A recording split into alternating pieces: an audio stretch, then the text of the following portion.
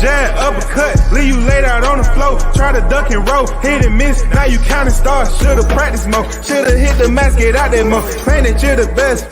You gotta show me, son. Actions over words, baby boy. Is you real or what? Talking way too much, world come. Back sports, talking way too much, world come. Back sports, talking way too much, world come. Back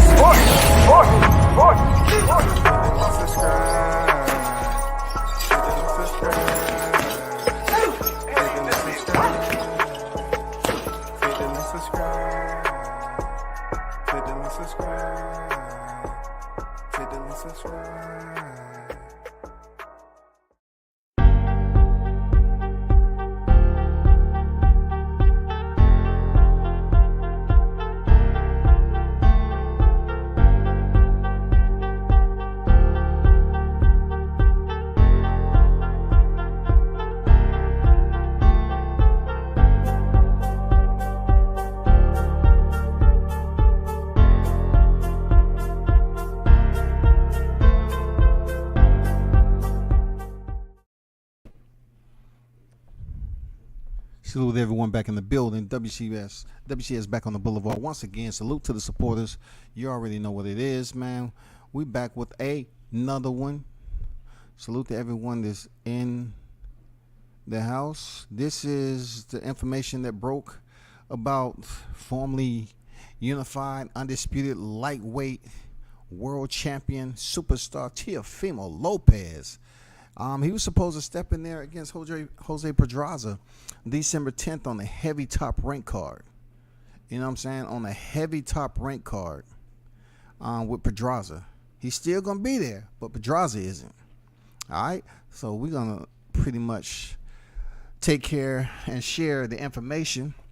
Mike Carpenter broke it around early afternoon. You know what I'm saying? Mid-afternoon, give or take. So we're going to pretty much elaborate on that. You know what I'm saying? And it wasn't COVID. It wasn't COVID, y'all. So if you come in the building, hit the like button. And we're going to kick this off. And once again, shout out to the supporters of WCS, man. Those of you that rock with the channel. Be sure to hit the thumbs up. It doesn't take that much effort. Teofimo Lopez to fight Sandor Martin. Highly ranked Sandor Martin, y'all. On December 10th in New York on ESPN+. Pedraza out due to illness. It goes on to say Sandor Martin has stepped in to replace the ill Jose Pedraza in the main event against Teofimo Lopez on December 10th. Now, if you're asking yourself, when it comes to Teofimo Lopez, he's always at a point where people are going to speak of him in a way that it all relates back to when he was at lightweight, okay? That's when he made everything happen. That's when he got pulled the curtains back, and it was showtime, you know what I'm saying? And he was able to go to big places, high points in his career, all the way up from earning the championship with Richard Comey and 15 professional fights to basically stepping in there with Lomachenko. You know what I'm saying? In his 16th professional fight, and beating him for all the marbles. So when it comes back to him losing to George Kambosos, that has all but evaporated. It's a little bit more fumes. It's a little bit of fumes out there still, but that pretty much evaporated. People are not speaking about it like they used to. But when it comes to this new change, right? Let's be honest. It's different and it's a lot better, so to speak, than Jose Pedraza. I'm going to be honest with you. Because a lot of people are not going to give him credit. But I'm going to give Teofimo Lopez credit once again because he's taking on a tough fight. This is the same Sandor Martin that defeated Mikey Garcia, four-weight champion Mikey Garcia. Yeah, Sandor Martin handed Mikey Garcia his second defeat. You know what I'm saying? Let's look at some things right quick. I'm going to share screen.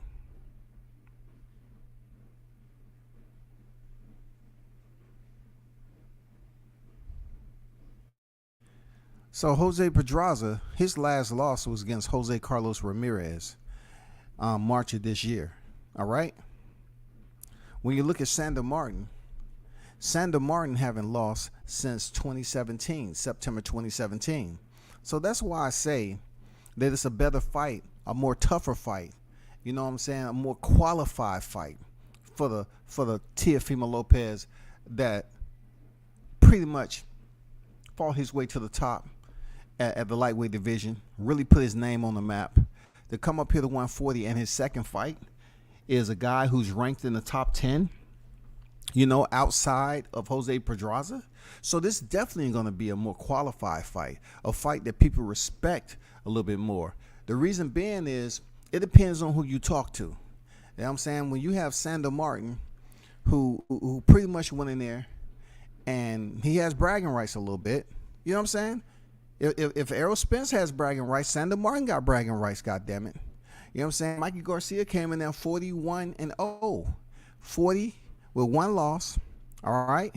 0 draws. 4-weight champion.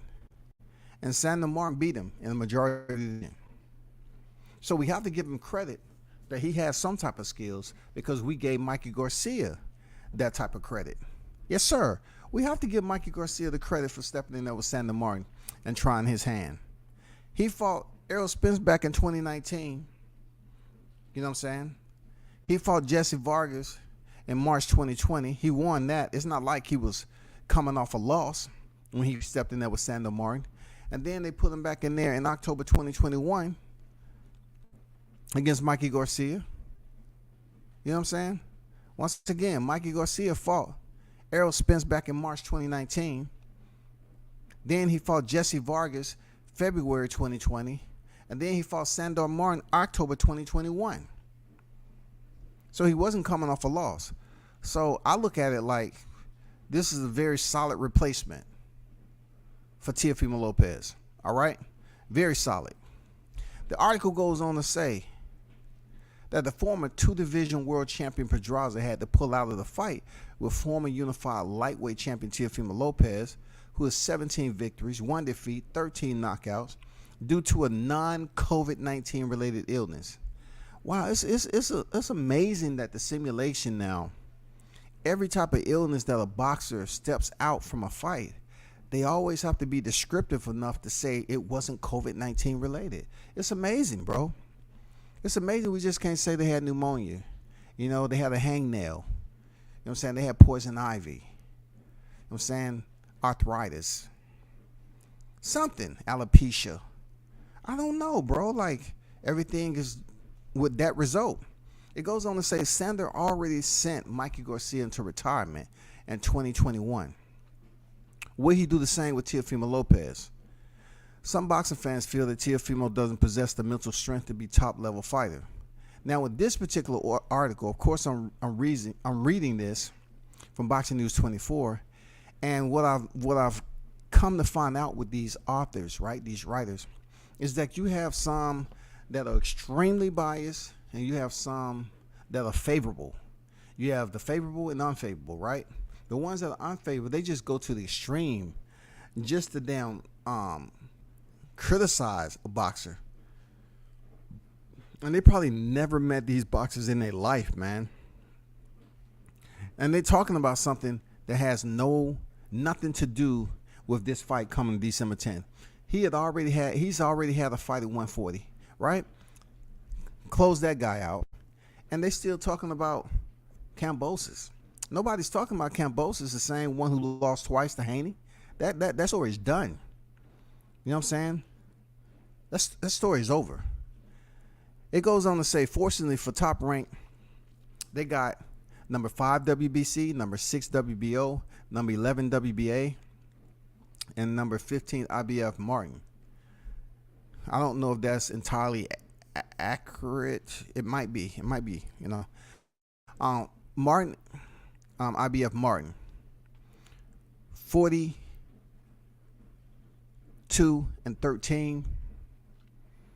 All right. And you know, like I said before, he has that win over Mikey Garcia. Now, It goes on to say, not only was Top Rank able to get the highly ranked Martin to take the fight, but they found a guy that could test whether Teofimo could cut the mustard at 140. All right, and that's pretty true. You know, that has some merit to it. Let me put the tweet up here. Let me put this tweet up here. Mike Carpenter on record putting this tweet out, and pretty much, let me go up here to it. It says Sandor Martin has agreed to a deal to fight Teofimo Lopez on December 10th in New York. Sources tell ESPN. Jose Pedraza withdrew from the 140-pound bout with a non-COVID illness. Martin scored a career-best win last year with an upset over Mikey Garcia. An upgrade of Pedraza, in my opinion. So that is Mike Carpenter's tweet that he sent out earlier this afternoon. Let me get to the chat right quick. Pop on deck, Big Blunts and Boxing. What's good? The man himself, media marketing agent, Shaw News, the Sauce Experience, a.k.a. Showtime Shaw, in the building. What's good with it, team? Tucker on deck. Lil Flex Lewis on deck. What's good? This is a tough fight for T.O. Yes, sir, it is. Haven't even got to that. Ain't this the guy who smoked Mikey? He didn't smoke him, but he won. He didn't smoke him, but he won. You know what I'm saying? I get it, bro. I get it. It sounds good, but no, he didn't smoke him. You know what I'm saying? What's good? These kids be messing with my time. Pop takes my texts and use them topics. Shit. I'm gonna go live about the couple nights ago. I want to cover the what you found. We cover it a little bit the other day on your stream. I'm probably go live. Don't know what that is about. Can't. Salute at WCS and Showtime. Shout out to Miss Gumbo. Mr. Gumbo in the building. Salute to you, brother. Hope all is well on your side of the spectrum. Salute to you. And hey, Gumbo, keep him sucker free. This is a very dangerous fight. Martin can fight, and he is a true 140-pounder. Yes, sir. This is a tough fight, man. Shout out to Mark Nash in the building, on deck.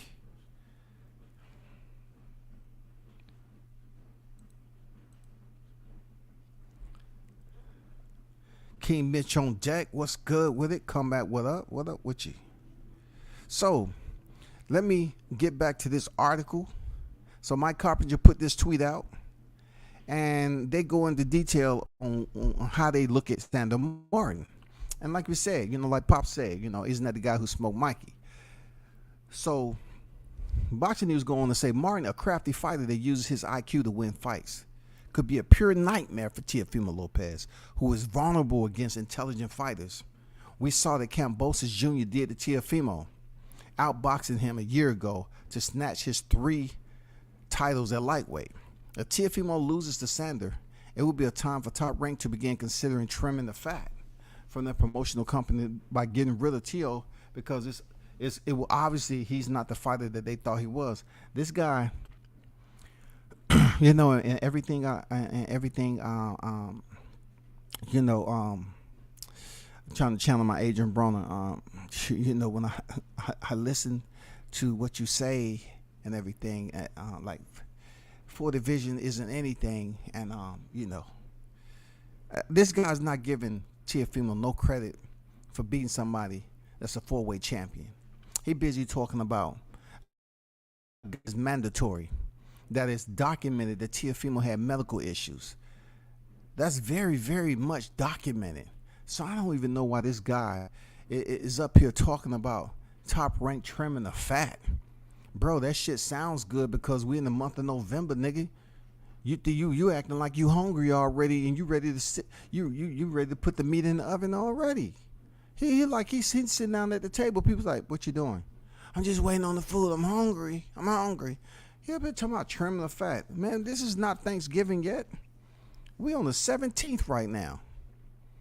You know what I'm saying? We're not there yet, bro. He said this will be a good test to show whether Teofimo has the intellect. The intellect.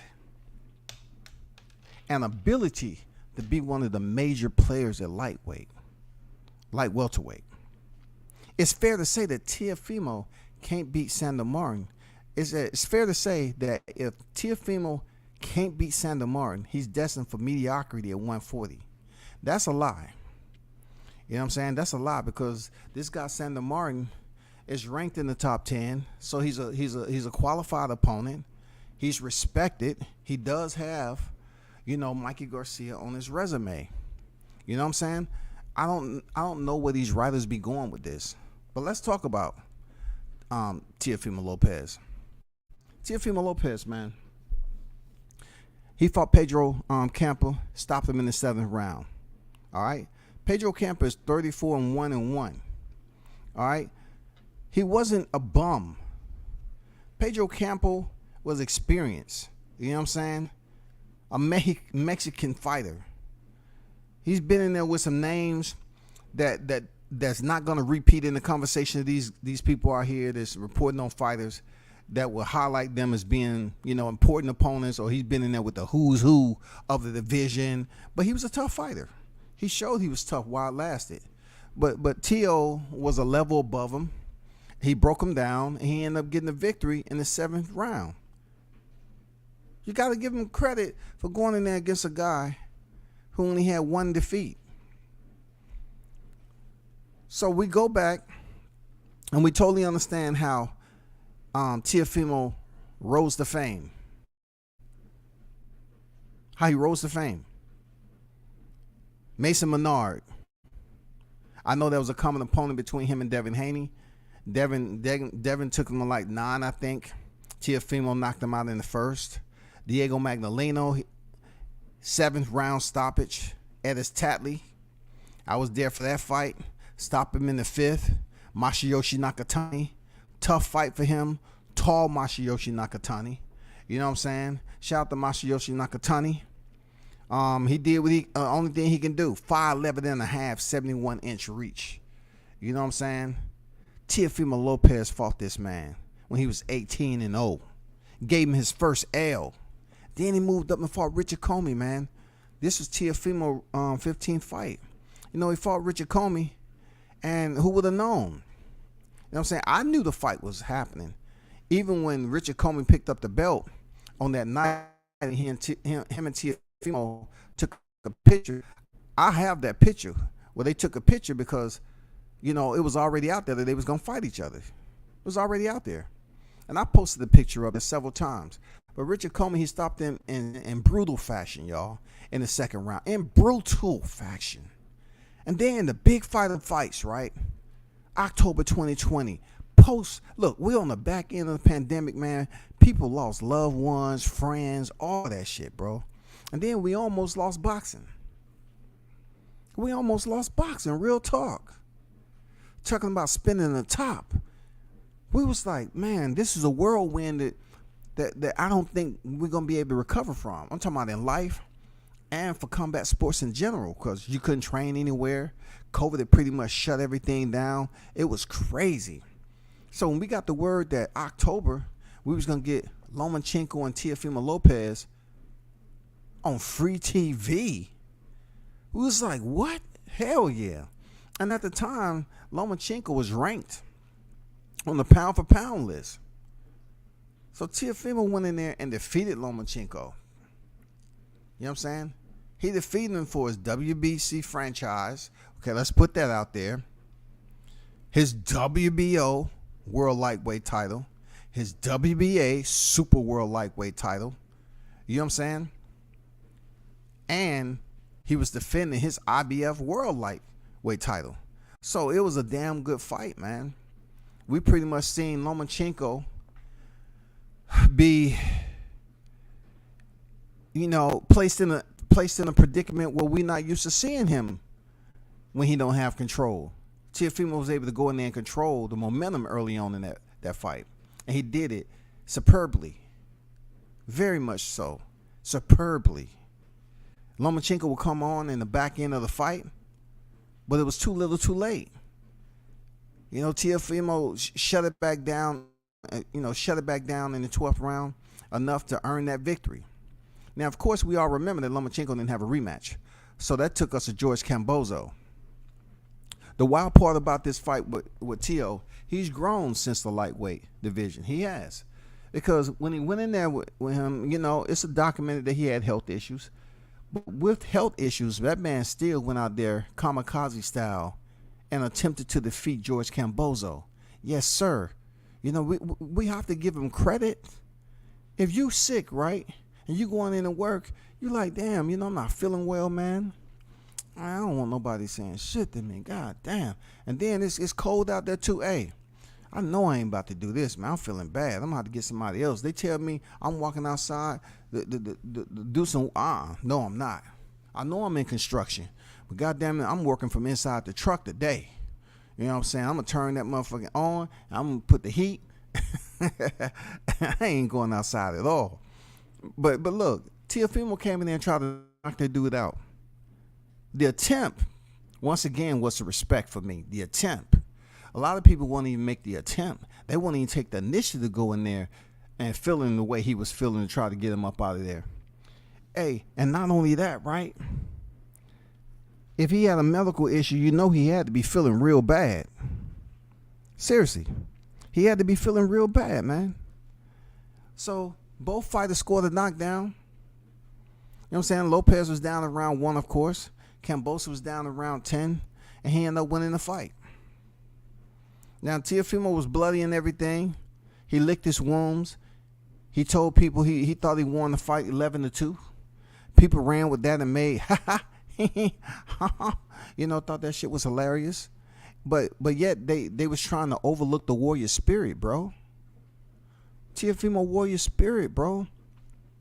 Like, this dude is a warrior.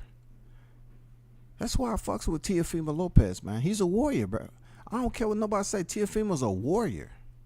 He went out there and licked his wounds, man. Told people he was moving up to freaking 140. This was November 2021 when Cambosis beat him, right? And then he stepped in there damn near. You know what I'm saying? I would say about 8 months, 9 months, something like that. He went in there and stepped into the junior welterweight arena, and he fought Pedro Campo, and he ended up stopping him in the 7th round. This is for the North American Boxing Federation light vacant title and the WBO International Super Light vacant title. He would go in there and get it done. On the scorecards, Tim Cheatham had a 60-54.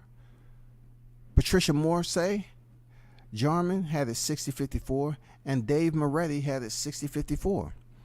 You know what I'm saying? So he went in there and did what he had to do in a 10-round affair. Now, at the last minute, people need to understand how we need to look at this again for Teofimo Lopez. The warrior spirit. Him rising to superstar status at the lightweight division. Him being sponsored by Bud Light. Yes, that's important, because a lot of fighters can't say they sponsored by Bud Light. Even in a losing effort, rocking out with him. But this is a good fight for Teo. Once again, Top Rank do not be playing around, bro. They don't be playing around with these damn matchmaking now. This is not an easy fight for a last-minute replacement, y'all. Sandor Martin is not a soft touch for a last-minute replacement, bro.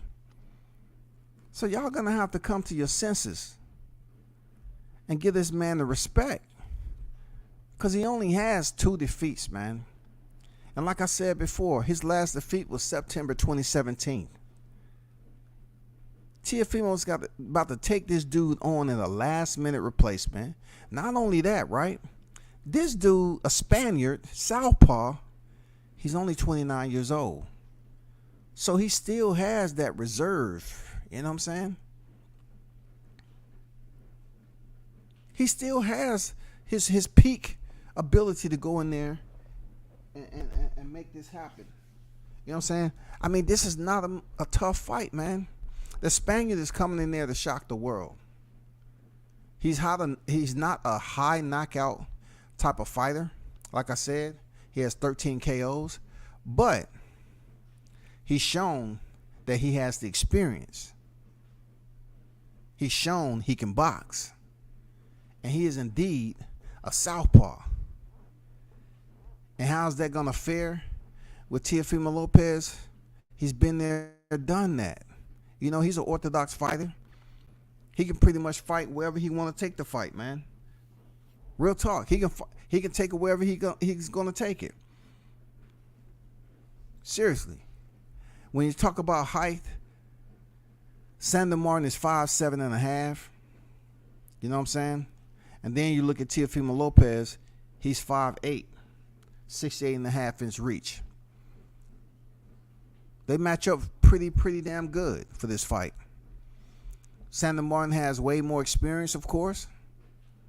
And both fighters have pretty much, look, check this out now, being petty, both fighters have damn near the same amount of knockouts. Now, you can take that however you feel, but you have to look at Teofimo Lopez's freaking experience now. He's 25 years old, only 4 years younger than Martin, but he only has 18 professional fights. 18 professional fights. Okay? Sandor Martin is sitting at 42 professional fights, man. 42 professional fights. That shit is that's huge, man. Shelton on deck. What's good with it? Bruce Gas Boxing Jet. Hey, Bruce. Hey, where you at? I just passed you. Bruce Gas Boxing Jazz some more damn good live, bro. With Miss Morrison on there, Tim Witherspoon, man, damn good live, man. That shit was on point, bro. I ain't gonna lie, man. That was a damn that was an informative live right there. I'm not gonna lie, that shit was on point, man. That was some good information for myself, you know, because I've been on record as mentioning Tommy Morrison's condition, but we'll get to that.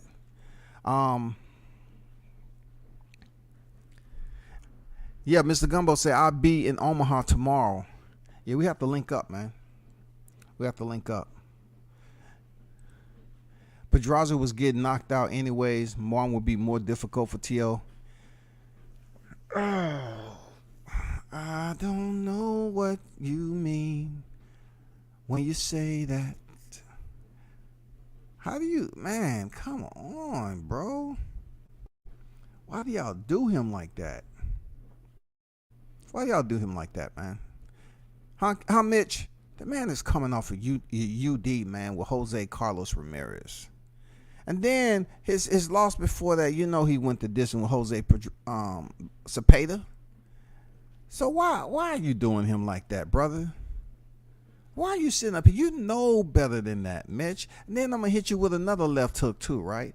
Vasil Lomachenko, man, you know damn well that he got up. You know damn well, bro. You know damn well he got up and went the distance.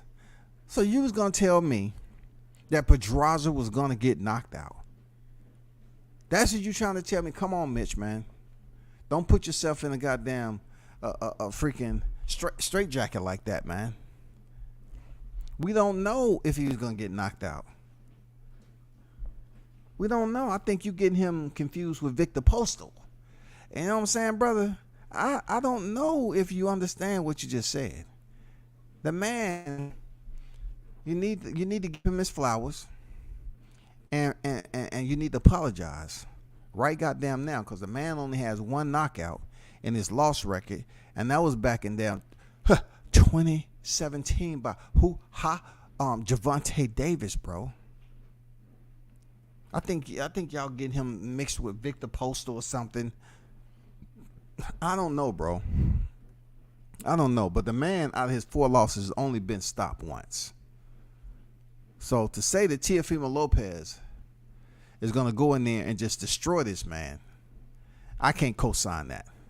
Jamal Neasy in the building. What's good with it, Neasy? Say salute WCS, salute to chat. Get him. Mr. Gumbo, aka Hot Grease. Hey, talk about that hot grease, bro. I hope T.O. looks good, no doubt, man.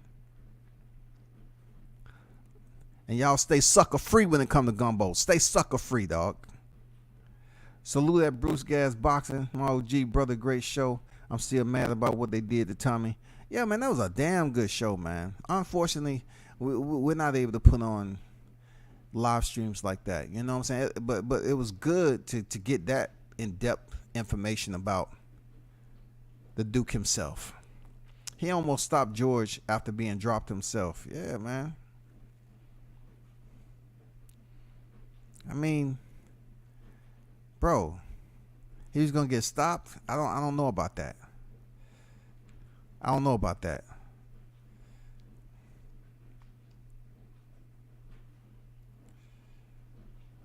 Shout out to Shelton. What's good? Yeah, he's out, bro. You're going to get some tough fights with Top Rank. Yes, sir. You know what I'm saying? Yes, sir. You're going to get some tough fights. Real talk. 4 weeks out. Built-in excuse for both fighters. Really only 3 weeks of preparation. Solid fight, though. Better than Pedraza matchup, in my opinion.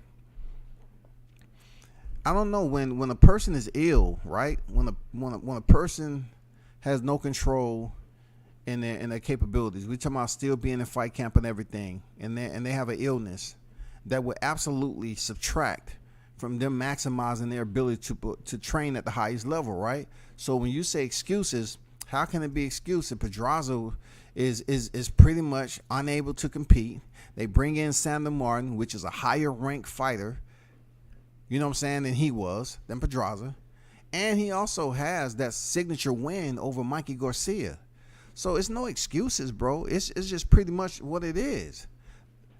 He's coming in there with and Teofimo is man, come on, bro. It's crazy because they up here training for Pedraza, right? Doing the fight camp. And now they get a southpaw. Come on, Mitch. Why you being so tough tonight, bro? Why you being so tough, bro? Real talk. You know, they've been training for orthodox fighters just like T.O.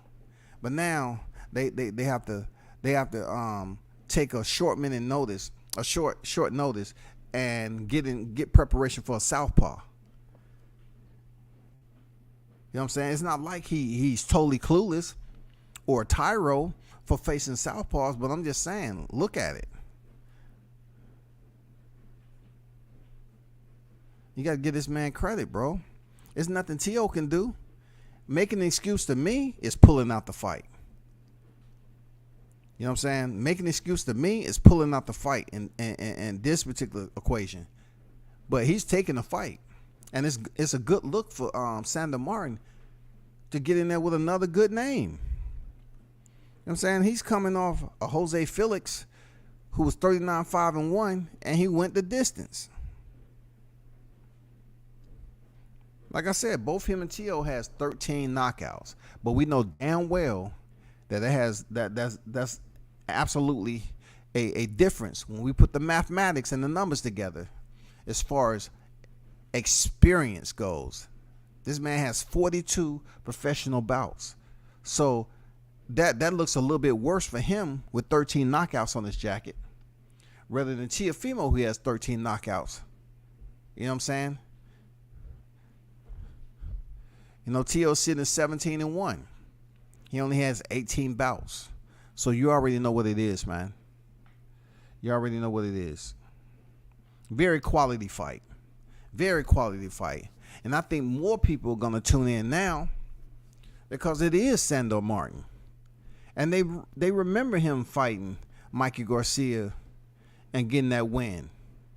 You know what I'm saying? When Mikey was supposed to go in there and green up. You know what I'm saying? He was supposed to go in there and green up. It didn't happen. He was at the right. You know what I'm saying? He was stopped at the intersection. Nope. Entry is prohibited. I say again, entry has been prohibited. Big Bun said, King, you think Pedraza got the fake illness like when Castaño broke his hand, then was seen training with the same hand? Hey, I don't know what y'all talking about, but why wouldn't Pedraza, somebody who doesn't go over here and get stopped? I mean, he doesn't compete all the time and have controversial fights where he's lazy, where he's just ain't putting out. You know what I'm saying? I mean, come on, bro. Why y'all doing that man like that? Seriously, why y'all doing Pedraza like that? And furthermore, we need to focus on Teofimo Lopez because it is and will forever be the takeover. You know what I'm saying? He's returning to continue where he left off. So we got to look at it just like that. He's stepping there with a guy after Pedro Campo that's has more experience than he does in a heavier division. And man, come on, call it for what it is. Why y'all? Come on, Teofimo. We all know he came a bit of a prima donna when he moved. He won the titles, and you know what I'm saying. He came a bit of prima donna, no doubt about it. I don't have no problem with that. Talk your shit, have your damn bravado about you, machismo, and going about your business. But just continue to let them hands get that envelope. That's all. Because your hands are going to go in there and put that work in, and then that envelope is going to continue to get heavy. You know what I'm saying? You're going to continue to get that phone call. And then, not to mention, Teo is only 25 years old. He's only 25 years old, y'all. And he did say something that interests me. He did say something that interests me. Y'all want to hear it? He mentioned about, what he said about Crawford, that Crawford's letting his pride get in the way. He fucked up the bag and all that. But he made a mention like, they better be forewarned before I get up to welterweight. And it sounds good. It sounds good. But we know you're not moving up to welterweight anytime soon.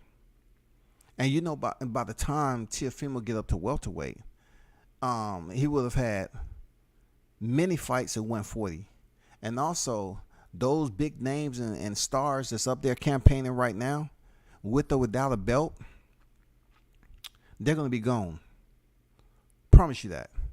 They're going to be gone by the time Teofimo Lopez decides to get up to welterweight and start competing. So you can't really put it out there like you're gonna go up there and you're gonna start knocking heads off and you're gonna go for the champions right away. Okay.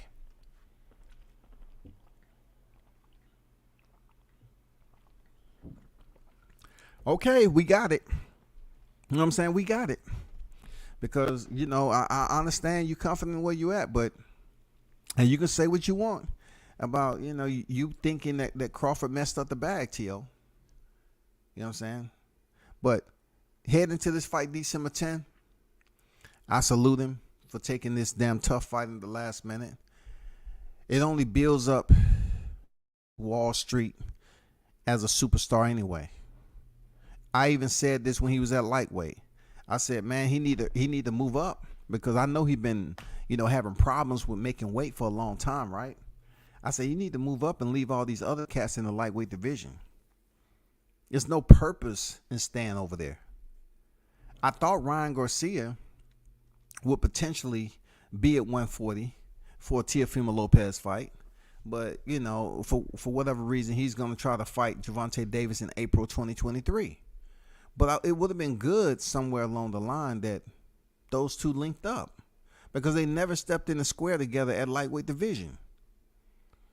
And everybody else is down there. Hey, right? We're talking about a star pupil in his second division. He's about to be world champion in his second division. I mean, you can sit up here and continue not to take notice, but he's going to be a champion at 140.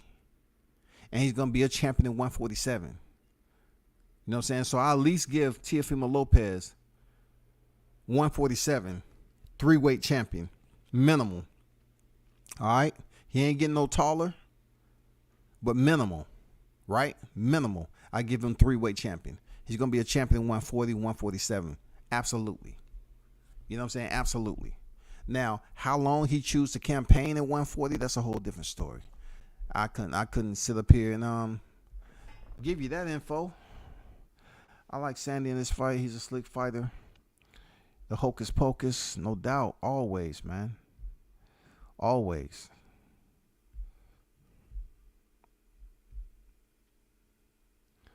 Holler back at y'all. Salute WCS. Salute to you, brother. Appreciate you pulling up. So that's where we at with Teofimo Lopez. And I'm pretty sure y'all heard that the fight is going to be December 10th. And it's going to be on free TV. Amazing. Amazing. I'm just wondering if Teofimo, will he be able to continue to grow, right? And not be a pay-per-view star?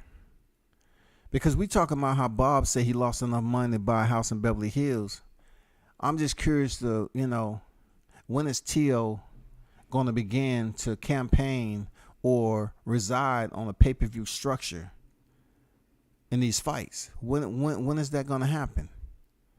How's he going to start putting himself? It's almost like Teo is getting that superstar treatment, that royalty treatment, and he's not even on pay-per-view like that.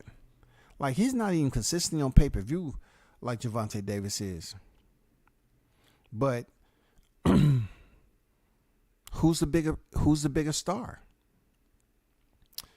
You know what I'm saying? I don't know. Like, Gervonta is legitimate, certified 3-weight champion. And he's also on pay-per-view.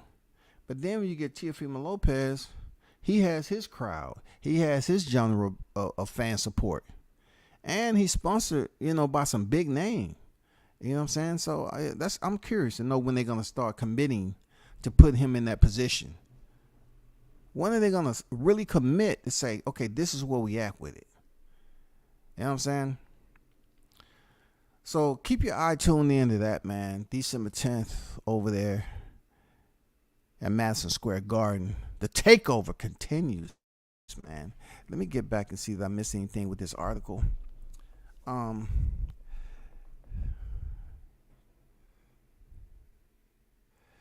this guy at Boxing News goes on to say, if Teofimo loses, right, he goes on to say, at that point, Teofimo would need to consider moving back down to 135. You see what I'm talking about? He needs to consider moving back down to 135, where his huge size gave him an advantage against the smaller fighters. What is this dude talking about? Like, seriously, what is he talking about? It's almost like he's just writing a story. He said Teofimo arguably owes his success at lightweight to his huge size. What? For what? Look, what are they talking about? What is this dude? Smoking on the job? What are you talking about? He arguably owes his success at lightweight to his huge size for that weight class. But now that he's fighting 140, he would need the ability to win fights because he can't depend on being a much bigger guy. And Teofimo debuted at 140 last August against little-known second tier. This guy's a hater. Second tier opponent Pedro Campa. He didn't look impressive in that fight, getting hit frequently and struggling to scoring a 7th-round knockout. The way Teofimo looked against Campa, Top Rank should be taking it easy on him because he doesn't look ready to face contenders at 140. Now, I can understand why his scripted behavior is like this, because these guys have to put out a certain amount of content. You know what I'm saying? These writers, and they need to draw people in to Boxing News. So I totally understand how he's being totally wrong on a lot of stuff, and he's putting out controversial material. He wants people to respond like I'm responding, but being that I write articles every now and then myself, I just look at him as being a bit pretentious on this. It's not genuine. He's being pretentious, and it seems like he just wants to inject a lot of negative input with Teofimo Lopez. And we know damn well he's not moving down to 135 again because he had problems making weight. What's the point of this guy even acting like Teofimo isn't a big star, isn't a big name at Top Rank? He is. What are you talking about, Shawty? You know what I'm saying? Some people need to ask permission for, to express themselves sometime for real. I don't know what that's at, but I'm looking, goddammit. You know what I'm saying? Somebody's mental thoughts can go viral for the wrong reason. And this is somebody who was thinking too much. You know what I'm saying? He was thinking too much in criticizing Teofimo Lopez. He said, of course, Top Rank should know if they're wasting their time with Teofimo, because the last thing they can afford is to invest a lot of money in promoting a fighter that can't compete with the best. Now, this guy is totally acting like he didn't go in there and put Vasil Lomachenko on his mantle. Like, I don't know why people do this shit. Like, they just sit up here and they write controversy. Like, you know how easy it would be for a person. Like, my imagination is it can be off. I'm telling you, off the chart sometime, right? If I was to create a story like this and really insert fictional type content, if I wanted to create a story, a sci-fi type of shit on a boxer, it would be easy. You know what I'm saying? I can make it seem like it's a Marvel comic freaking article. This guy is almost acting like he don't know too much about T.O. And if he doesn't look good, maybe he should think about moving back down to 135. And then he was this huge fighter. This guy's just creating a story, man, for controversy. That's all. That's all that is, bro. That's all that is.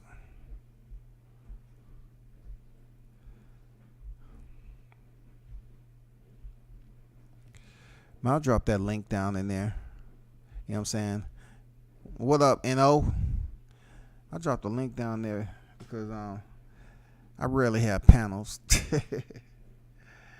But I want the panel to speak on the situation that's going on with Gervonta Davis. You know what I'm saying? I just want people to kind of elaborate on, do y'all believe that he's going to be in there with a soft touch, as they talking about? Like, I received word and put it out there that it may be Hector Garcia, right? They can run with it or they don't. You know what I'm saying? It makes no difference to me, but I know for a fact I put the shit out there, right? And I look, like, once again, I know what weight class he's in, but we have to understand how they work Gervonta Davis into these positions. He's always doing something or fighting someone that is not what you consider mundane. He isn't like that. Some of the moves they make is shocking our value. Like, not so much to the opponent, but to the boxing world. You say, oh shit, why he fighting that guy again? He's moving up to 140 for real? Who he fighting? Oh shit, Mario Barrios? That dude tall. That's the Aztec warrior. You sure? I mean, Gervonta, you sure you want to do that? And what happened? During the fight, they told him he was behind on the cards. You know what I'm saying? Like, he gives you the shock and awe value. He moving down there to fight Leo Santa Cruz? Oh man, Leo's just, his work rate is just too much for Gervonta. One of the most brutal knockouts you'll see in boxing. One of the top 5 brutal knockouts that you will see in the history of the sport. Clean. I'm talking about clean and dissension, canvas, stretched, unconscious, brutal. But people, when he was going down there, they felt that he was getting outboxed by the more experienced Leo Santa Cruz. They wasn't putting too much effort into the Gamboa situation. You know what I'm saying? But it was some people up here saying, oh man, Gamboa's going to be tough. He might be able to do this, that, and the other. Okay. But for Gervonta to fight somebody in the DMV, you know, because he's from B-More, first of all. So that's not too close from his people to take that drive down there and support Gervonta. But it's definitely not going to be a Ryan Garcia affair in the DMV. I'm telling you straight up. It's not going to be a Ryan Garcia affair. So we possibly may be looking at a Hector Garcia. I know people talking about Isak Cruz. To me, real talk, if I'm gauging Isak Cruz going the distance with Gervonta, never hurting him.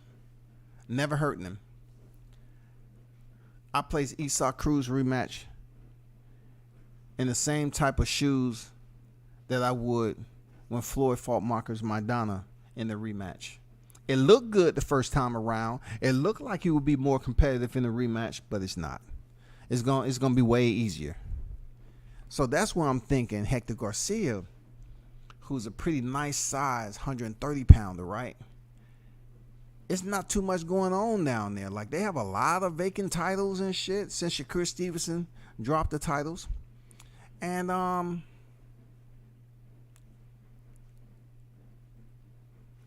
just looking at it like Hector Garcia is a bit more entertaining to me than Isak Cruz. The reason being, like, I commend Isak Cruz for his defense, but I want to see something new. Like, Hector Garcia put on a show against Colbert. You know what I'm saying? He was the lone marauder. He came in there and got his shit the right way, got the respect of the fans, but he didn't get the same respect as Isak Cruz because he wasn't fighting Gervonta Davis. He was fighting somebody who just had a big mouth. That's all he did. He went in there and fought Mr. Tetris himself. You know what I'm saying? He fought Mr. Tetris himself. Not B-Hop, not Prime. He fought Mr. Tetris himself. So I'm thinking the colors on his outfit may have freaking blinded his damn vision while he was in there taking those punches from Garcia. Real talk. I think they was reflecting off the glove of Hector Garcia, and it was almost like looking into a kaleidoscope, and Chris Colbert was somewhat affected. His vision was impaired, and that's why he looked the way he did. That's why I think he looked the way he did. So I'd rather see Hector Garcia step up there and face Gervonta. You know what I'm saying? It would be great if a Shakur Stevenson was the surprise opponent, but no, that's not the case. That's fantasy talk.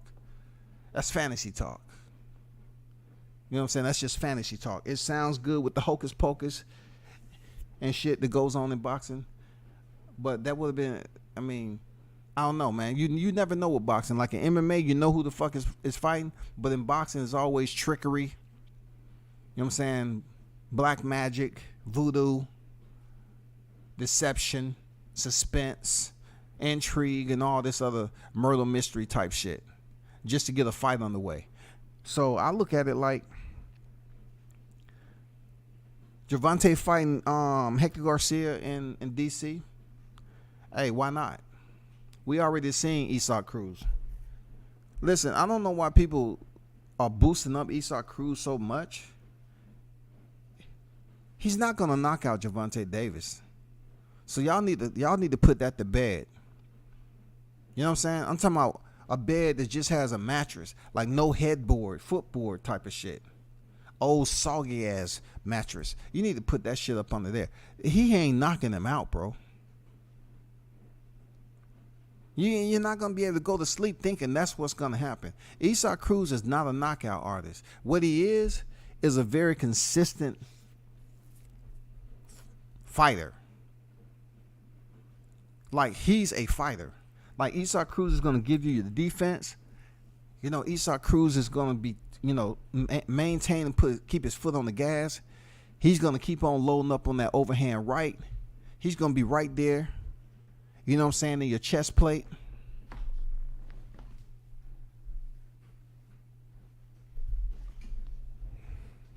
That's what he's going to do, man.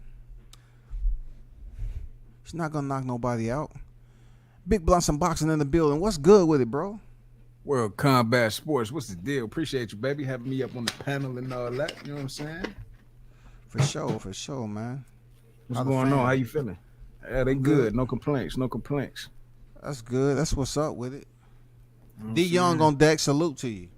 D What you got on your mind, man? Man, OG, man, no man. It's crazy. I kept the live. Hey, I kept the live clean, man.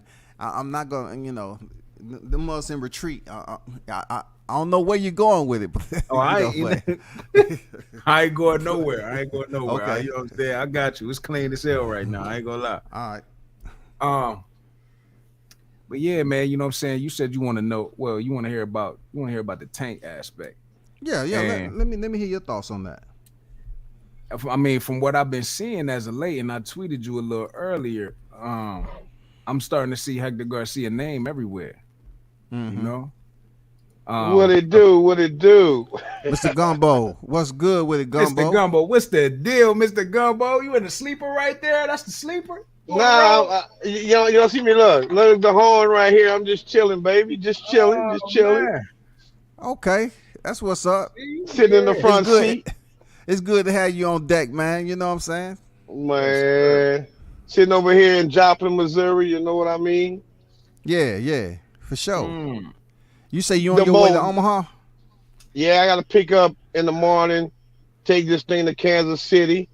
I'm dropping my location, Kansas City, then to Des Moines, Iowa, then to Omaha, Nebraska. 2 nights ago, I slept in Dallas, Texas. You heard me?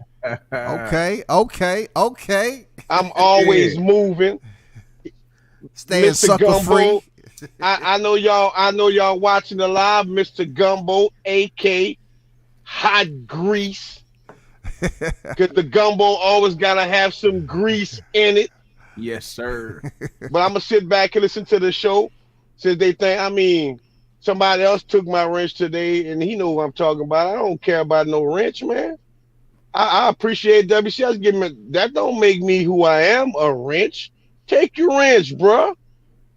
Man. Take your wrench. Man, these dudes, I always show love and I always respect. But when you start moving a certain way and think you're gonna do something to hurt my feelings, nah, bro, I'm a six-figure dude, bro. I'm not tripping. But I'm gonna sit back and listen to the show. You heard me? Hey, that's all you got to say, man. You know what I'm saying? If you got some more to say, man, because you need to let them know you ain't sucker free, Gumbo. You move as you move. Okay. You don't need permission. You know what I'm saying? Okay, just like D-Lo, J-Lo, Twerkalo, whatever you want to call him. I went to address why he was you know why you had this hater channel, this and that. You saw me get in your background when you started your live. You let me get on, but then you cut me off before I can get my point across. Because, you on that show laughing and they send him a receipt, so let them send you this receipt.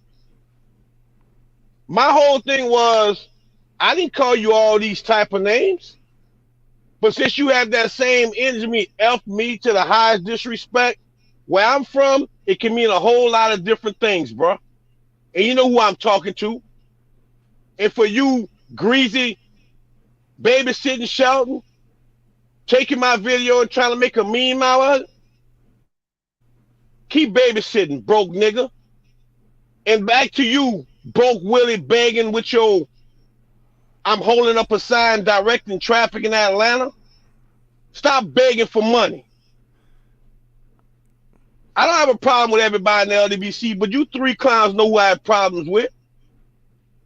That's it. That's all. I'm done. You know what it is, Gumbo. I know you've been having that, keeping that in for a long time. You know I appreciate it. I appreciate it, Scotty. Yeah, for sure, man. Oh, I forgot they don't call you Scotty. They call you all kind of other names with the ER. Yeah. For real. Yeah. For real. Hey, they don't even call me by my channel name because they think that's gonna get me, 1 or 2 more views or whatever. So they call me Scotty. They love calling me Scotty. Now, why did they take what I said and they try to make a meme out of that? These dudes clowns, bro. Hey, appreciate you pulling up, man. Go ahead, Blunts. The way you was saying, you know what I'm saying? Like you was talking about the situation with Tank or what have you. Go ahead, what you were saying. Yeah, OG. So, shout out Gumbo. Anytime you need me to, get to work, I'll get to work. You know what I'm saying? I'll fly for homie. So if I need to spin the block, I'll spin the block and take care of some things if you need me Hey, to. do it. Hey, do it like Terrence Crawford said. You spin the block, I'm gonna spin the block and drop you off. You feel me? You feel me? I'll drop their ass off right at the cemetery. It ain't nothing to it. But yeah, OG, as far as Tank, man, like you were saying, Hector Garcia. Originally, that wasn't even something I was thinking about. I was thinking either Edwin De Los Santos or Esau Cruz rematch. Why? It seemed like Well, you never said that before. Other people came out after I released Hector Garcia. That shit wasn't even out, bro. Real talk, that shit wasn't even out. Nobody was talking about Hector Garcia, and I put that shit out, and then people add names. Why are you talking about Dos Santos? Why him? Why? yeah, I wasn't. To be quite honest, I wasn't even too hip to Hector Garcia. I didn't even see the Chris Colbert fight, and I haven't seen any fights prior to that from Hector Garcia. So I wasn't too keen on Hector Garcia. But just off the top of my head, I was thinking about Edwin De Los Santos's performance that he had against Rayo. How he just came in there, multiple knockdowns, big puncher. But who was Rayo though? Exactly. Come on, Blunt. Exactly. Like who was Rayo, dog? Exactly. Right. Like Rayo was hyped up for the camp and the team that he was training with and everything else. But come on, man. I liked Rayo when he was getting all the love. Real talk. I was looking at the cat. He gave me promise, man. Like I said, okay, all right. But I see where you coming from, man. I see where you coming from with that. Not even thinking about like totally disregarding Rayo, just thinking about Edwin De Los Santos and his performance, and just the type of fighter that he is. How he was a very short. He was a short replacement, very very very last minute. Within like a day or two, came in there, handled his business, multiple knockdowns. I don't know. I just thought, man, that would be an exciting fight. Plus, I did hear the chicken talk on Twitter, the Twitter Spaces with Steven Espinosa, where he said we will see Edwin De Los Santos, but now that I remember, Steven did say he doesn't have him on the schedule, so I can go ahead and rule him out. But he is a ranked fighter. Hold up, we can't kick the can too quick now. So when did you find out Steven Espinosa said he didn't have it on the calendar? When did you find that out? How many days ago, bro? Shit, that was probably, let me see, a couple weeks ago. Okay, so if it's a couple of weeks ago and you read on people's headlines 3 weeks ago that he may be the one that Nah, I didn't see on nobody's headlines that he would be the one. This is what I was thinking. Okay. You know what I'm saying? This is strictly my thoughts. Nobody else has mentioned this. A few people agreed with it when I mentioned it in Coach Malachi's chat the other day when he was, trying to figure out who it might be. And my reason was dispelling the Russell brothers. My whole objective was because immediately when I found this out, right, I woke up and I saw several channels saying that it was going to be the Russell brothers. One of the Russell brothers. We already know it's not going to be Gary Russell. It just didn't make sense. Everybody was clinging on to the DC fact. And I'm like, y'all got to think. I'm from Maryland. You know what I mean? So when I think about it, I'm like, okay, maybe they couldn't get nothing in Baltimore. And the next best thing, the closest thing is Washington, D.C. And so all the Baltimoreans can still drive that hour and a half down to D.C. Traffic is going to be thick. Traffic is going to be insane over there. But they can still make it. So that's how I looked at it. It just blew my mind that everybody was thinking the Russell brothers. You got the older brother coming off an injury. We just saw his interview, Barbershop Conversations, and what he said. He's just getting back to training, really. I remember you covered that. You know what I'm saying? You spoke. We don't even know when we're going to see him again. He don't know when we're going to see him again. We just got the younger brother, Antonio Russell, coming off a loss on the Wilder card. So it's not going to be him. And the only one left is Antoine. He fights at bantamweight. I know what you're getting exactly. at. He fights at bantamweight, though. Yeah. And exactly. So while they're thinking Gary's going to come up and weight, it's not going to be the little brother because he just fought and he just lost. But we got all that's left is Antoine Russell.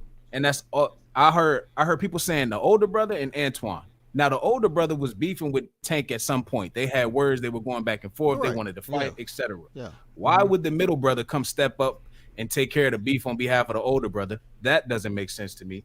Number two, why would Antoine Russell go down in weight from 140 to 135 coming off of 2 stoppages against Barthélemy and Postol? That doesn't make sense to me. He's in a comfortable position at 140. Yeah, I mean, yeah, he's a pro. We don't really got to talk about what happened in the amateurs, but if we're talking about where we could possibly see his career going in the future, he might go up to 147. Seeing as how he already fought Boots a total of 3 times, only lost to Boots once, but beat him twice in the amateurs. So I don't see Antoine Russell backtracking, and people are like, he will for a payday. Like, that don't make no sense. You stay at 140. You got Devin coming to 140. T.O. just got to 140. Josh Taylor's on his way out. Regis is paid about to fight. It just don't make no sense. And that's great points you made, real talk. You know, like Antoine is definitely looking for that fight. You know what I'm saying? He's looking for that big name too. He's looking to get his title shot. Yeah. You know what I'm saying? He's looking to get one of those belts that's been vacant. So him putting out there that he'll move down and fight Tank, I mean, he's willing to step up to the challenge, man, to go from 140 to 135 if that fight is taking place at 135. I mean, I don't frown upon what the risk he's trying to take, because he's trying to earn not only notoriety and popularity and all that stuff, he's trying to earn respect in boxing, because he's a quiet dude. You know, the Russells, they ain't out here rah-rahing. Exactly. The most we done seen the Russell brothers on social media like that is when the Devin Haney and Gary Russell shit was going on, and I don't even think you was on YouTube like that back then. Right. But that's when Backman. Yeah, that was when Backman. I seen that. And Bill Haney and all them was going back and forth like they was going to fight. I went back and watched a lot of that. Yeah, I went back and watched a lot of that. I watched the back and forth between Gary and Bill. You know, and the Russell brothers intrigued me just because they was from Capitol Heights, Maryland. That's right around the way. Yeah. You know what I'm saying? That's not far at all. So instantly I was intrigued in them, started learning about their story. And it seems like they don't seem like, to me, like they're in it for the money. They seem like legacy dudes after just losing their father, the older brother in the corner for his younger brother coming off a loss. I just don't think Antoine would go down and weight to 135 just to have a big fight with a Maryland native. It doesn't make sense. I think his legacy, imagine you take the loss to Gervonta at 135. Yeah, it's Gervonta Davis, but now you got a loss. You and your brother just coming off of losses within matters of months. You lost your father. Your older brother's not boxing. It's why take that stain? You know what I'm saying? Okay. All right.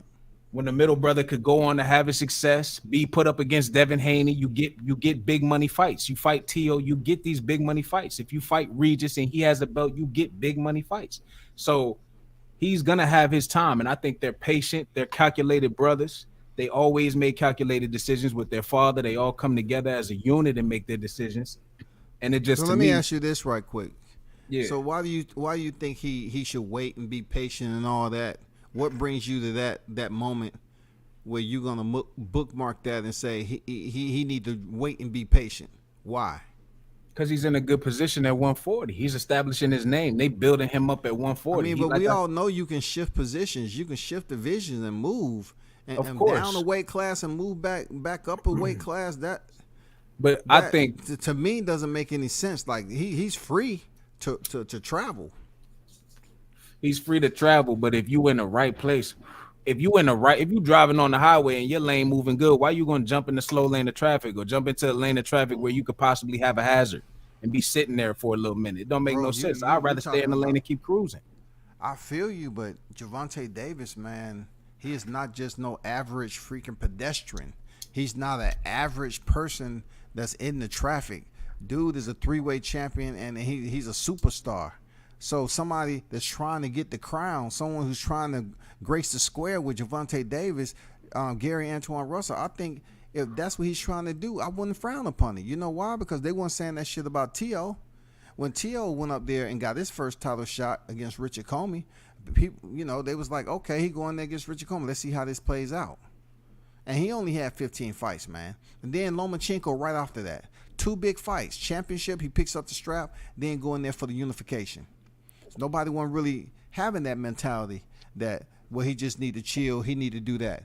Man, I did a live, you wasn't even on here yet. I did a damn near, it's an epiphany, damn near the same thing when I was trying to explain to people that some boxers get the therapeutic exemption to go ahead and take a risk when they barely have any professional bouts. And some are like, oh, well, I don't know if he's ready. He doesn't have enough this and that. I think if the Russell brothers believe that he is ready to take a fight, it's all up to Gervonta on fighting a tough opponent like that. You know what I'm saying? Because that's going to be very difficult. It's going to be up to him to say whether he want to entertain them or not. You know what I'm saying? Don't Tank have a belt at 140? He got the red. Yeah, yeah. Oh wait, yeah.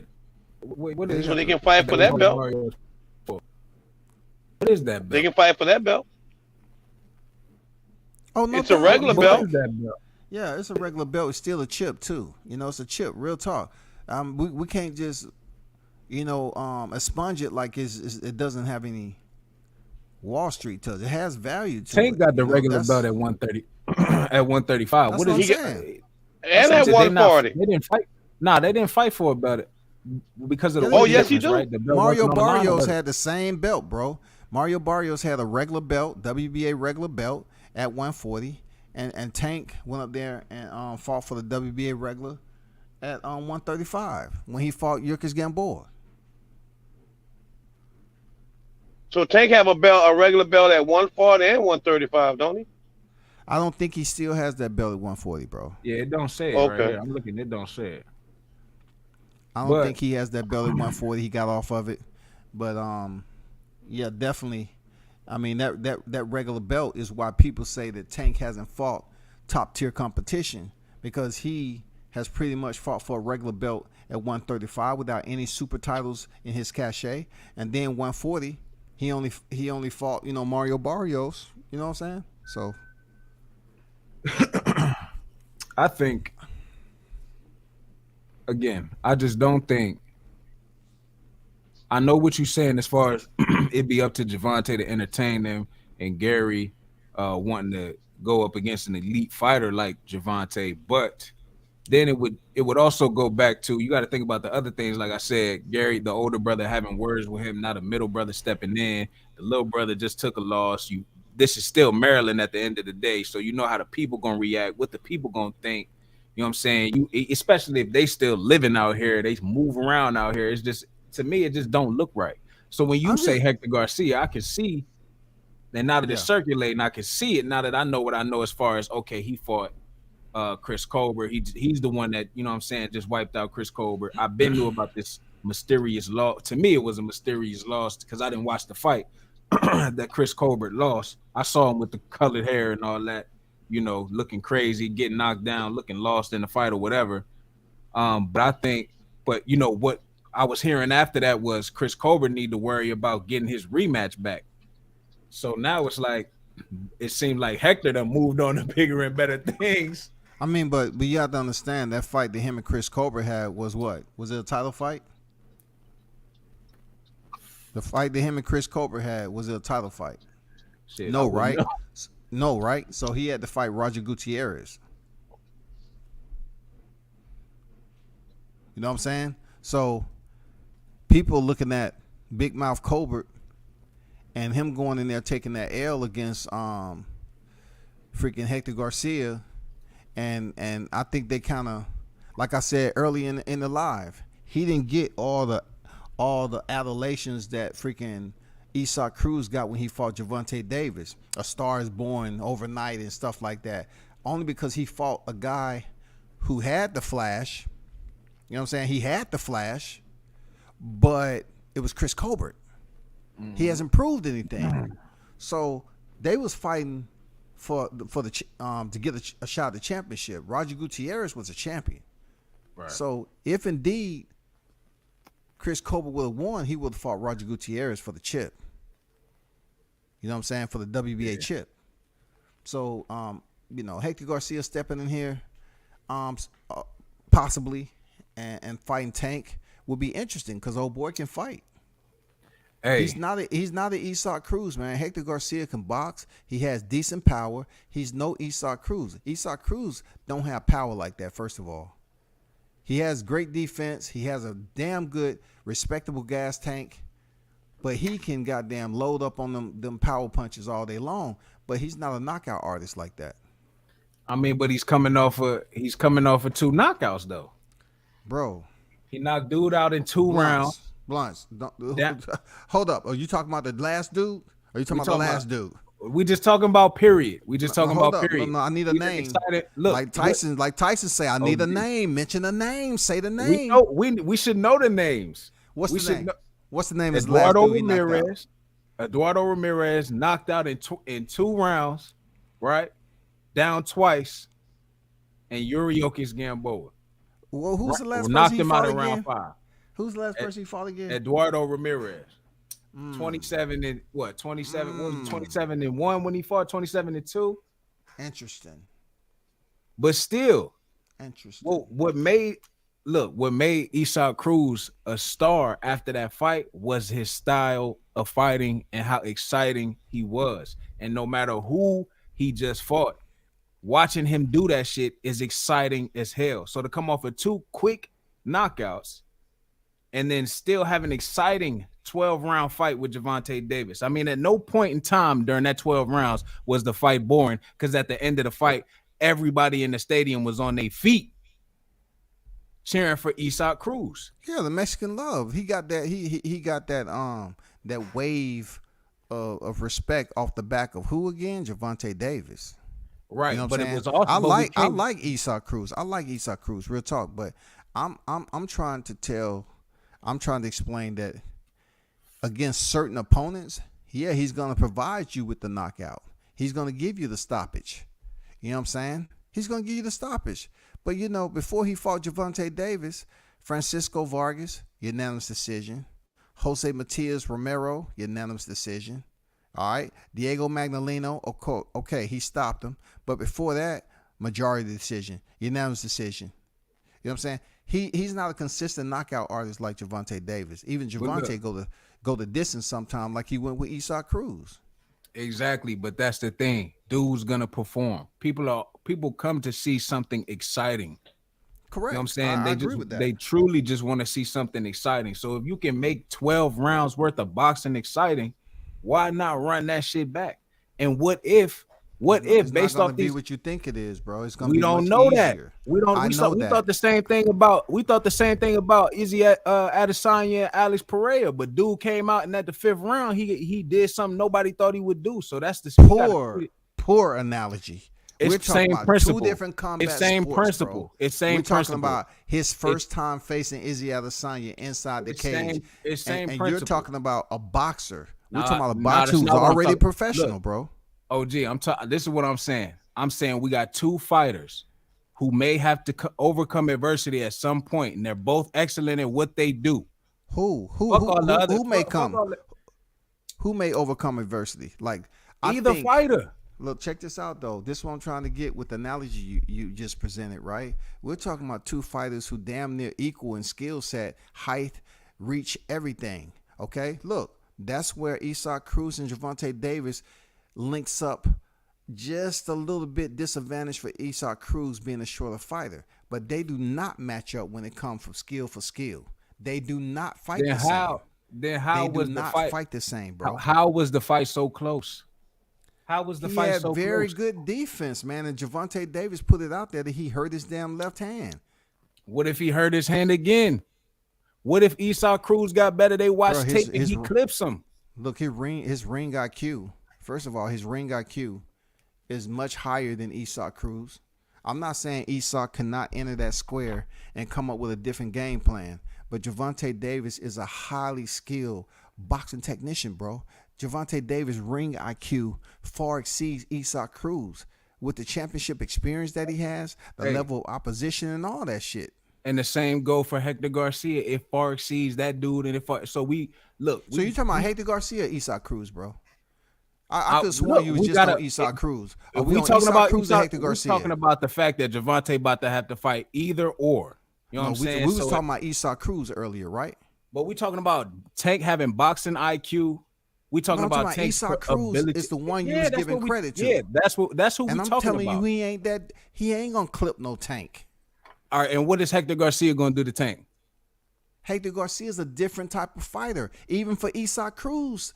More exciting than Isaac Cruz? When it comes to pure boxing, when it comes to power, We talking about when it comes to people coming to see the fight. No. You're talking about excitement just for somebody to come see Isaac Cruz move forward, and damn load up on shots all the time. What if Javante was doing that shit? Look. Isaac Cruz remind me of the male Jessica McCaskill. All he does is damn load up on freaking shots, dips his chin, and he load up on the overhand right, bro. Okay, so we know OG want to see a boxing match, and probably most people want to see. Probably most people want to see an exciting, crazy ass, aggressive ass, pressurized Tank, always making Tank move around. Every moment of that 12-round fight was a oh shit, what's about to happen to Tank moment. No doubt. Hector Garcia might not come in there and deliver that. Hector Garcia might come in there and pussy up. Like, damn, this dude can really box. I can't outbox this dude. And I'm not a come forward kind of guy on an aggressive power puncher like Tank. So what am I about to? He might have a Chris Colbert moment in there with Tank. I got you. Once again, that Blunts, I'm looking at it from a different lens, bro. I'm looking at skill for skill with these fighters. I find that the versatility advantage, in my opinion, goes to Hector Garcia. It doesn't go to Isaac Cruz. Isaac Cruz is that present pressure type fighter, come forward, has great defense, and then he try to land power shots all day long. Now, if you look back at the fight, just take a tally of how many power shots he missed. So you think Calvin Ford, Kenny Ellis, all them cats are gonna goddamn sit up here and prepare Tank Davis to go in there and fight him the same way he did the first time? The first time was a snapshot. A snapshot. He went 12 rounds. He hurt his hand, and Isaac Cruz got the fame. They say, "Oh man, that was a nice fight. Do you think you'll give him a rematch?" Hell no. So therefore, if he gets look, he wasn't saying hell no because he was a tough fighter. He was saying hell no because he wasn't. Come on, OG. He wasn't. Come on, dog. You crazy, dog. Man, Tank has knocked out bigger dudes than this. So, but Tank didn't knock him out. Correct. He can't knock out everybody. It's plenty of fighters' names. You know what I'm saying? Let's be honest.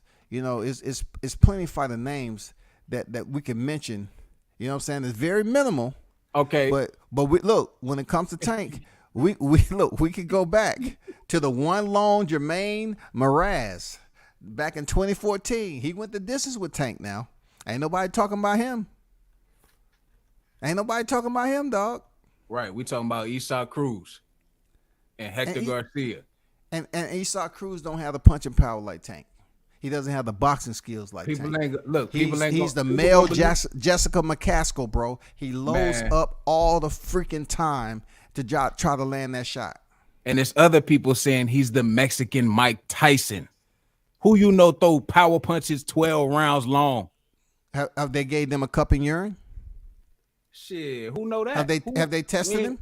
No. Have they tested all those people that say he's a Mexican Mike Tyson? I gotta pull your steering wheel, OG. Let me pull your steering wheel. Have they tested them to see if they under the influence of anything? That's up to them. Because he don't have knockout power like Mike Tyson.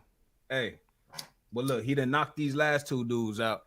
But how you gonna give him that title of Mike Tyson and don't give Javante that title? Javante is the goddamn the lightweight Mike Tyson now. I didn't get that nigga the Mexican Mike Tyson title. I said this nigga's out here saying that. You saying that female Jessica McCaskill, but it's other niggas out here saying he's the Mexican Mike Tyson. So, you know what I'm saying? I think they're under the influence, and they might just be casual boxing fans. To be honest, bro. That nigga, that dude don't have power, bro. He don't. Hey, look. So what you think gonna happen if Tank get clipped on the chin from one of them power shots? What if we see Tank knocked down with a standing 8 count?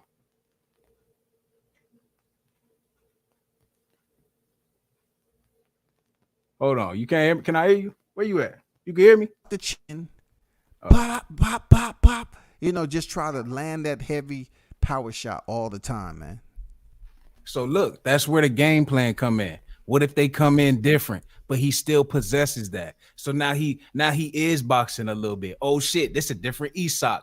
They actually, they come in with something different. Oh, now he on some aggressive shit. This is what's gonna make an exciting fight. Or what if Tank comes in with a new game plan and Tank gets this dude out of here in 5-6 rounds. Damn, that's gonna be crazy too. Let me ask you this: What do you rate Isaac Cruz 1 through 5? 5 being the highest, right? What do you rate Isaac Cruz if he decides to try to box Gervonta Davis? What do you rate that? Because his success was on the inside, right? His success to a point of him not taking, only taking limited damage. What do you rate him if he decides to box on the outside with Tank? What do you rate his success level 1 through 5? 5 being highest. If he chose to switch it up, like you said, because the only way he can switch it up is try to box and keep distance and then try to catch a clip Tank, like you said. I said it's gonna be a mix of the two. It's gonna what do you be mix how 1 through 5? What do you mix his success level if he decide to mix it up and box and then make it, dirty boxing on the inside? What do you rate his success level potentially? I say a high 3.5. If 5 is the highest, you know what I'm saying? I say a nice 3.5. Okay, But I say he was okay, no doubt. I would say he's a 2. I say last fight he was probably a 2 3/4, maybe just getting the 3, simply off the fact that he don't really have a jab. He don't really do none of that. He just like now, you say. Now we're talking. Now You know what I'm saying? we're talking, and that's where I'm at right here. You know what I'm saying? That's where I'm at right here. That's why You we said gotta it. see You the said it rematch. right here, bro. No. You said it right there. Look, He is not a fighter who is comfortable with staying behind the jab, bro. yet, and that could be a different game plan that night. Oh, so at 24 years old and 24 victories, 2 defeats, right? He hasn't quite learned how to stick Yet. to the jab. Yet. I don't know what that As nigga been doing since his as last fight. short as he is, it's a reason why he fought on the inside, because his motherfucking reach is 63 inches. That blunts. Niggas a short Mexican Tyrannosaurus Rex, bro. Come on, man. Look, so you're gonna have to beat the master at his own game. You're gonna have to do something. But that's what I'm saying. It's not just about what Isak is gonna do. Tank could come in here, and if he's giving Isak again, what if Tank gets him out of there in 4 to 6 rounds? That's gonna be crazy. How we gonna look at Isak then? What is Isak gonna do? Damn, Isak came off his last one and he said, I either want my rematch with Tank, I want Devin Haney, I want one of these top dudes. I'm a star, you know what I'm saying? The people know he's a star. The people love him everywhere he goes. The last knockout was extremely impressive. I don't care who it was. He did do dirty. And people were excited. That was crazy. They was excited when he was doing this walkout and he was fighting who he was fighting.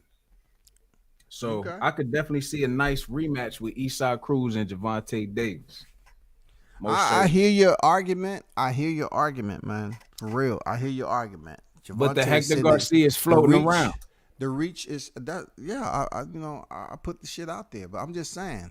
You brought up Isaac Cruz. I mentioned Hector Garcia as being possibly his next opponent. We was never debating on Hector Garcia. We was talking about Isaac Cruz. I think Hector Garcia would definitely be a whole different entire conversation because he boxed different. Hector Garcia boxes different. We've seen it with Chris Colbert, and his power is different.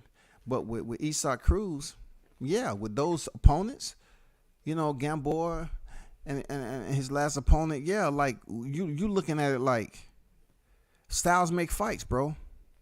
We're not gonna sit up here. Look, we're not gonna sit up here and jump up and down over Eduardo Ramirez, bro. You know what I'm saying? We can't jump up and down for that because he knocked his ass out.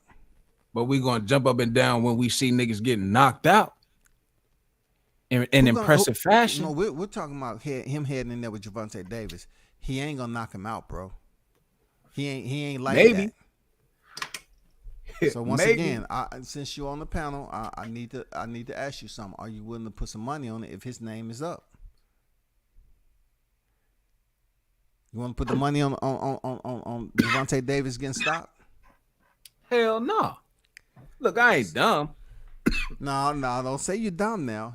We having a conversation. I'm not treating you as you're dumb. Look, I'm just I saying would treat you that have situation faith in like that. You have faith in him stopping him. I'm not about to I'm not about to put no faith in nobody to do shit because I don't know what anybody gonna do as far as he could have diarrhea the night before and have a bad stomach. You know what I'm saying? Come Go out there on, and dog. fight Now we fucked talking up. about I bubble don't know guts, what the dog. hell. Look, for real, I don't know what can happen to dude. Let me reach over there and grab your wheel and pull you over to the mercy lane. Let me grab your wheel, have pull the you to the lights mercy on real lane and say, quick. hey, excuse me, you okay? Oh, I just saw Hey. you swerving all over the place. I just For want to real, make sure OG? you was good. Nah, you gotta think about that, man. We don't know. I don't know what these man. My stomach had the butterflies. You might get queasy. Go in there and sell No. yourself out. You got to So stay look, solid, bro. You got to stay 10 toes down on Eastside Cruz. that If nigga that's your gotta stay debate, solid. Man, nah, I ain't got no faith in that nigga. I think, Tank do what Tank's supposed to do. He go in there and he handle his business. I want to see Tank put him down. You know what I'm saying? but I you want to keep see. mentioning that Eastside Cruz might have just a slight moment where he can touch Tank on the chin and drop him. He could. I thought, like I say, when I say principle, when I thought Izzy was gonna go in there and do dirty, but Izzy went in there and got touched on his chin. Two different You know what weight I'm saying? classes, two different range of Same scenario. Two no, niggas fighting. Two different niggas fighting. dimensions. Two different dimensions. We're talking about Tank sitting at 67-inch reach and Eastside Cruz as a measly 63 inches, my brother. 63 inches. We're talking about damn near a little bit longer than a number 2 pencil. You can't tell me it's no little fighters that ever knocked out fighters with bigger reach than them. I'm not saying that because of his reach, he's incapable of knocking out because we see it on his record, right? We see him able to knock out people. I'm talking about Gervonta. Gervonta has pretty decent defense. He has a respectable certified chin. He's proven that shit. His chin is certified, man. He's been hit with some shots. Eastside Cruz isn't the guy to come in here and put Gervonta down on the canvas for the first time in his career. It's not. It's not a chance, and it's not a chance in reality, bro, that happens. If he get knocked down, then what we gonna say though? We can't act like he won't get. It's not. If Gervonta gets knocked down by Eastside Cruz, okay, let's bet $100 on it. But bet $100 on it. Fuck it. Okay, cool. Let's bet $100 on it. All right, we got $100 then. We bet $100 because I'm going straight to 7-Eleven and get me a slushie when I win. Give me 1 2 shit. I'm gonna be hurt. I'm gonna need something sweet. I'm gonna be hurt. Go give me 1 2 OG, please. I'm gonna give me a slushie and a Mr. Good Bar, dog. Oh shit. God damn, dog. So that is what it is, man. I mean, you made some solid points on the way you think Eastside Cruz. Like we can apply that to Sean Porter. I put Eastside Cruz in the kind of like in a seat of Sean Porter. Sean Porter had the aggression, but he didn't have the knockout power. But then we seen Sean Porter in certain fights box. He boxed freaking Yordenis Ugas.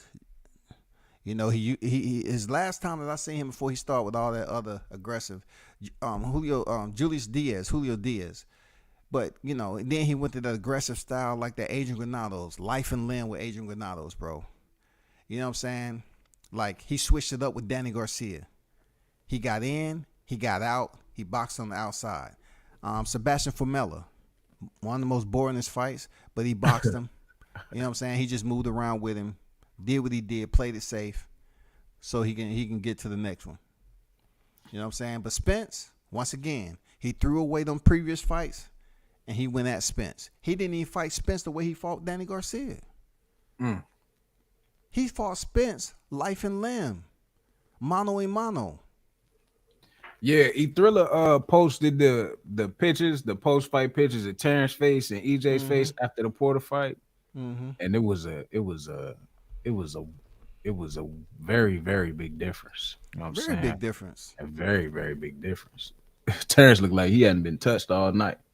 Yeah, for sure. Like, I mean, come on. He stopped him 1 round, prior to the knockdown that happened in the Errol Spence and Sean Porter fight. But we're talking about 10 rounds with Porter versus 12 rounds with a knockdown now for Errol Spence. And you gonna come out and your face look like that because pretty much you want to fight his fight? He fought his fight and he won it though. You know what I'm saying? Gotta give him a little credit. Just a little credit. Who? You know what I'm saying? Who Spence fought Porter's fight, right? Yeah, Spence fought Porter's fight, and you saying I got to give him credit for making it harder on himself? for He fighting already another man fight. You know what I'm saying? Coming there, taking you high, however you want to give it up, and then still destroying you. Like damn. and I totally understand why I'm on the side that I'm on when it comes to them two. Because Bud Crawford goes in there and he dictate what he chooses. He delegate his offensive strategy. You know what I'm saying? He don't let another person have that power. Say, you know what? I'm gonna fight your fight the entire fight. I'm gonna prove to you something. No, he gonna prove to you how he can adjust and how he can goddamn inflict his damage upon you. And then if all else fail, he throws that out the window and make it an all out street fight. Like a style bender. Like like a style bender. Like a man of many talents and many crafts. Hey, I can't help but look at these top guy situations in compare. Like I know it's wrong because them two got history. And I just been kind of like damn near combat starstruck since that UFC shit. But man, like when I look at these top guy rivals, I can't help but see each situation like that. Like that you gotta the guy you think is not gonna do what you think he can do might just do it. The underdog might just you can never count out the underdog. No matter who the underdog is, you can't count him out. But see, we didn't look at it this way, that Blunts. We didn't count Pereira as the underdog so much, out that he had only 3 fights in the UFC. We only had our skepticism because he was crossing over from kickboxing over to mixed martial arts in a sport where Israel Adesanya had already picked up the chip and he defended the chip. So we was looking at that like, okay, it's a lot that Pereira needs to learn. And he hasn't been on the championship level, but he does have bragging rights over Adesanya in a neighboring sport. He has bragging rights. He knocked him out before. So that's what he brings in here. They say power is the last thing to go. And we're talking about 4-ounce gloves, bro. 4-ounce gloves. So Pereira, I think his mentality was in the 5th round, he needed a knockout. And he got real aggressive. And just so happened, he landed that right hand. And then he smacked him up, and he ended up taking the title, man. Like, they match up perfectly. Perfectly, they match up. They do, but I feel like so do I damn near feel like so do Spence and Bud. And that's why I now feel like, or I've been feeling like for the past, week and a half or so, that Bud would probably win the fight because he does have that kill switch. We seen the kill switch where somebody like tells him, like, yo, when I really watched the clip, and I could see the genuine concern in his face. He asked multiple times to multiple people in the corner, like, how am I? I'm really down. And then he goes out there and then not even 30 seconds, drops him. You know what I'm saying? And then drops him again. Like that's a real deal kill switch. Like you can take instruction, follow it, and become advantageous. And I ain't seeing that with Spence, you know what I'm saying? But I also feel like you just can't count the nigga out. You can't count him out. He might go out there and do what he, do what he got to do. He might catch him with a shot. If he was the Spence that you take away the October incident, you take that away, and let's just say we look at how he's gaffed off or been irresponsible with his training. We still, in my opinion, we get a healthy so-called Spence without the damage. And I always say, you take that Spence before the accident and he links up with the nutrition, his body is going to be much more healthier without the accident because he ain't took no trauma to the head. He ain't knocked his teeth out. You know what I'm saying? He got ejected from a vehicle, so he hit the pavement. So he ain't did none of that. He's just a Spence that was freaking being irresponsible and having treacherous weight cuts because he was undisciplined. That can be cleaned up. So if you talking about that Spence, getting with the nutritionist, taking it serious, stepping in there with Crawford, then the conversation, in my opinion, I would respect it more that, okay, now we have a tough fight. He ain't had no car accident. He ain't had shit. So we getting a more dialed in focus, Errol Spence with a new nutritionist and a team like he did with Dennis Ugas for another training camp, and that's where it's at. That's where it's at. I will be talking a different language, but dude, this shit has been going on before the Porter fight, after the Porter fight. Dude is on record, man. Nate Jones put it on record first, and people just gaffed him off.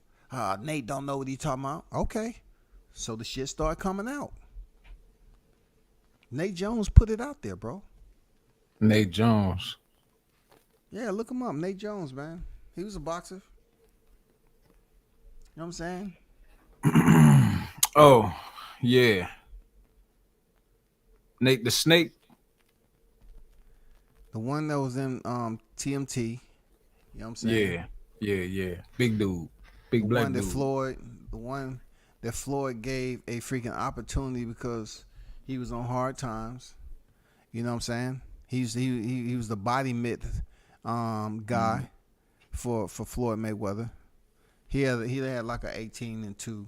You know, nothing too special, but still he was in the ring. You know what I'm saying? Right. Yeah. I don't know, man. I hope the fight still happens. I think it will still happen, but I don't know. I can't count either dude out. But I got Bud winning the fight. Kill switch. Straight kill switch. That's how I see it. I can't see it no other way but Bud going out there with the kill switch. It's gonna come down to that because I feel like Bud gonna want to flex a little bit too. Like he gonna want to sauce a little bit. He ain't gonna go out there and just play it safe and really like pick and play all night. He gonna put something on Spence to like show some people. You know, I whoop that boy. You know what I'm saying? And it's So how you Spence actually think gonna the fight respond. happening? Hell yeah. So let me ask you, why do you feel the fight gonna happen? You know, in light of what everybody's talking about, you know what I'm saying? The garrulous voices that we hear talking about Canelo and everything. They attempted to offer Canelo a freaking multi-fight deal or a big bag, and Canelo kind of shut that shit down. So now they're pretty much putting it out there that PBC has to bow down. You know what I'm saying? They has to pay attention. What's going on, Michael Johnson, Boston Talk? What's good? You know, how do you think that Canelo putting it out there that he's not coming over there no matter what they offering, that people are saying that they have to make the big fights now?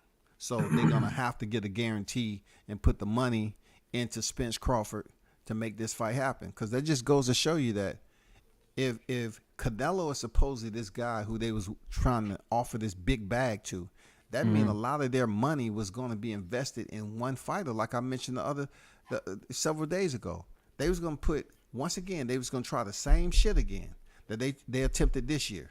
They was going to try to give him the bag, right, with fighters on there, and they was going to try to invest all their capital in that. But yet, when it comes to Spence and Crawford, people trying to act like, okay, you know, they don't rate that. They not where they supposed to be for PBC to freaking make that fight. Now the Canelo's turned this shit down, supposedly. Do you believe it's going to provide a bit more financial interest for these fighters to get guarantees? Because people up there are already talking about, oh, they're going to get guarantees. For sure, they're going to get guarantees. Do you believe that? Well, I think it's a possibility that Canelo turned down the PBC because it's dangerous over there, right? You got all the PBC dudes over there who want a piece of who say they want a piece of Canelo, and maybe Canelo enjoying the treatment over there on the zone. You know what I'm saying? The Dubai and shit. He enjoying the paychecks and shit. He like what they doing. There's no reason to come over there into the danger zone. So I'm not surprised Canelo saying nah to the PBC and they money. But as far as them having to bow down and essentially give a guarantee, well, I got some audio today from YSM where he basically explained what the situation was. And he said, this is how it went down. Now we know YSM is in touch with Boots and the Boots, the Showtime, PBC, all that. So YSM said Crawford came into it, wanted 22 million. Like, this is real deal shit. He wanted the 22. Steven was talking about something way different than 22, like five up. And Crawford was like 15. And Steven was like 8. And Crawford was like 15. And Steven was like 10. And Crawford was like 15. And Steven was like, nah, I can't do 15. And so that's how you got no guarantee. We gonna let y'all determine y'all worth. You know what I'm saying? So do I feel like financially they will essentially bow down and make the fight with Bud, give a guarantee? I don't know. Will Bud accept? Will they be able to bump it up to 12 million guaranteed? I mean, if Bud was trying to take 15, at the least, would they go up to 12? But again, it's all about the real problem is with the guarantees. The real problem is the pay-per-view numbers and the pay-per-views getting stolen. That's the real problem. And the problem is it's an issue for the consumers. It's an issue for the people who run the industry. And they got no way to fix it. It's not cost effective to fix it. So everybody is concerned outside of Canelo because it seemed like Canelo get a guarantee like it's cool.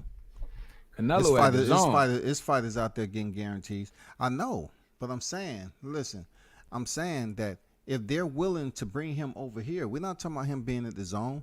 We're talking about bringing him over here. Like that 100 million they was trying to give him, that's over there. On this side, PBC. And then they talking about trying to do the same thing again. That's over here.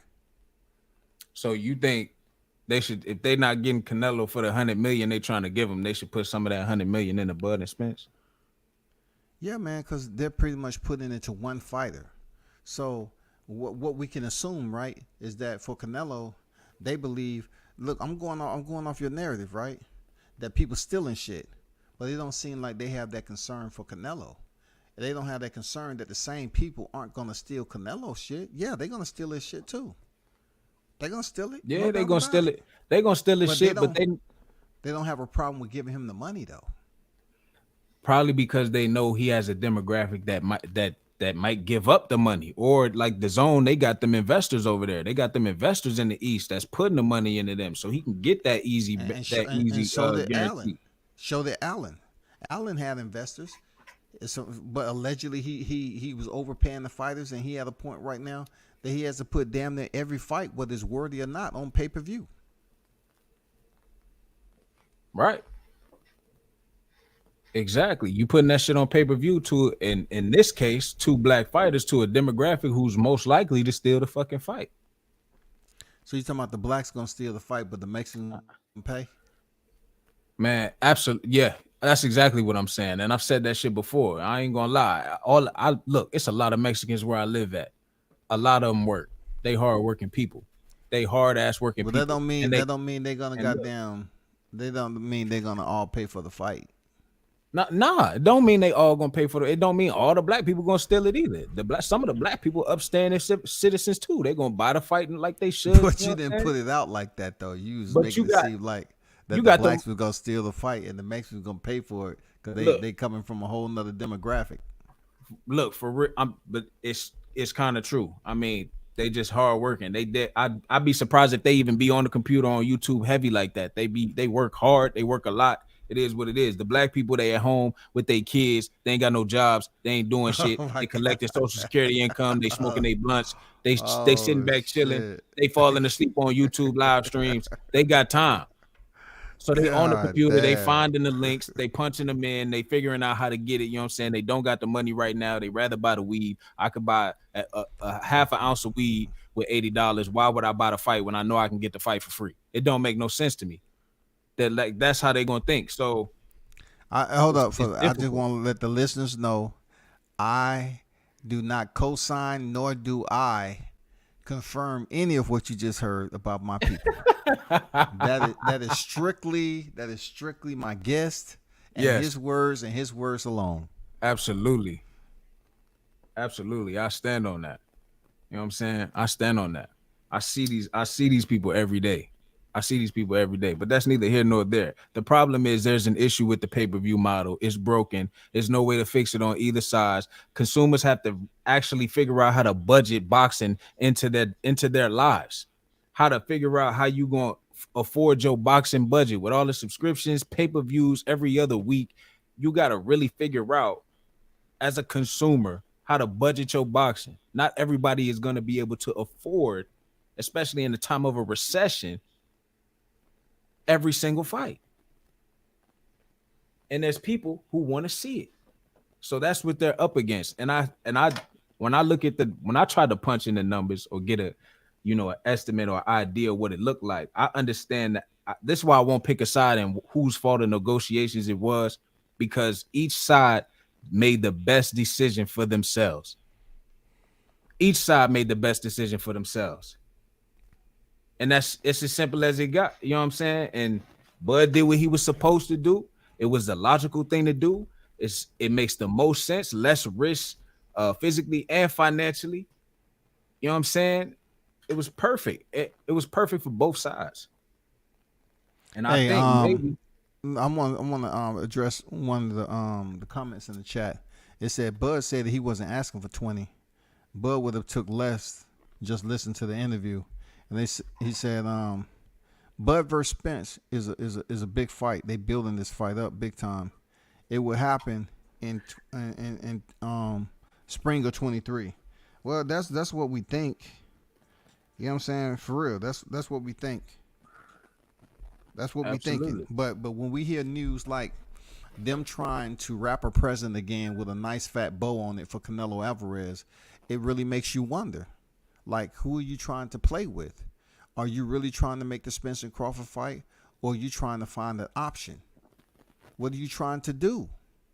Because how are they going to make a Canelo offer like that and still, place us back at square one again with Spencer Crawford and say the money ain't right? We just don't want to give him an offer and insult him. The money ain't right. But then the shit come out from Tom Brown said that it was Jamal Charlo, Errol Spence Jr., and David Benavidez for $100 million. Crazy, bro. I mean, to me that again. What up, Tyrese? It seems Toby, like what's good? Move. Toby, what's the deal? Toby Bartlett in the building. Shout out to the UK. Shout out to the UK on deck. Shout out to the whole UK. But yeah, I mean, that's a smart idea too, especially if the PBC or whatever, they finna be in trouble with all the networks and everything. It's smart to probably try to go out there and see what you can do with Canelo, especially knowing you got all these people who want a piece of them sitting on your roster. You probably got all these ideas of these fights you could make. So you want to see if you can go over there and snatch Canelo up real fast. So that makes sense to me.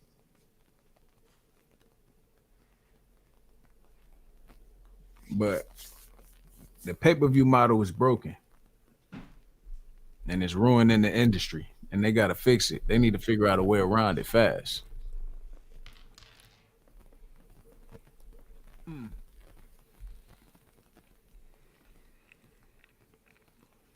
So Crawford's perspective, his shit is like, if you don't want me to work off a guarantee, my percentage got to be enough for me to make a lot off the back end. I mean, that's a smart move, ain't it? Exactly. I mean, you ain't trying to zero me out. I ain't getting nothing on the guarantee, and then you gonna put me damn near at a bare minimum on the back end. But look, speaking of this mysterious back end, right? I had did the calculations, right? So, matter of fact, I did them with Pop. Pop was on stream, so we did it. It was like if Bud and Spence did 800,000 pay-per-views, because Canelo and Caleb did 800,000. So we just use that as like a mark, right? Because we definitely, I feel like, let me ask you that.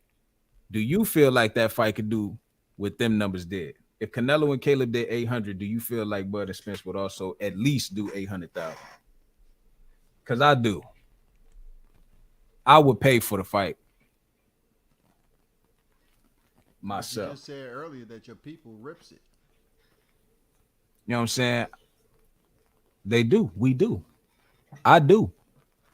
800,000. Vegas. Easy. It's possible, man. You know, this is one Easy. of the biggest fights. It's possible. You know, Easy. I'm not stuck in the stigma of two black fighters can't sell. That's not the case. Because when you look at the top pay-per-views, period. Well, I'll take that back too.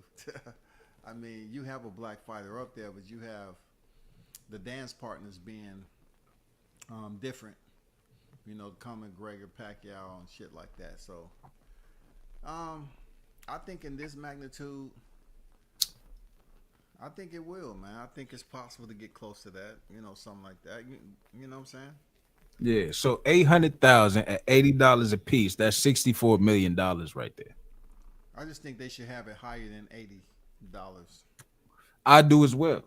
Cause I've been on record saying I pay 120. I don't care. But I don't think they should have it that high. But I'm just saying I'm willing to go that high. Cat like cold money. You know what I'm saying? They should force people to come out their pockets and take that risk. I mean, if he was willing to take a risk by overpaying his fighters early on, and he's in a predicament he is now, you know, he should try to take a little bit more risk, not too much, and set a price point on here close to $90 for real, and promote the shit out of it. Promote the shit out of this fight. Exactly. You know what I'm saying? And let the people hear what the fighters got to say.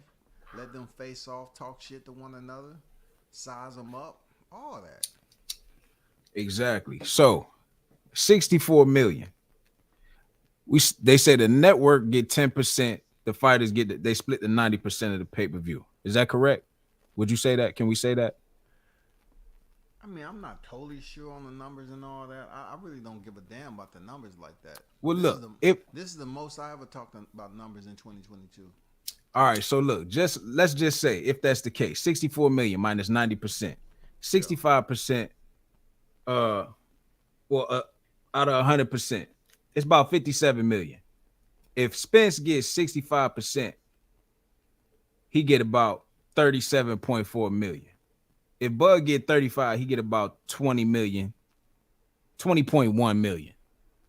Plus the live gate, if it's about 12 million, 65% of that is 7,800,000. So and Bud would get talking about with a guarantee and the gross off the back end. We talking about the gross off the back end. Right. Off pay-per-view and live gate alone. Arrow would come out with 45 million and 200,000, and Bud would come out with 24 million and 360,000. That shit don't sit right with me. When I see it like that, based off the pay-per-views and the live gate, that shit don't sit right with me. But I don't feel like you want to know something. Even though your numbers have, different identities when it comes to the amount and how heavy it looks for Spence. Spence may damn well come out in the end getting paid around about what Bud is getting paid, because you have to understand that Al Heyman is the manager. Right. He is the manager. He gets 33 and a third, so he got to get paid. Exactly. So when I think about Bud coming with 25 million guaranteed a piece for both fighters, I think Bud's coming in fairness. Like, nigga, this is fair. And then if they make the money off the back end, we get what we get. But look, we both getting the same shit. It's equal. And that makes great sense to me. You know what I'm saying? It makes great sense to me. But we all know Al Heyman didn't want that. We all know the real reason why Al Heyman didn't want to take that deal to even touch it, because of who was behind the hedge fund and the prior history that they had with each other. Because the hedge fund, they pretty much knew who Al Heyman was. It was out there, but people don't want to look at it in that perspective, because they just want to talk about Bud was this, Bud was doing that. But when you think about it, if it was indeed the hedge fund, people was Jay-Z and the other dude, and they had an issue back in the day, I can see where Al is trying to keep his distance and not do business with him. You know what I'm saying? I can see. It's a dirty game up there when you got all that money. I see it like, if Errol was set to make around 45 million on some Canelo type shit, and Bud was only gonna get around 25 million or 24 million, not even the 25. Like if he's saying I'm coming with 25 a piece, he's automatically coming with a higher number than what he would get if he took that deal with the percentages they offering and no guarantee. Waiting on 800,000 for the numbers and seeing the live gators definitely could do 12 million. That's easy. So again, it makes sense that I see Bud side, but I also see Al Heyman PBC side and Spence side. Like why we can make 45, 50 million. Why take 25 guaranteed? But I see Bud like, why the fuck would I take? No, I disagree, bro. Like they don't right. They can make that shit. They don't that know too. that. They just don't want to do. Look, he just want, like he said, he put it out there. He don't want nobody else touching this, and he want to have total, absolute control over making this happen. But it's gonna be on his rules and his rules alone. Well, I think. Well, what about them? Allegedly giving Crawford what he want. I think his rules and his rules alone. But they gonna make some room for Crawford too. They know they got to. They can't make the fight without him. What do Crawford want again? You talking about giving Crawford what he want? What do you want? What they give him? Whatever they say he already got. Whatever they said, whatever Spence said they gave him. I mean, 35% is damn near the 25 he talking about, but I also see why I wouldn't want my opponent to be taking damn near 50. You're taking double what I'm getting. So Crawford getting 35%, but yet he can't get transparency on the books or whatever. He just supposed to take 35%, and they're gonna be fair and honest and say, okay, this is what you have left over off the net. What did they? I don't know what they said they gave him. I forgot what they said they gave him. Spence said they gave him something.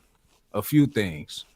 That's what all this. But see, you know what I'm saying? Nobody can explain the details on what they gave him. They just going off. Yeah, they gave him something. What did they give him? They gave him 2 rocks and a freaking pecan pie. What did they give him? That's what I'm saying. I thought Spence said in the tweets what he gave them. I thought that's what the writer of the tweets was saying.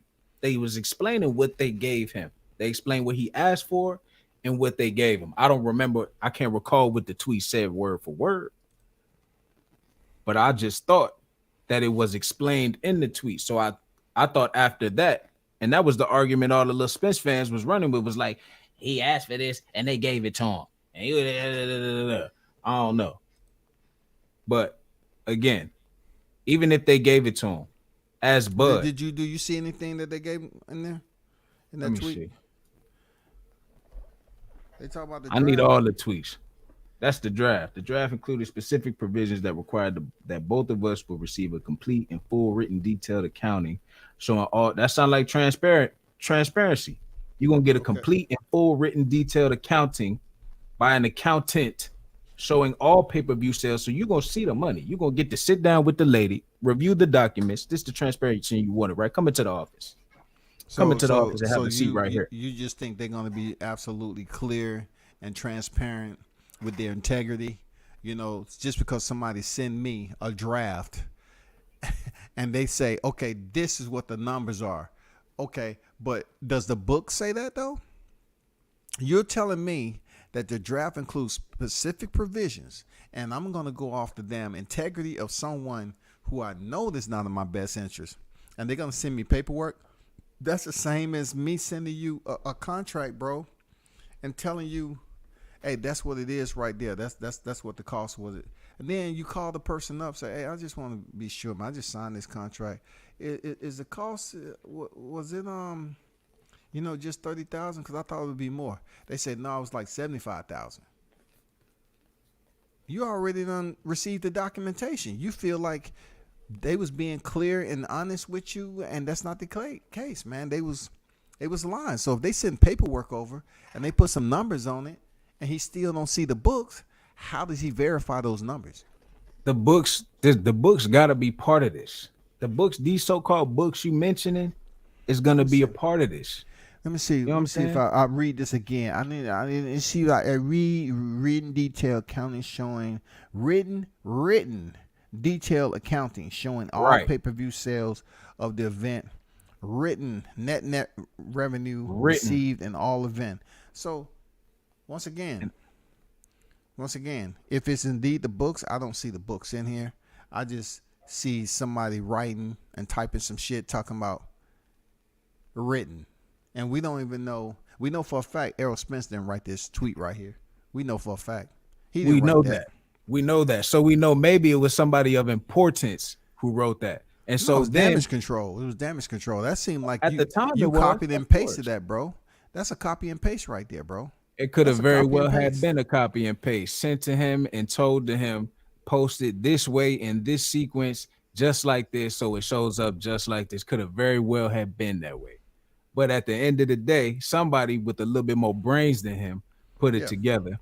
And we can say that a complete and full written detailed accounting, again by an accountant, showing all pay-per-view sales of the event and the then status of all net revenues received and all event expenses, revenues and expenses, debits and credits incurred and paid. So incurred, brought in, and paid, kicked out.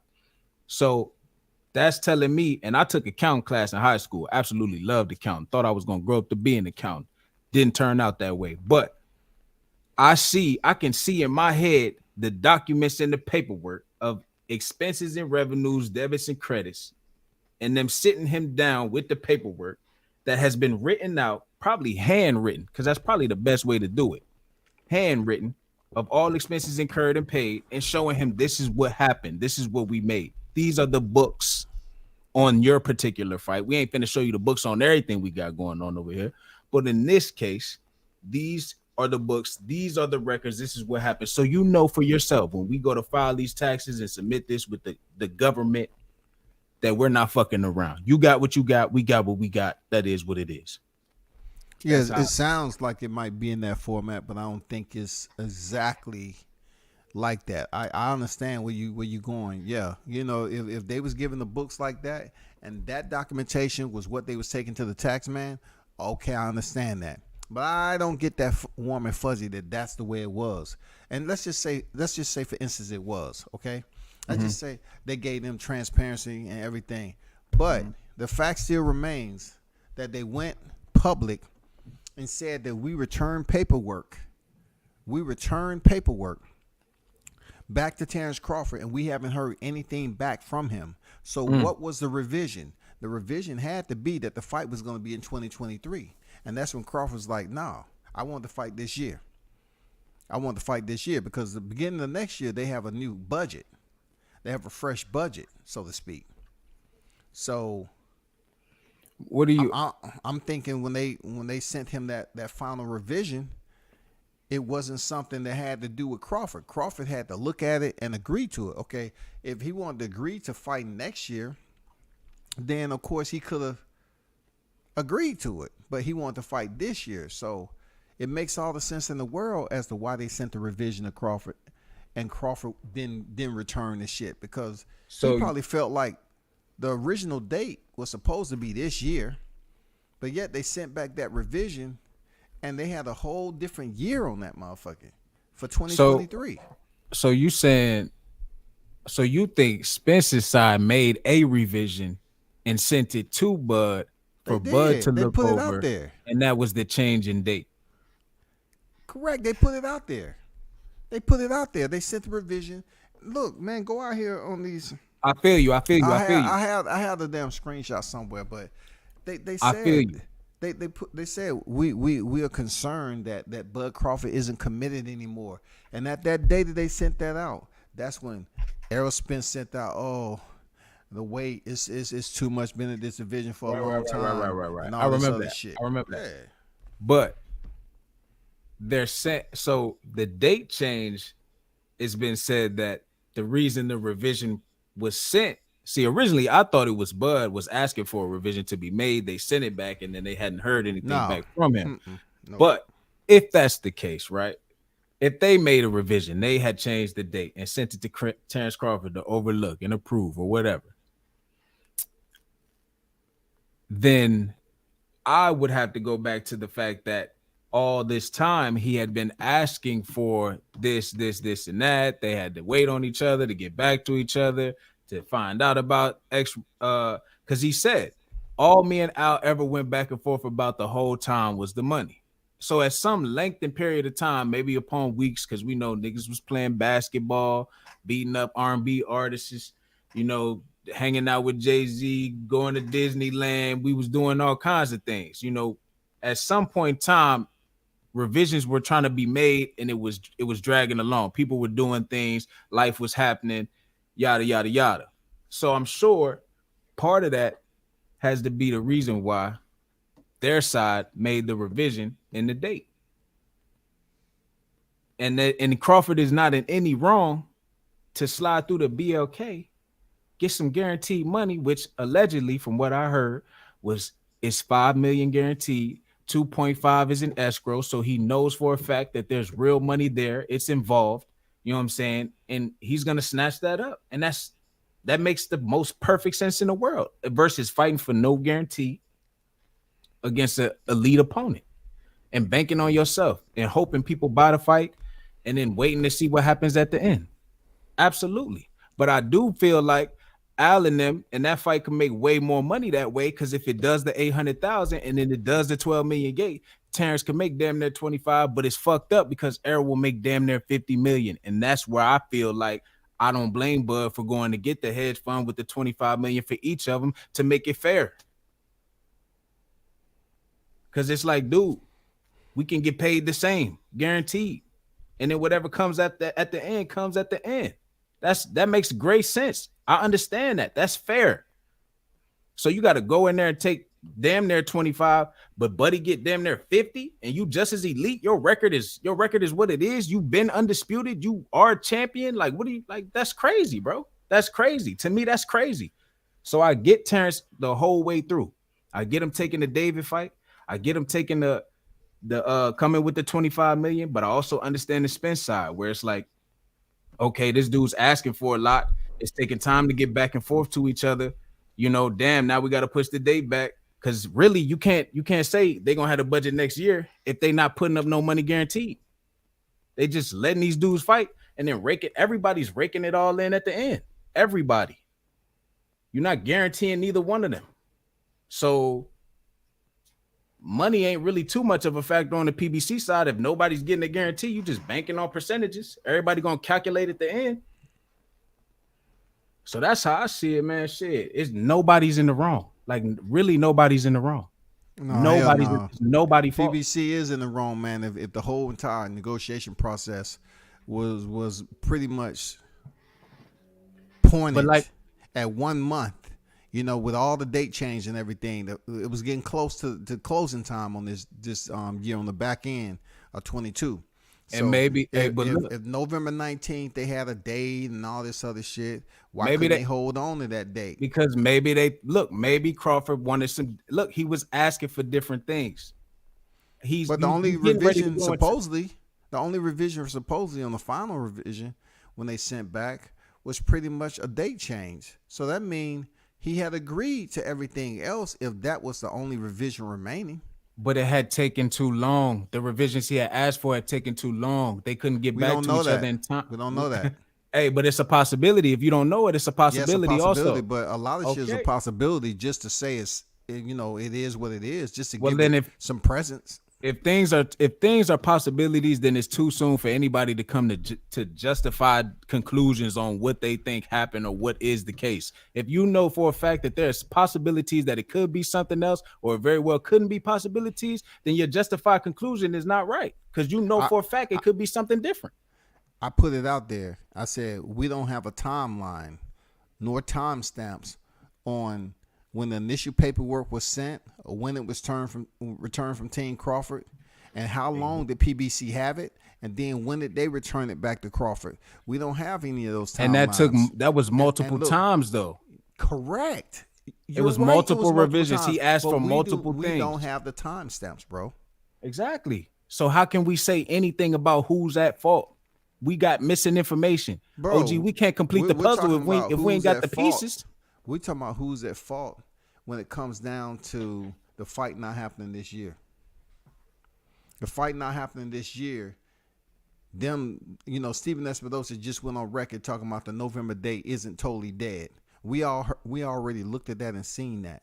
We're talking about if the fight was going to happen this year, then why wasn't it a deadline on the contract negotiation? Why wasn't it a deadline? It wasn't no deadline on the freaking negotiation process. So we're talking about, they ran out of time. Nobody's mentioned a deadline. Find me a freaking tweet on the deadline. What was the deadline on this shit? What was the deadline? What was the deadline on getting that paperwork back? I'm just saying, nobody's mentioned a deadline. There's no tweets out there. There's no nothing. So then that could be a reason for everybody lollygagging. Both sides was probably lollygagging. Like I said, niggas was at Disneyland. Buddy was trying to beat up R&B artists. People were lollygagging. That it sounds to me like multiple people weren't serious. They wasn't having. Terrence was serious. He was in camp. He was in training. You know what I'm saying? He was in training for this camp, this fight. So you know he up there trying to make the fight happen with his people, but they changed the date up on him. You know they changed the year up on him. I get what you're saying. It got too close to make a fight or whatever, but for it to do the numbers that they projecting. If they want to be fair to Crawford at the same time too. If you believe that again. They ain't trying to be fair to Crawford. Come on, OG. They said it. They said it earlier 2022. Look, for them to be fair to Spence, they have to be fair to Crawford by promoting the fight, period. They can't promote the fight without either fighter. So whatever's fair for Spence is damn near going to be fair for Crawford other than the percentages, but they picking percentages because of A side and B side bullshit. I pretty much assumed that you was speaking about being fair as far as the monetary purses go. Not to a point where you're talking about being fair in promotion process and all that. One is not going to be promoted than the other more than exactly. The other. Exactly. But we're it's not gonna talking about the promotion. But that's what affects the money. That's what affects nobody's getting guaranteed and it's all off the back end. Then but we don't know. They might have had some motherfucking cameo footage like BLK did with Crawford and Avanesian. Come on, man. They might have gave him one or two cameo appearances and shit and said, we'll see you in Vegas. We'll see your ass in Vegas. You know what I'm saying? They would not. Yeah, man, look. You know, Tom Brown, Bud. If Bud's going in there, B&B Promotions? Come on, man. And Bud got some say-so. You know they gave him some of the things he asking for. They're going to promote that thing crazy. It's going to be crazy. They know they're going to get that money. So look, but there's too much information out there and evidence that earlier this year they were saying we didn't want to insult him and all that. So knowing that that's out there already, and what we know about this negotiation, why would Timothy Smith be ignored as if he didn't give the red flag at the beginning of the year? He sent the red flag up the pole, all the way up that bitch. Exactly, so because they was known for not giving their fighters the type of guarantees Terrence was getting over there at Top Rank. You know what I'm saying? Correct, but still, they known to give their fighters deferred payments on the back end, and that can be a raucous in itself. But I'm just saying, with this particular fight, as big as it is, it has absolutely nothing to do with anything else that Terrence had going on. It has to do with the now. Terrence pretty much found out quickly that he wasn't going to get the guarantee that he was getting Top Rank. You know what I'm saying? Right. He probably found that out quick in a hurry. Next, we have to put into play what's next. And then, they trying to lowball him, and he's up there fighting for a percentage. And then they talking about, oh, this is going to be the net profits and all this shit. No fighters. Man, it's fair. It's fair. That's a lot, bro. It's fair. All that shit is fair. Them not, you know what I'm saying? And like I said, I got the YSM, put it on YSM word. It ain't my word. I'm just saying I got the audio where he said, and he's in touch with some people who, do business with Showtime. So from what I know, or from what I heard, because I don't know shit, but from what I heard, again, if Bud was coming in there asking for 20 to 22 million, whatever, and they was talking about 5, of course, how that's disrespectful. Like, damn, 20 million. You talking about 5? You know how big this thing, Bud knows how big this fight will be. But you saying you proving my point. If they want to come with that such a lopsided offer that's out there, and the numbers are registering, but you just said like it, that takes a lot of work for him to even get close to even that shit out in negotiation. So you're trying to start me off at the bottom, like with a nickel. You're trying to start me off with a nickel. Look, and now I got to work myself up the ladder. Look, when you gotta without no promotion. Look, when you go to an auction, you start with a low bid. You know what I'm saying? And then they bidding right now. Was that Bud low bid $5 million. Was that Bud low bid? Because when you at an Look. auction, the person that's trying to purchase the dang information is doing what? They're the one placing the bid in, right? Correct, and they were going up. There was more to what was said in the audio. They were going up. Steven went up to 10. That's they at some point they got to do what they feel comfortable with doing. If they got a certain way of doing things over there, they got a certain way of doing things over there. That's how they do it. You know what I'm saying? We not but even talking like about you how just somebody said, doing something. That's like obvious. That's hold on, obvious, OG. bro. Like you just said, they really heavily rely on the back end. So if they know this fight could do 65, 70 million, they give them 10 million up front and 50 come on the back, or 20, whatever come on the back, then Bud still get what he want. It's just you gotta wait on it. Hey, shout out to Team Bomb Squad in the building, man. Willie Low on deck. What's good with it, Willie? Salute to you, brother. Hey, Pop, that's you? Yes, sir. Okay. You got a lot of background noise. I mean, I don't know if it's going to be that way, but I'm Mute just it letting real you quick. know. Hold on. I mean, I get what you're saying and all that. I mean, but, you know, the way you look at it on the YTC, they keep on talking about, you know, it's Bud, all that. But we don't have timestamps. We don't have all that information. We don't have the fine details line for line. All we're doing is we're gathering, we're routing information that we're getting from different sources. We're reading. And you know what? We're just trying to consolidate all this into one. Just like you've done, I've done, and plenty other people's done. You know what I'm saying? But yet we don't have no primary freaking, we don't have no hard copy, a soft copy rather. We don't have a soft copy of documentation.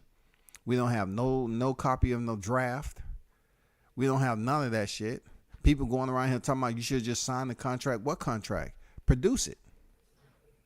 Produce a contract. And we don't have the damn timeline on when the paperwork was initially sent to Bud in August, what day, and then how long Team Crawford had the paperwork before they sent it back, how long PBC had it before they sent it back to Bud. We don't know any of that shit. How long Bud had it and then had to send it back again, and then they had to send it back again. Him the paperwork. Once they initially sent him, you remember Bud said in an interview they sent him the paperwork in August. Al sent him the paperwork in August. Right. So I'm curious to know how long Team Bud had the paperwork and everything, what he had to get together before he sent it back to PBC. How long PBC had it and did what they have to do before they sent it back to Bud. I don't know how many types of freaking transitions went on, you know, between documentation being sent back and forth between these two entities. And with which lawyer? Yeah. You know, him switching up attorneys too. Yeah. I'm saying all that shit take time. Yeah, that's why. But time. But look, goddamn it, what are you talking about? It take time. If I'm talking to you here for 60 seconds, that's time, right? It's not a lot of time, but it's 60 seconds, right? What you mean, OG? Because I'm talking about if you gotta fire somebody, rehire somebody, talk to somebody, sit down with somebody, meet somebody. 5 go seconds somewhere from now is time, right? What time we talking about? We talking about minutes, hours, exactly. Days, we weeks? Talking about how long would it have take? How long did it take Bud? Was Bud playing basketball? Got an email from the lawyer like, or read an email he didn't like, didn't trust him, had to fire him. Goddamn, hire a new one. That took a couple weeks. That guy had to go over the paperwork. Took him a few days. He finally went over. Had to link back up with Bud. Okay, go over it with Al him. Heyman, You know what I'm saying? Exactly. What about Al Heyman though? When talking Bud about sent back the paperwork. Exactly. So what about Al? Al's mother ain't feeling good, which I said on my own live stream before any of that came out. I said that could have been a possibility. Why shit was taking so long? You know what I'm saying? But anyway, hell no, Shawty. Man, for hell real. no, you ain't putting Come on, that bullshit up here. There's no damn Come argument. on, man. For hundreds This of is millions. real life we stop talking that about. shit, bro. This is real life we talking about. I don't care what nobody talking about. Right there, this is bro. real life we talking about. We talking about somebody's mama. Man, yeah, he was on the West Wing chilling with his mother watching TV. She was good. Shit. See, that why shit y'all gotta didn't come think to like the that? end. See, That that's shit the didn't come to problem. the end, bro. That's the problem, OG. We can't think like that, OG. That shit didn't come to the end. Terrence say, okay, we at a point right now, stalling point, where I wanna meet you face to face and talk about this. He said, oh well, his mama wasn't a problem before. His mama was a problem when We don't Terrence know that, Crawford OG. asked. Terrence Crawford asked to see him in person to make this shit official, so we can iron out the wrinkles. That's when it became, oh, mom on the West Ring, I have to go over there and check the AC and the HVAC units and make sure the floor is swept and that she's fed. You know, that's my mom's. Look, could have very well been a possibility, especially with all the diseases flying around in the air, monkeypox, COVID-35, COVID-19, COVID-22, all of the above, that his So mama now might you're not trying to been doing too believe. well. Now I'm- you're trying to look. insinuate that the infrastructure in that mansion is not fit for human life, I'm human not habitation. I'm saying Now- there's now no we proper way ventilation off. in that motherfucker. Man, please, that's a mansion in that bitch. That shit got the top of the line shit, dog. You know what I'm saying? That shit I got the can't think top like that, of the man. line. Life happens, Clean man. filters, Yo, the area sanitized, all that shit. yo, Big Blunts, like for real, like his mama getting sick ain't like our mama getting sick. He ain't got to worry about that shit, bro. He good. Like doctors came to the Appreciate house. that, Willie.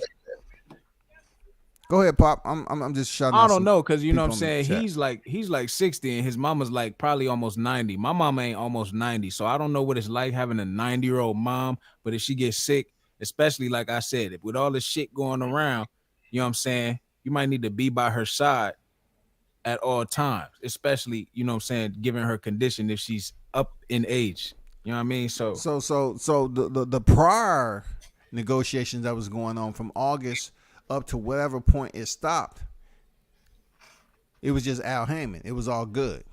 But until he asked the question, could he meet him in person? Now his mom is a situation. It's a topic. man, we Understood. just saying Thanks for that if clarity. that's I what it appreciate was, if that's what it was at that moment, that's what it was. You know Your what I'm Honor, saying? I have nothing else this time. Thank you. Hold on, bro. Right before you do that, right before you do that one, Object. that means that he wasn't in the he's not in the right mind to negotiate.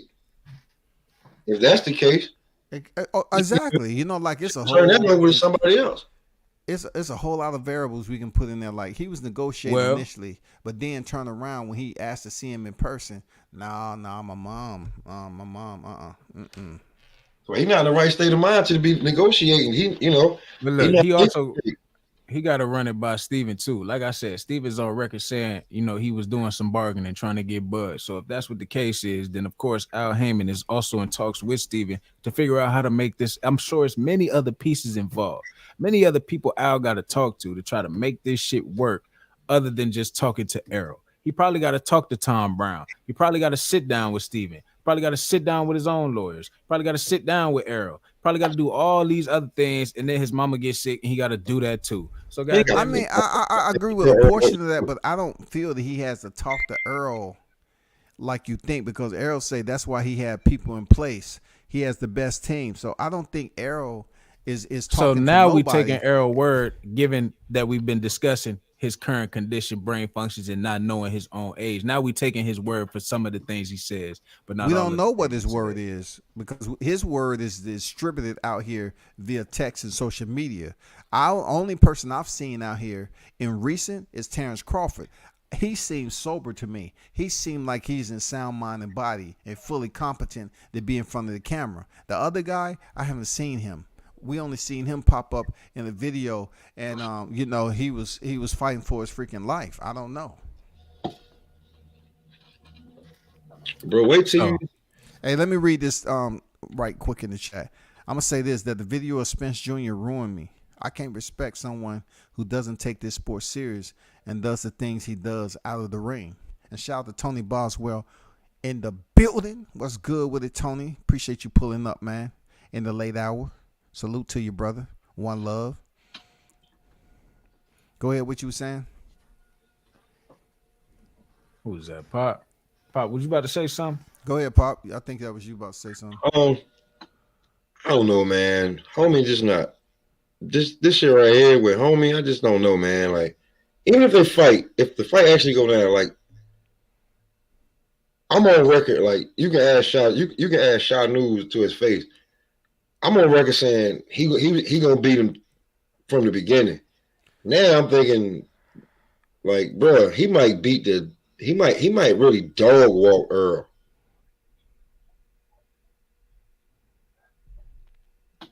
I don't care what nobody say. What I seen, he may really dog walk Earl.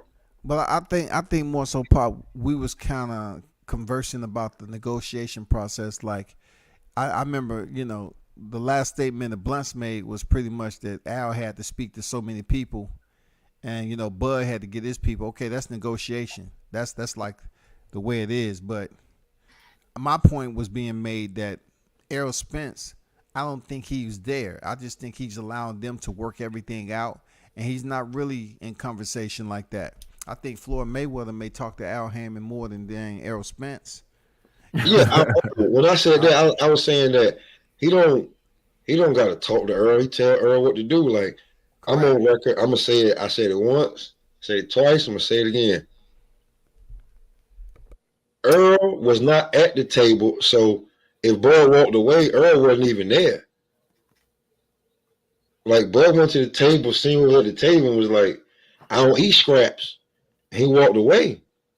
Look, I look at the table like it's 2022. The table is the phone, right? So I don't all this. I can't picture in my mind them sitting down at no actual table and doing no business. I'll communicating with Earl over the phone real quick via email, maybe.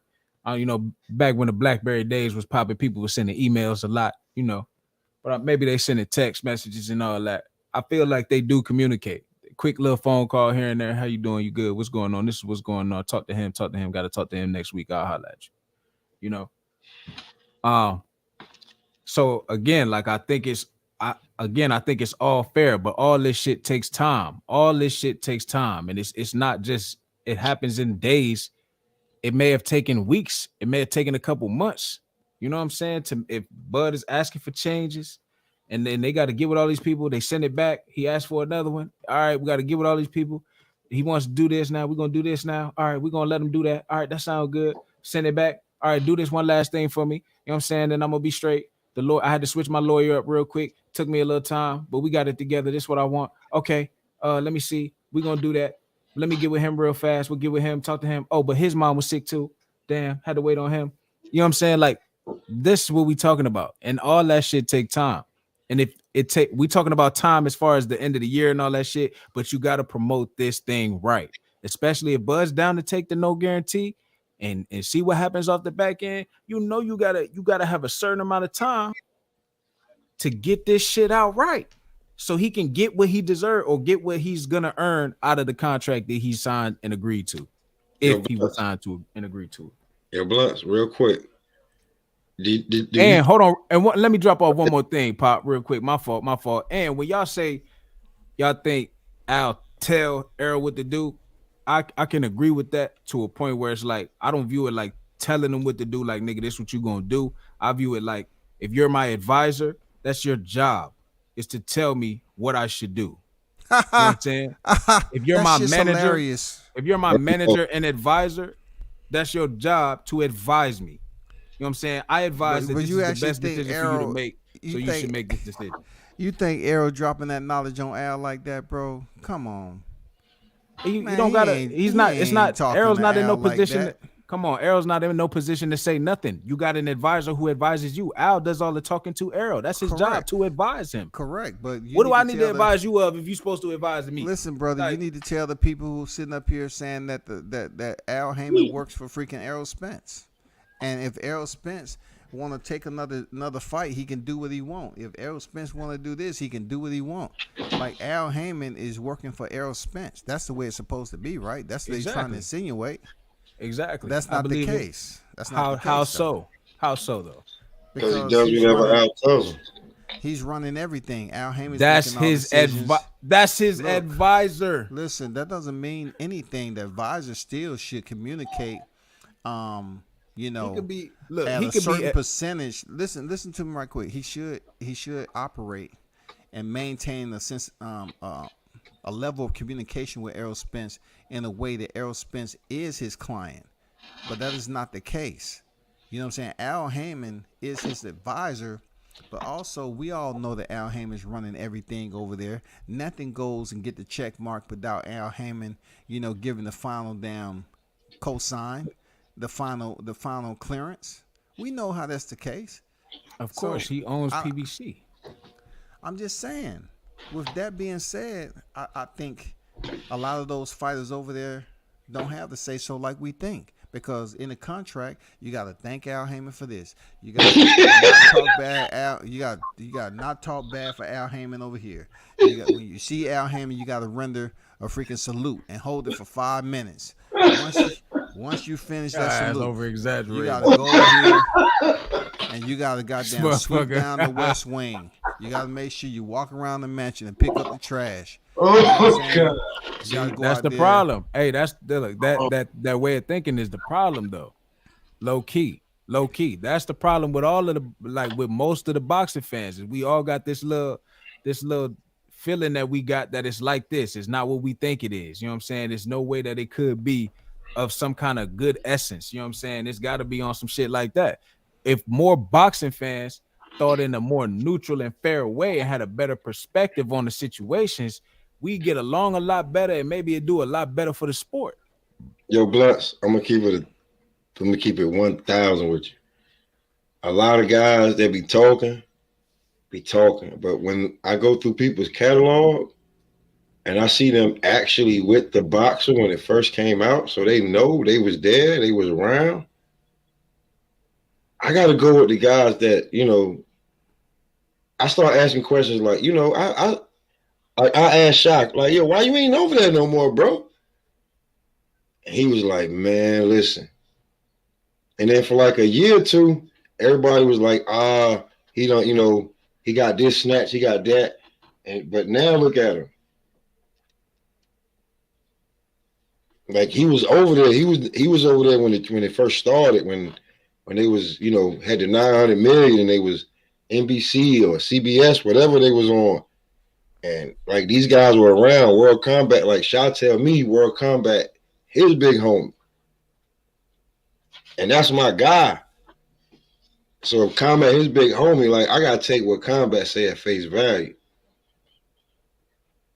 He actually been there. He actually got there. I'm not understanding what you're saying, Pop. I'm not understanding Like what you're saying. if Combat got a how you say an angle on of what he think, and like I'm like, well, he actually been there with the fighters, the promoters, everybody that he actually been to a fight and covered a fight. He's covered a fighter. A lot of guys just talking from a source that of a guy that know a guy. Man, we just Combat know a guy. I understand where you're getting at, Pop. I understand what you're getting at, and it's a lot of merit to what he's saying. I know what he's saying. Like it's a bit off topic of what me and Blunts was talking about, but he's just basically saying that when you go to fights and you meet certain people and talk, just like I told people about Peter Khan, and I told them that Peter Khan had mentioned they going to where the money at. Okay, it's certain people that you talk to when you go to these fights. You can find out shit that you can communicate online. You can talk in this YTC community because you're there in person. You know what I'm saying? But yeah, I get what you're saying. Being there, talking to these people, hearing the communication. Hey, it's truth. It's real life truth. Like this is not the YouTube, cataloging, archiving, mapping information. This is, some of the information like I put out. People don't want to rock with it, but other channels that are freaking pick it up, and it's almost like they just take it. Okay, it's information we ain't getting. But certain channels they put out information. People want to highlight them just because. You know what I'm saying? Nobody was talking about Hector Garcia before I put that shit out there. But hey, it's all good, man. I don't got to be first. It's all good. You feel me? But look, that's another part of it too. It's like not only should boxing fans and people in general be looking at situations as if it's fair and things are on the up and up, or maybe life instances could happen. You know what I'm saying? Taking all factors into consideration. If people would do that more, it would benefit the sport. It would benefit each other. It would benefit this YouTube boxing community. Maybe people would take more pride in their journalism because people rely on, instead of being first, being important and correct with their facts. You know what I'm saying? Being open-minded, using their heads, thinking, not rushing to be the first person to get the click and the view or the like. You know what I'm saying? And that's the stick part of it too. It's like no, it's like people can't remove their feelings out of it. Like You got to it's understand, you're covering a sport that's unregulated. It's not regulated, bro. So the behavior of those individuals that's inside to the internal to the sport, I mean, it's a lot that goes on when you allow people to eat from so many branches. Like you have fighters from all walks. I always mention this. You have promoters and managers from all walks. You know, you have people that's trying to come in here and just get money, get money, get money, get money. And that's even on the top level. It's fighters get screwed over on the top level. You know, you're talking about journalism being A1 about a sport that's unregulated that's going to continue to provide you with grimy ass shit. You're gonna see corruption right there in your face. You're gonna see discrepancies. You're gonna see people that's trying to do things that you say, no, that can't be right. No, it's no way that's going on. It's going down. It's going down because it's an unregulated sport. They don't care, bro. but that's where the people come in. The people who support it, the people who pay for it, the people who buy it. They got to stand on something. They got to They be don't about care something. about no consumers. They care about the The consumers. Hey, You know they want to do their part on promoting the fight and whatever. They're not trying to sit up here and act Of like course. it's about morals and principles. of course, They just doing what they doing. They have a format. of You course. know, just like when 2023 come in, they already have their whole year planned out Yep. on where the venues are gonna be and who, you know, they're gonna try to put the fights together, of course. But yeah, they have that already on the calendar. You know, lock that shit in. Yeah, we were saying that. We were saying that a week or two ago. PBC gonna start it off strong. They started off strong this year. You know what I'm saying? The zone frolics around all throughout, and then Top Rank smashes it at the end. You know what I'm saying? So When it's did PBC of start course off it's a strong this year? I was gone in February. When did they start off strong? Because that first review they put on was trash. then we have Charlo for Undisputed at the beginning of the year. Tank had a few fights this year. You know what I'm saying? They had some big action this year. This year was a good at the beginning. Like I said, the beginning, summertime, Arrow fought. They had Keith fought Barrios and shit. That was light, but Keith made you know what I'm saying, made an appearance at the beginning of the year. So they do what they do. Tank only had one fight, man. We know that was Rolly Romero, dog. You know what I'm saying? Most of the PBC fighters, you know, the big names, they fight once a year. Tank just had the freaking Rolando Romero fight. Yeah, did great numbers, and he was able to, you know, set it off with that fight mid-year. But like you said, they started off strong, and then that shit just fizzled out, bro. Yeah. Yo, nah, I ain't gonna do it. Because if you can't even compare that one, because like starting off strong and then fizzling out, man. You know, if you do that to a woman, she gonna tell you to go home. Yeah.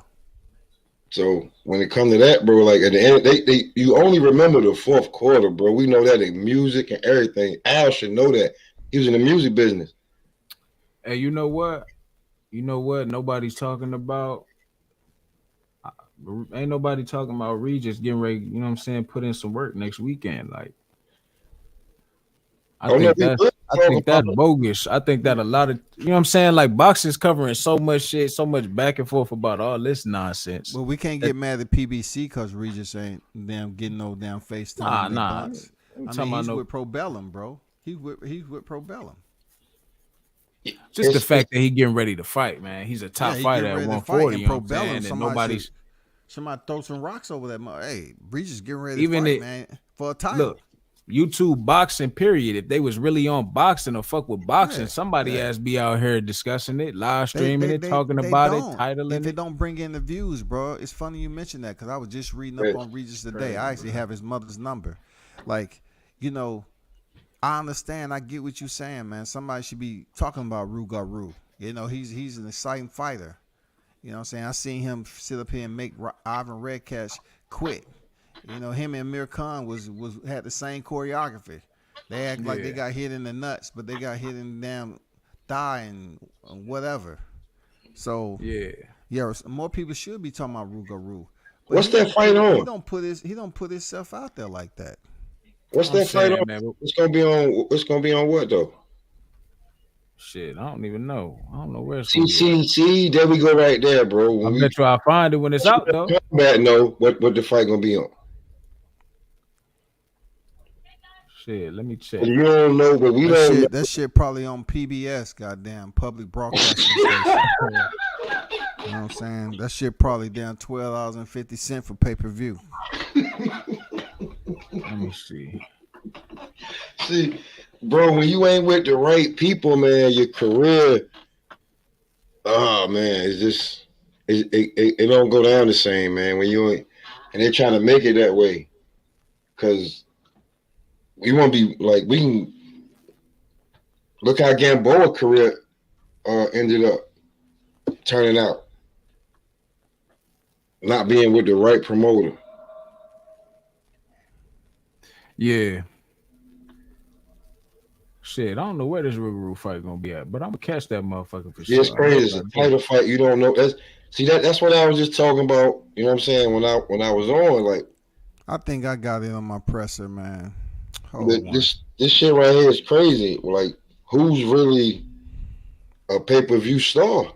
Who's a star? Like, I don't want to get away from the Bud and Earl stuff, but like, who's really a star? Shit, let me see. Naoya in a way. Facing Paul Butler. That's Audio December tripping 13th. OG. Oh, for real? Yeah. I can just spell up. It said it's still messed up. It said Fight TV. It's gonna be on Fight TV. What? Come on, man. Try again, OG. Let's see. That ain't cool, Blunts, if it's on Fight TV, bro. It might as well be on BLK Prime. Yeah, straight. So, I'm looking through my presser right now. I remember seeing something on Regis come across. I give you all the information you're looking for. Let me see. I know I seen something come across for Regis.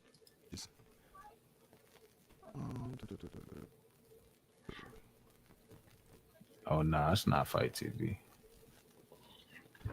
There's so much press information I get that I don't even put out. It did it again. I'm gonna start freaking. What is it doing? Like it's speeded up, like for some reason. Oh, for real? Word.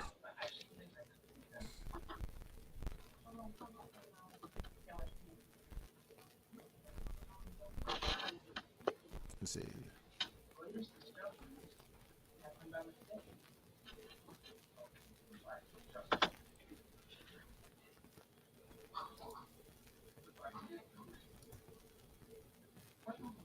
So Blunts, where you gonna be at December 10th though? You going to the fights?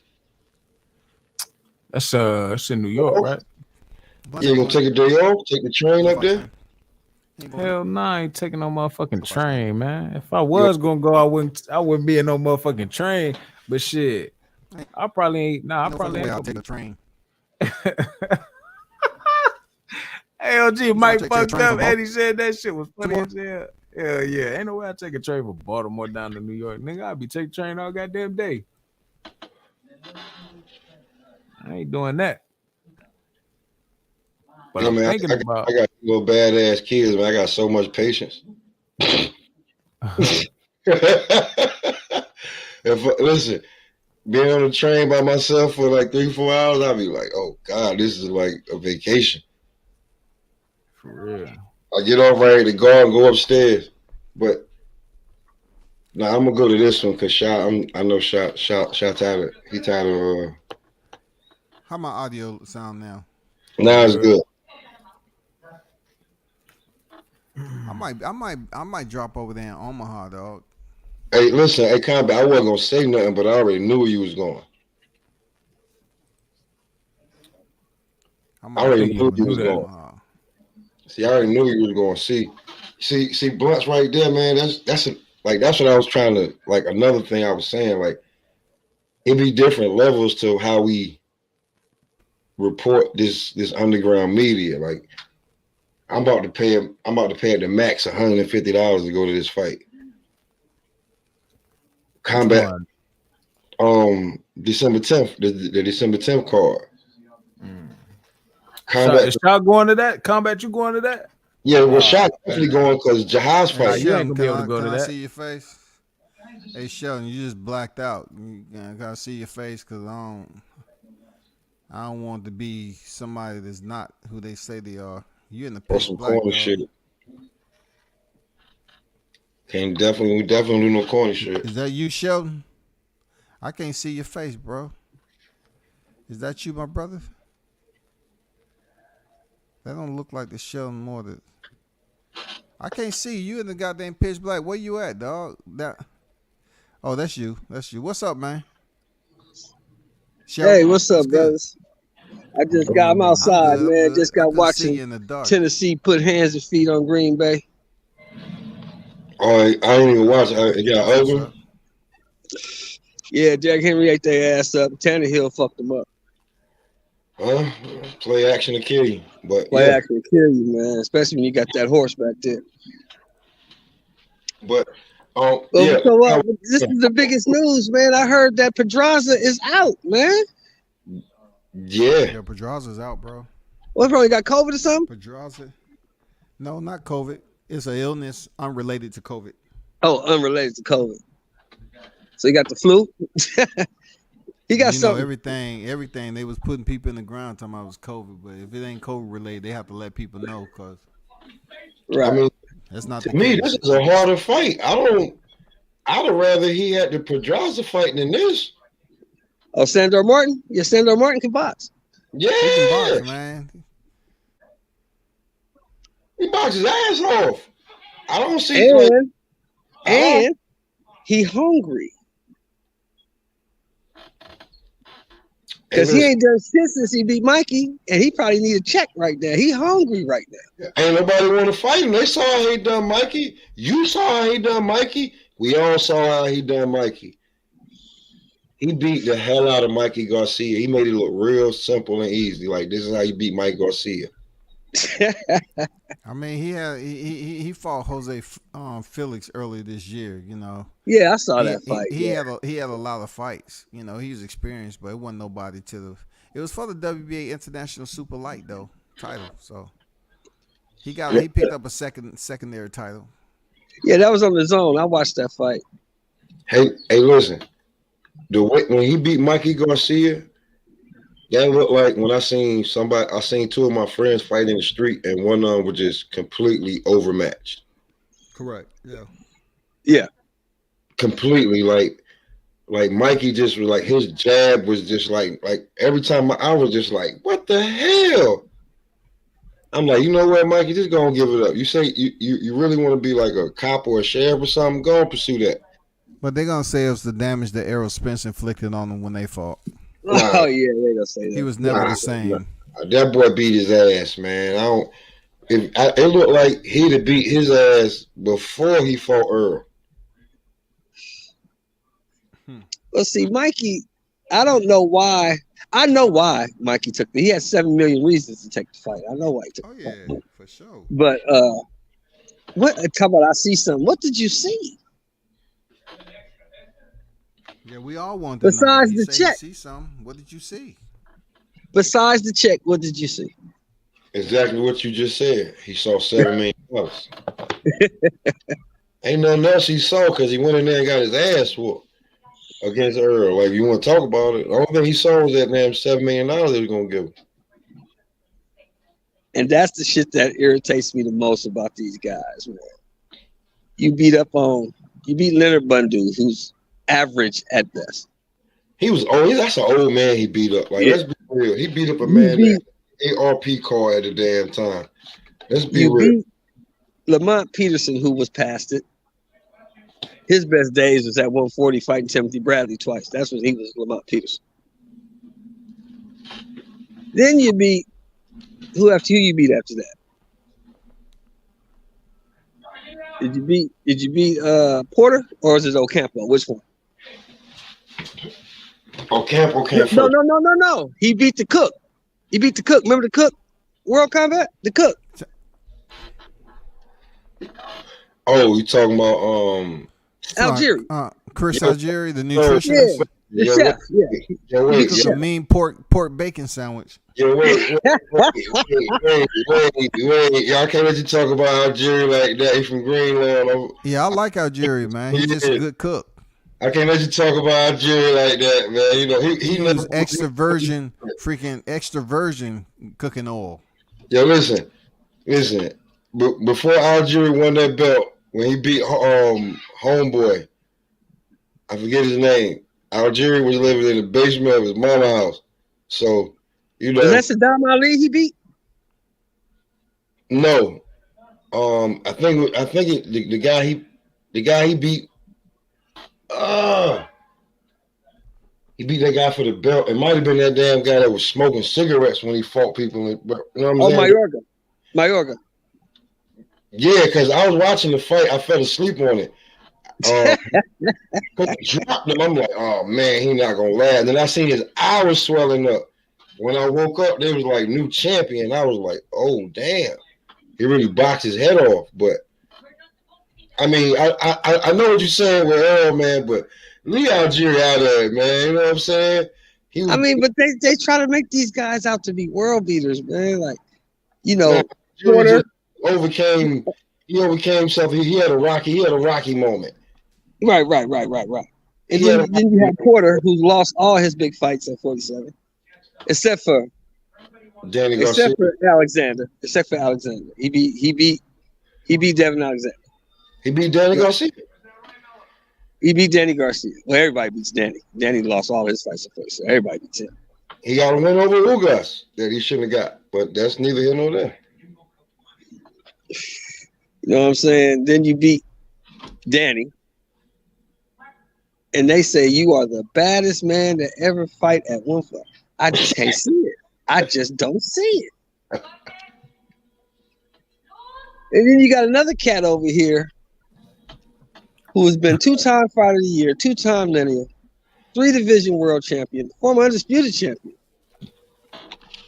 Knocked out everything he fought at 147, but he ain't shit. Okay. Hey, look, Tito said I got kicked out of ES News Live because I told Sekback to ask Mikey if he still sees something. Damn, dog. I like. Well, you know, Ellie sold his integrity for Access a long time ago, bro. Yeah, that was sold to me too. Okay, hey, speaking of selling Access, well, the PBC made him their primary news source. He's one person. So you have all this media segue out there that's trying to get all this exclusive, and somehow somebody said, or even with the black fighters, you know, we're going strictly with Ellie. Ellie gets first dibs at everything. I have no problem with Ellie, but damn, there's other people out there. This is only a PBC now. Only a PBC. Only problem I have with Ellie is that he kisses everybody's ass too much. He don't ask tough questions. He just kisses their ass. See, they let a puppy get Tell him away they with great. shit like that. He get paid for it, man. He got to do it. If that was all the black media talking about, Deontay, man, Terrence, Errol, can you just get? No, it wouldn't be that way. They say, oh man, he a dick rider, man. You know, he a clout chaser. Yeah, you're right. You got that weird little reporting, Bob. Knock, I was just gonna say that, you know, like Combat was like they made him his primary. He's like the primary, you know, guy. And right. You got these other guys out here who just ride for the PBC and they like, yeah, whatever. Hey, Wakanda forever, y'all. Wakanda forever. Man, hell nah. What y'all got with I'm going to Zamunda. What y'all got with Frank Martin and Michelle Rivera? I got Rivera boxing his ears off. Oh man. I think it's an app fight. Yeah, I think Rivera is a good boxer, man. I think he's slick. I think he got a little bit of pop. And I think he's super, super confident. And let's be honest, Frank Martin ain't fuck nobody. Are they headlining the card? I guess.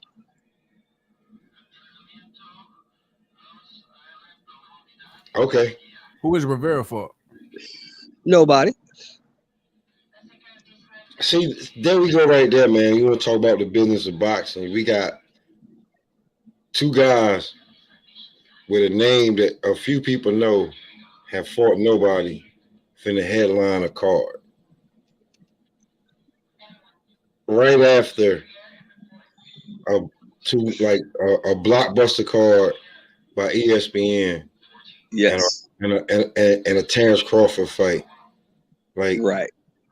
are you, excuse my language, but are you effing serious? This is what you're gonna put up at the end of the year. This is what you got in the fourth quarter. You coming out like Jordan, or you coming out like Brown versus the Mavericks? But see, here's the thing, though. You see what they did today, right? Trying to be slick. You saw that shit, right? Well, All of a Fight sudden, over in Vegas. They moved it from it's where signed, sealed, and delivered. Ryan versus Tank next year. yeah, but Tank already said, he said, I'm gonna rob the bank before I even fight Ryan. So what are we supposed to believe? And it don't involve Floyd. That's what I saw. So I guess he gonna get $10 million for beating up on Hector Luis Garcia on the 7th. But that's he got what court in February though. His trial begin in February. Oh yeah, I forgot about that. And that's bad business. Yeah. where's he going to trial in Baltimore? Baltimore. Oh man, take forever there, bro. But see, it's always bad when the judge says, "I don't want nothing on my desk that don't include jail time." That girl gonna take a payment. So could be the double payday he get. But see, here's the thing, though. It's not up to her anymore because they had a plea deal set. Oh yeah. It's trial now. And the judge said, "No, throw that shit out. That shit ain't got no jail time in it. I don't want it. Throw it out." Well, it came that, if I'm not mistaken, that came back because the girl like did like a video or something and showed it to the judge and was like on some, she made it seem, you know how they do. Well, you gotta remember also what the video shows is that he hit the girl. Right? Huh? The video shows that he hit the girl. The girl was pregnant. Yeah. The girl asked him for help, and that nigga dipped and jumped into another car and left. Yeah, definitely did. I did You say can't do that. Like when I don't. I mean, I don't know about Baltimore. I live in California, so I don't know about Baltimore. But I know in California you can't do that. In Baltimore, hey, if you anybody other than Tank in Baltimore, you can do that. Yeah. Trust me, I'm out here. If you anybody other than Tank, you can do that. Like, they're not gonna worry about it. Like, okay, like you watch The Wire, right? Yeah. Bro, that is not exaggerated at any aspect. Wow. You understand what I'm telling you? Like, people, if you like, you'll see an apartment that's boarded up. Yeah. Think that niggas living in it. Up out of there, like they live there. Niggas living in it, bro. Damn. Like my sister lived in Maryland. I had to go through Baltimore to, you know what I'm saying? Yeah. They take you through if you take the wrong bus, if you don't take the Greyhound, they will take you through the ghetto. And bro, I seen somebody remove that piece of plywood and come up out of that damn house, bro. That's crazy. You will see like the apartment complexes will have 3 apartments that are legally bound, and then the rest will be split up. But every apartment is occupied. Wow. It's not a game over there, bro. So, but I so did. You think she's just gonna take some chips, huh? Some chippers and chip her on off. Yeah, bro. It's crazy, bro. It's different. But I did say that Tank wants to say this, but just like Floyd is your promoter, he's like your manager. He's kind of responsible for you. Like, bro, you got rapper insurance. Like your premium is high as hell. The premium on you, like you're like. Well, think about it. Who else in TNT got? The money team. Who else they got over there? Hitchens left. Yeah, but he's a liability though, bro. Like, listen, like take out trial in February. That's not what we supposed to be saying about a damn professional fighter. That's a damn so-called pay-per-view star. The future of boxing.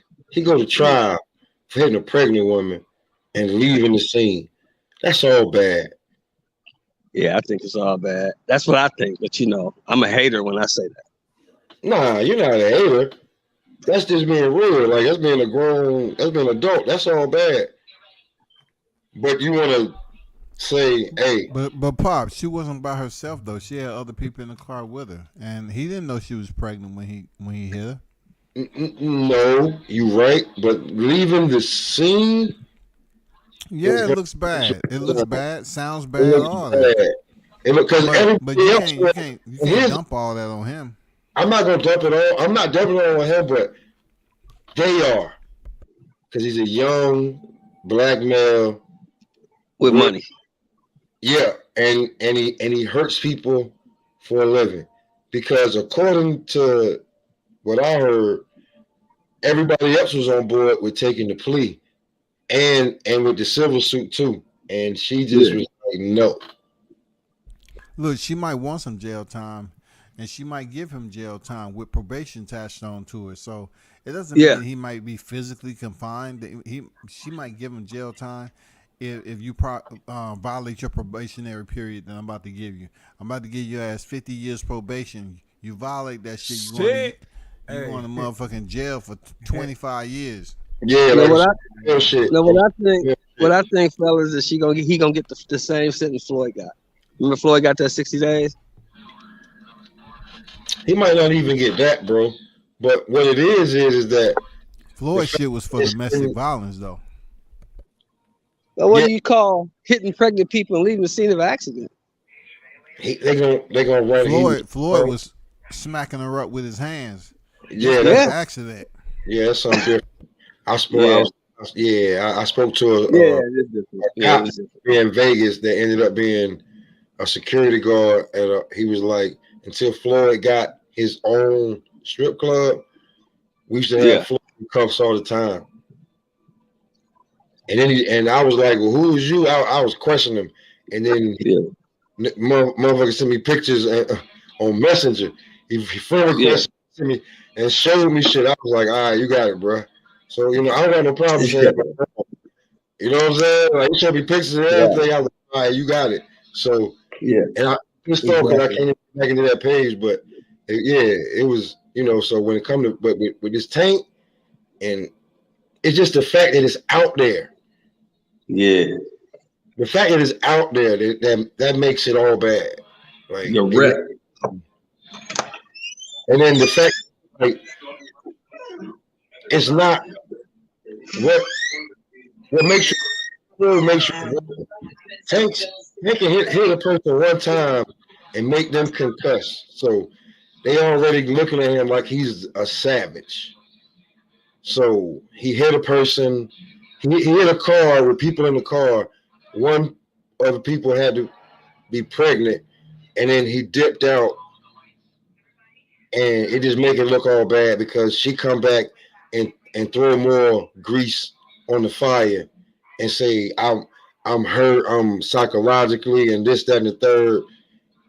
And now the judge is like, oh, really? Well, now I want him to go to jail. I got to have something.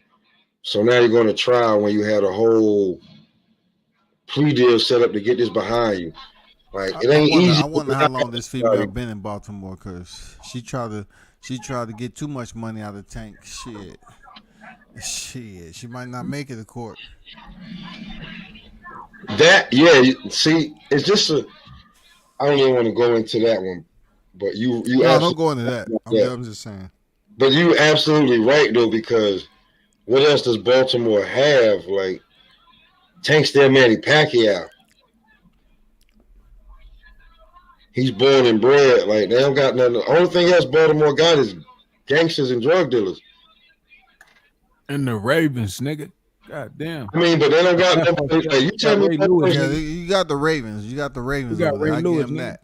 You got the Ravens, but you don't have anybody. Ray Lewis like 65 years old, ain't he? That's what I'm saying. You don't have nobody from Baltimore repping Baltimore. But listen, if we talking about Baltimore, you know, Ray Lewis at one point in time was on trial too. So this ain't nothing new to Baltimore. It ain't nothing new, but that too. But they try to bury that. But Tank's born and bred from Baltimore. That is a fact. That is a fact. But his people. Tank is B-more. Real talk. He beat. So But Ray's people looked out for him. Somebody took that for him. So yeah, absolutely. Somebody took that from the dude with the glasses. But I don't know if that dude took it for him. I look at that dude with the glasses, bro. I'm from around that area where they at. Dude with the glasses that look like him. They don't stab. They don't cut. They're jug. They jug, bro. I know. I got a couple family members look like that. They'll jug you. They'll jug you. Motherfuckers to jug you and cut your ass. They'll jug you. You know what I'm saying? They looking for the goose vein. And if you old enough, then you know what that is. Right. I got you. I feel you. What is that? Enlighten me. Huh? That's that. They looking for the juggler. They're trying to get you. Looking for the main arteries. They trying to hit you. Yeah, when I poke that artery, ain't like if you don't get to the doctor in the next 15, 20 minutes, it's a wrap. Like, them guys like that, like from where I'm from, because I don't care about I'm from North Carolina. I'm from Rocky Mount, North Carolina. So right. My pop's from Florida. He's from Orlando. Mm-hmm. Like, in my family, they like, a knife is what it is. My pops always say, I cut you too short to shit. We're Ray from Opelika, ain't he? Like Opelika, Florida, some shit like that. Yeah, like so when you think about that, I'm from a different part of I get it. So that area and where Tank is from, that area is grimy, gritty, and dirty.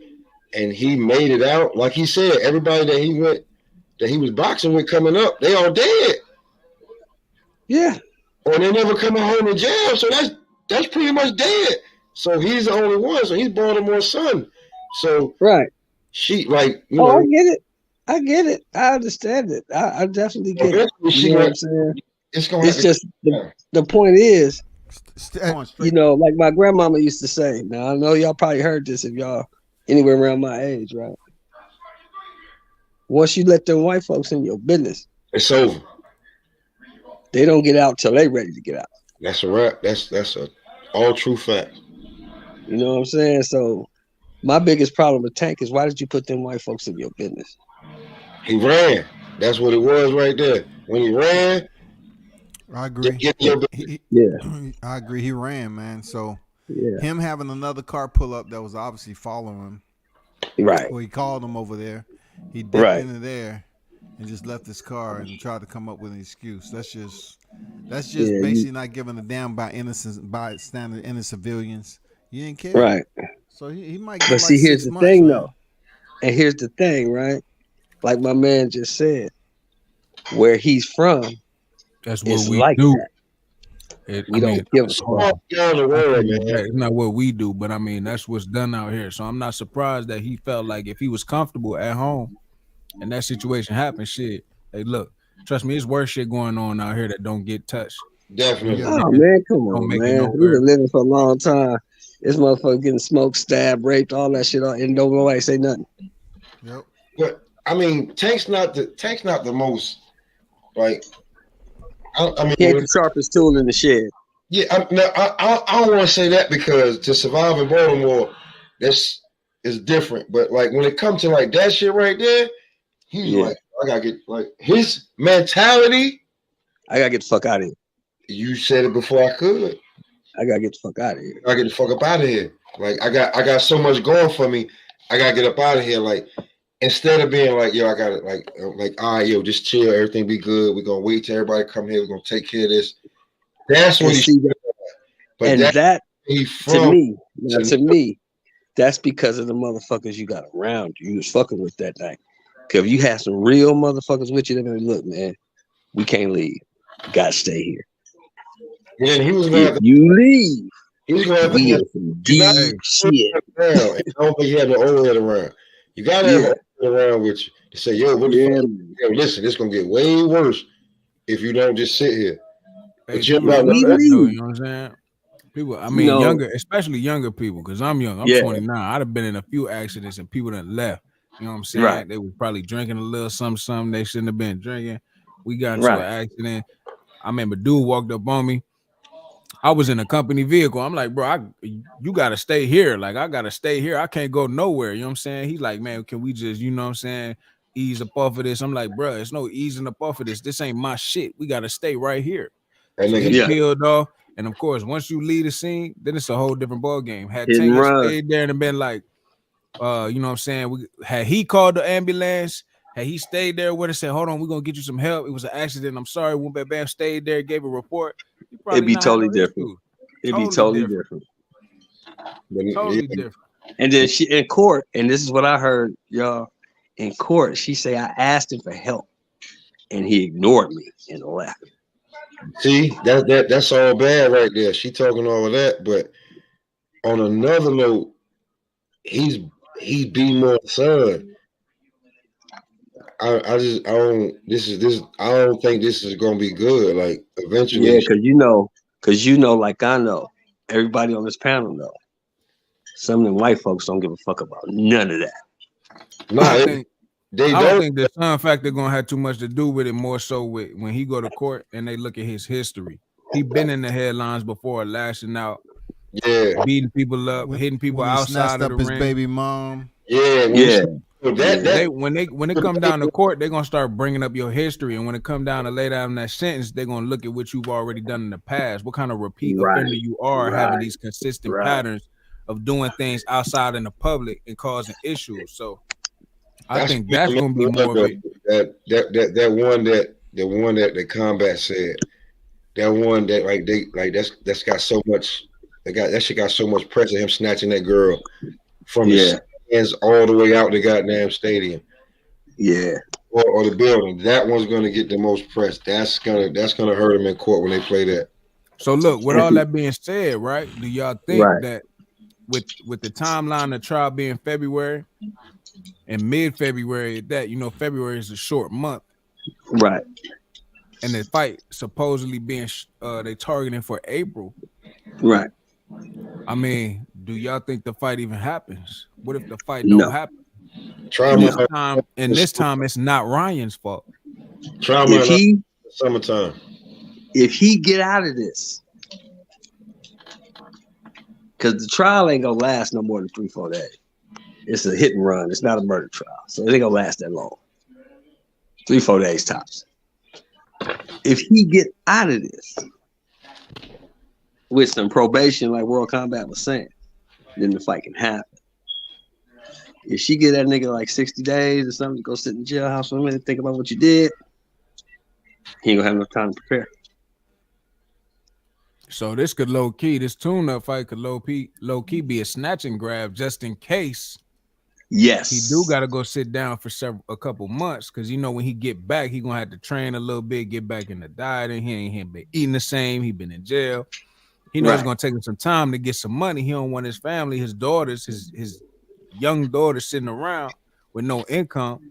So he finna snatch up this bag. He's supposed to be, but wait a minute, let's stop the presses. He's supposed to be the cash cow, right? I mean, his guarantees ain't too high though. He fucking with PBC. Yeah, they give him like not according to his fanboys. Shit, I ain't gonna speak on no. I'll never get into no. You know what I'm saying? I can't do it, man. I can't do it.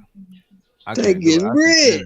$1 million guarantee. Do you know how much you get out of that after the tax man hit you? You know how much you get out of that? He probably got him a nice LA apartment. The rent probably about $3,000-4,000 a month. Yeah, you know what I'm saying? He got a nice ride. No. Tank nice little lease. Back in every fight. Well, shit. Okay. That's what it's 220. Okay, let's give him a high one. Let's give him 250,000 pay-per-views, right? Yeah. He gets that. Now the network is snatching 60% of that off the top. They gotta get their money back. Facts of life. Then you gotta pay your trainer, your manager. You know TMT want their cut too, right? What's left for you, Mr. Backend? What's left? 100% of what's left of the 40% after it's taken out from what you just said. And then the tax man gonna hit that too.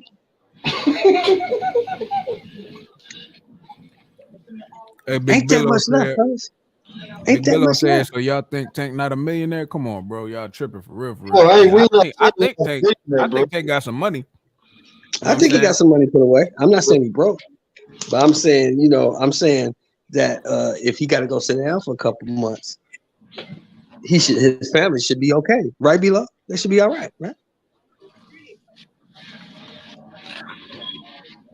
I'm not watching his pockets. I'm just saying that they just say so much, bro, that you be like, are you for real? Like, yo, bro, these guys is not doing the numbers or Floyd to be saying this shit. Like, you don't have that bread. Stop. Cut this bullshit up.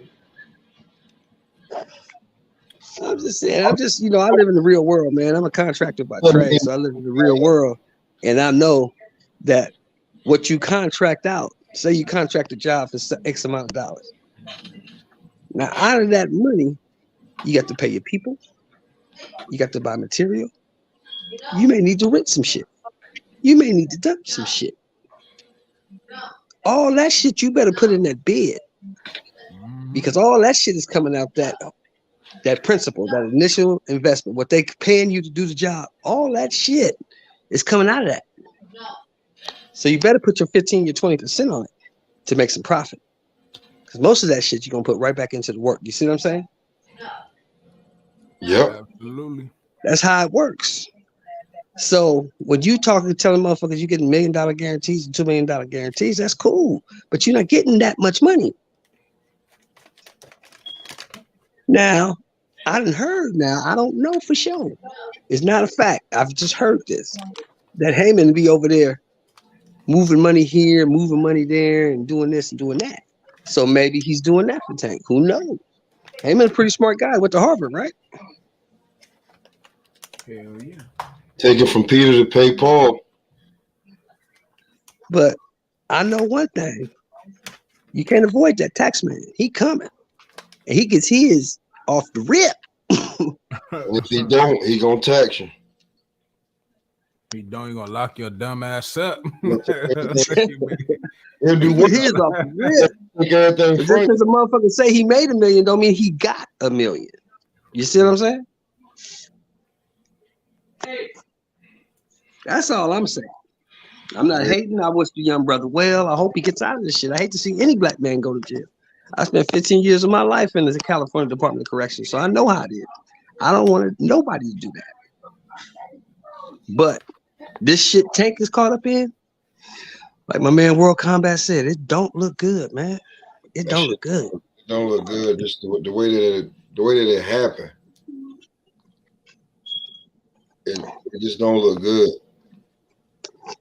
So like, I look at it as like you mad at Floyd, like Floyd looking at you like, bruh, you know how much money I done invested in you and this and that, and this what the fuck you doing? Even though it's like the pot calling the kettle black, but you work for me. This is what you doing, bro? Hey, Billo say Al Heyman and PBC created the blueprint that produced the highest paid boxer ever, and y'all question them. And I ain't question nobody. Y'all niggas stop questioning the goddamn PBC, dog. Look, man. Maybe they did that. You can't take that away from Floyd Mayweather. But here's your problem, B-Lo. This nigga is not Floyd. That's what he ain't. None of them niggas is Floyd. That go back to the pay-per-view, like you was talking about, Pop, the pay-per-view model. The pay-per-view model is broken. They can't do nothing, you know what I'm saying? As much as they want these dudes to be pay-per-view stars, as long as people illegally streaming these pay-per-views, getting it, still in the feed, doing what they doing, and all they putting out all these worthless fights, people can't figure out how to budget boxing no more, you know what I'm saying? as a consumer on a fixed income or living how they living. Some people check Right. whatever the hell going on, you know what I'm saying? Especially with the type of demographic you're appealing to, you know. So when I look at it though, bro, it's like a tough game. right about now, what fighter other than Bud, what fighter is like putting himself out there? And Bud's like nobody did it to the extent of Floyd. Like which one of these fighters do you think is trying to make their way into general public, or you say like a casual fan's home? Shit. The only ones I know about is the redhead Mexican Mm-hmm. and the boy from the UK. Okay. The ones I know. That boy got billboards. I'm in LA. That boy got billboards all over the city. Now when People Floyd, don't even know what the fuck he is. you guys want Floyd money, but like which one of you guys is gonna go do like Dance with the Stars or some shit or Masked Singer? Right. Which one of y'all guys Right. is gonna sacrifice yourself and go over there and get $20 million for punching the Big Show in the nose? Right. Which Which one one of of you motherfuckers is gonna fight top competition like Pretty Boy Floyd did? Like, hey, listen, I don't Pretty even Boy Floyd beat everybody. listen. I don't want to do that, right? Because they already think they stars, but they not. But which one of you guys is gonna go be on a reality show like Floyd was with when Chili had this shit? Like Floyd put himself in people's homes. Yes. Yes. Strategically. He put himself in people's homes. What are you guys doing? And most of you niggas, nobody even knows who the fuck you are. I'm trying to listen. Yo, Sheldon. I just did a little vacation. I did a little 6-month vacation. Yeah. The only fighters people knew were Deontay Wilder and Tank Davis. And why did they know Tank Davis? Floyd Mayweather. Ain't that Floyd, boy? When I explained Devin Haney to him, they was like, "Oh yeah, that's the boy that be wearing the drip." They don't know his name. They know Tank. They know Wilder. Right. Them niggas was on TV, on them reality shows. That nigga Wilder was on a reality show. People forgot about that. Like, the only reason the guy that people knew Earl, because the guy, he grew up with him. I was in there with a guy who grew up with him. It wasn't none of his people that helped him do a TikTok back in the day. You're kind of glad you said that, because I had one of my boys pulled up the other day, and he was like, the reason why homie ain't responding is because he get lit, and when he get lit, he go in the woods and get butt naked.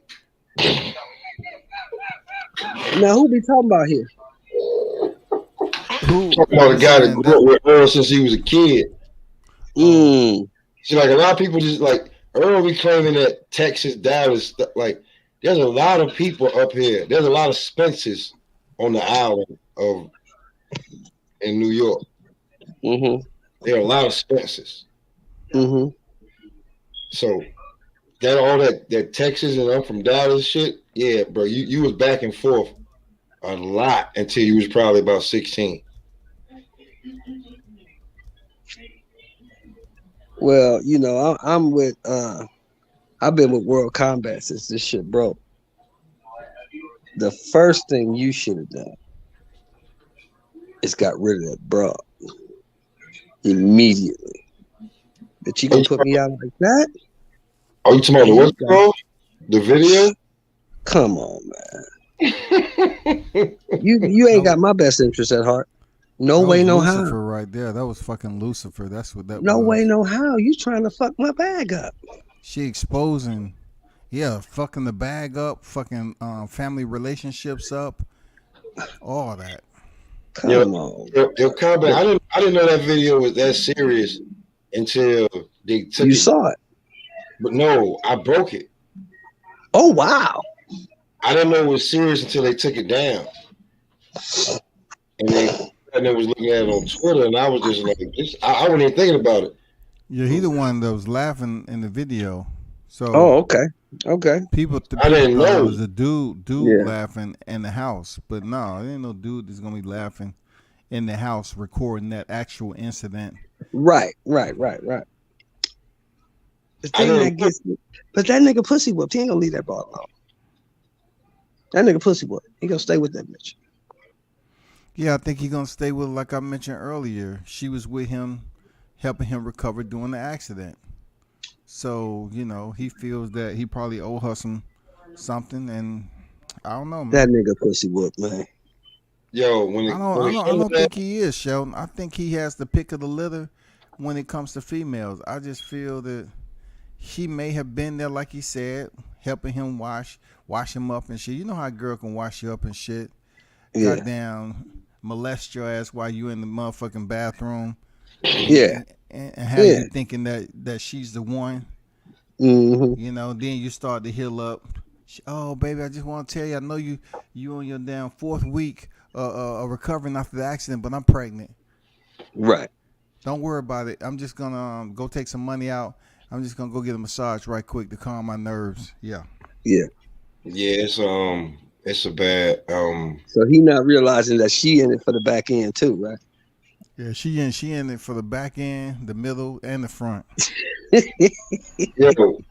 see, listen, this is the big reason, because I did a little searching and shit, and when it comes to this shit with Earl Spence and the Bud Crawford, and these guys start talking about character, like everybody keeps talking about the first part of the video that I showed, like. There's another part of the video, like y'all don't want, like, let's just leave this character shit out of this. We don't want to talk about no character or nothing. Leave it boxing. Like, leave it boxing, because if it comes out the character, you want to start digging into people's past. You don't want to do that. Right. So let's just leave it at that, and let's just, go on with, the boxing, because you Earl Sexuals, you Spence Smites, your man name is in the wrong area completely. So let's just leave it at boxing. Leave it at that. You don't want nobody to dig into his history. And the funny thing is, a lot of these people live in Texas that praise him. Yeah, but see, the thing that got me was when I watched that when they was going back and forth on Twitter, right? And I really wasn't paying attention to most of that shit, because I already knew, and shit I had said a year ago. I wasn't even tripping on it. But when that nigga Bud said, I know why this fight got pushed back, because I know what you doing over there. Nigga, you need to get off that shit so we can get this fight going. I was like, oh. And then right after that, the video came up. I'm gonna complete. What's crazy is that I don't be on Twitter like that. I really don't. Right. I only stream to Twitter. So when I seen it, like, here's the thing too with Earl, like, that shit was sent out. Like, I didn't know about it. Right. I don't follow Earl or his girl. Right. So somebody sent it to somebody sent it to me. I was like, oh.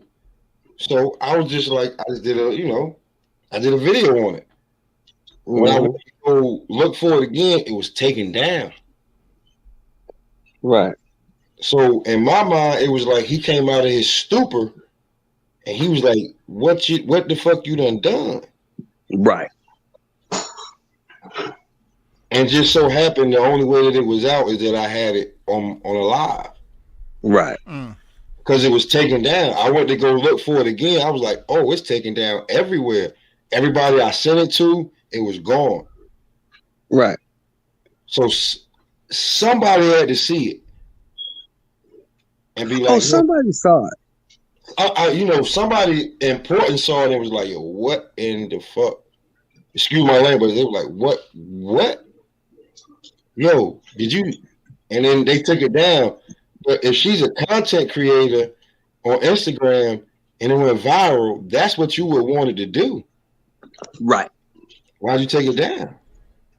Because she got a phone call. Hey, man, you tripping. If you don't take that motherfucking shit down right now. You lucky a guy with a small channel, with a real small channel, did it. But too late. It's out there now. Everybody got it. How you gonna defend the indefensible? That's the shit that kills me with these Spence guys. How you gonna defend? It's no way to defend that. Niggas, one nigga said it was a TikTok. One nigga said he was chilling with his girl in the comfort of his own home. He could do what he want. They try to ignore it. I'm like, wow, these niggas is really delusional. And let me say something to BIG. That stuff you're talking about is that back end money is not taxable. That's a lie.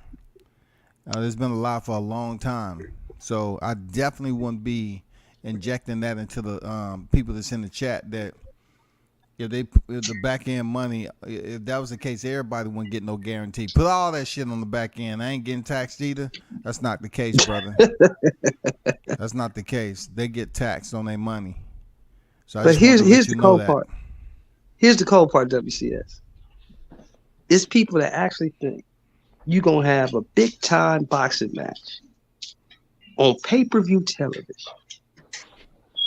with the reported purses being paid.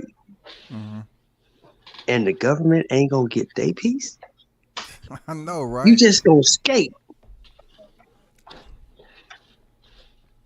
Anybody who believes that don't live in the real world. Just gonna do what you want over there. Get paid what you want. Do what you want. Don't have to pay any taxes. Wow. Man, listen. If that was the case, they really wouldn't have no problem with drug dealers.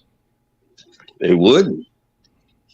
In the regional level, Shelton, do you know how much you can make and you won't get taxed on it? 9,900. Yeah. Yeah. About it. Anything over 10,000, they asking questions. Long as you don't exceed over 10 grand, you good. Yeah. Anything over 10,000, they asking questions. Where'd you get it? How'd you get it? Let's see some receipts. Show me how you got that. Yo, Big Billo Mob, have you ever had your taxes done and sent in front of an accountant? Then you would know. Until then, hush, bro, and learn something. You must be on that. You got to be young. $300,000, $400,000, $500,000, $1 million on the back end, and ain't nobody gonna get none of it but you. Is that what you think? Yeah, like in America. Hey, they be talking about Al. Check this out, man. I don't know why Arrow and freaking Spence was talking about freaking guaranteed money. Stop. They must not know. Put all that shit on the back end, man. It's gonna be tax free, dog. We good. Yeah. I don't want no guarantee. I want to fight for free. Just pay me on the back end. How's it tax? Listen. There's nowhere in America where you get. I don't think you get tax-free money. Some way, somehow you're gonna get taxed. Well, if you go into combat, right? If you go into combat, your combat pay is tax. The combat pay, you don't get taxed. Yeah, you don't get tax on combat pay. Now, I get that. Now, I get that the money comes from the western part of the world, but you're fighting on a totally different goddamn continent. Yeah, they don't tax you for that. You know what I'm saying? That's on American soil. I mean, let me change that because wherever America go, wherever we land, we don't leave. So can't say that. You're not going to war on United States ground, over here. You may go to war on another continent that has America, like United States soil, because wherever we go, we don't leave. Wherever you plant that flag, that's American soil. Yeah, that's American soil. So I can't say what we tear down. We got to build back up. What we That's tear a fact. down when we invade and push over, we got to build that shit back up. Facts. So I just I wanted to make sure I got that clear. But when you go into places, where you ain't never seen that shit before, you get that money free, man. Like, that I get that's tax free, but you're not over here making that money. There's nowhere you're gonna get money and Uncle Sam don't say, I need, if you make $1 million, he ain't gonna say I need 330,000 of that. Well, anything, I know it's a law. I know this is federal law that anything you make in a calendar year We gonna get over some. $250,000 is a 35% luxury tax on that. That's a God fact. damn. That's a fact. It's luxury tax. That's a fact. Anything over 250,000. I ain't gonna tell you no lie. I got that from the Rick Ross song. This is Y'all get the likes up. Hit the like button for me. Get up 35. that's 35 likes. Let's go. 3 That's hours plus. fact Let's right go. there. That's an absolute fact right there that he talking about. Absolute fact. He gonna get they gonna get their money. So One way or the other. like, do you Don't really think matter to them. the government really is upset about the mob really killing people or making that money, or like it's just just criminal enterprises making all that money and they're not getting no cut out of it. Y'all old enough to remember. Y'all know what ended prohibition, right? Remember prohibition in the 20s, the 19 to 27, 28? You know what ended prohibition, right?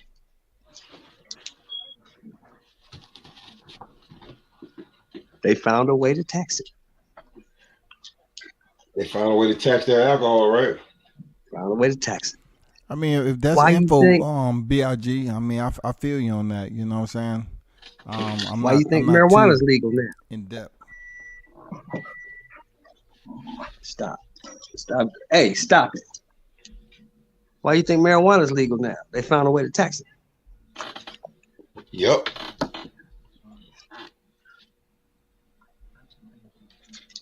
As long as they get their piece, you good.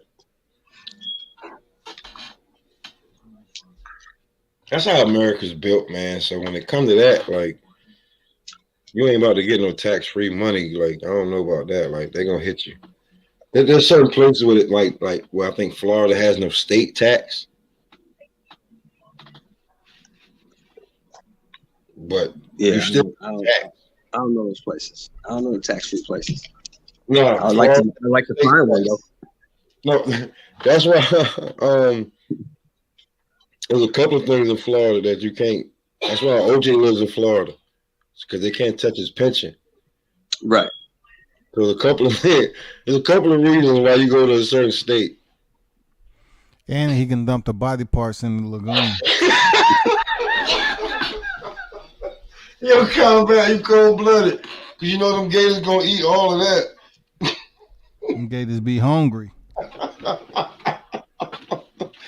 Oh, that's cold blooded. But yeah, in Florida there's no state tax. So you think about all these, some of these players that got no problem going to Florida. Like when Tyreek Hill went to the Dolphins, everybody like, what do you go to the Dolphins for? I was like, I see that contract. There's no state tax. I know why he went to the Dolphins. It's only federal. Yeah. Well, I tell people all the time, if I was a fighter, I want to fight in Georgia, Nevada, or Florida. Yeah. No The state only tax. problem No is state Florida's tax. a big fight state. Yeah, no state tax. No state tax. So The feds gonna hit you though. yeah, They gonna get there. you're gonna take a nice Fed hit, but Yeah. no state tax, you can deal with that. You say what state again, Sheldon? I think it's Georgia, Nevada, and Florida. And what? No state tax on No what? state tax. No state tax. Hey, sit down. Hey, sit down. I'm pretty sure we got state tax down here. Y'all got state tax in Georgia? Hell yeah. Well, I know I don't. Scratch Georgia off the And map. if I've been charged for state tax, I'm about to get a goddamn recompensate like no other. Yeah, there ain't no state tax. I know a lot of people stay in Florida because they don't tax retired veterans' pensions. Yeah, that too. That's a fact. That's a fact. But it's a few places. I don't know. It's a few states, and then Georgia might not have no state tax, but the state tax might not be as crazy as like I know where I'm living at. And if Shelton said he live in California, I already know what 10%. 10%. Shit. And then dime on a dollar. Dime on a dollar. Yeah, the state tax in New York is crazy. And I drive you drive down the road and hit a damn you on the highway, you hit a pothole and your damn tire go flat. They ain't got no money for you. But they working on the roads all like what are you doing? Yeah, 10% tax on everything out here. Yeah, Georgia is sitting at 5.75. 9.75, yeah. Then the 10 cents. 5.75. Yo, compact ain't gonna take no lie. I'll take that right now. The tax up here went up. It was already at like 12. Yeah. It's crazy up here. Like I know it's high y'all in New hit that York like too, button. 18 in the tax building. is Hit high the in New like York button, also, man. Yeah, it's crazy in New York, man. I really don't. I ain't telling no lie. I'm out of here next year. I done had enough time in New York. I've been here since 05. This is it. This is it.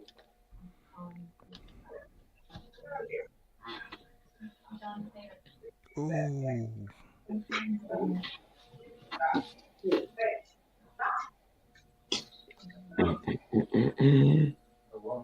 Oh, I got a question for you. I got a question for you.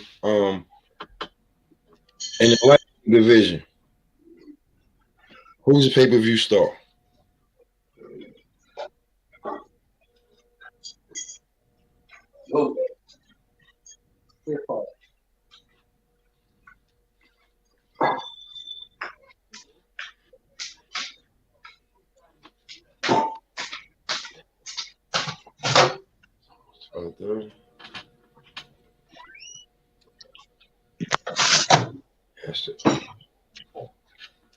Yo, Shelton.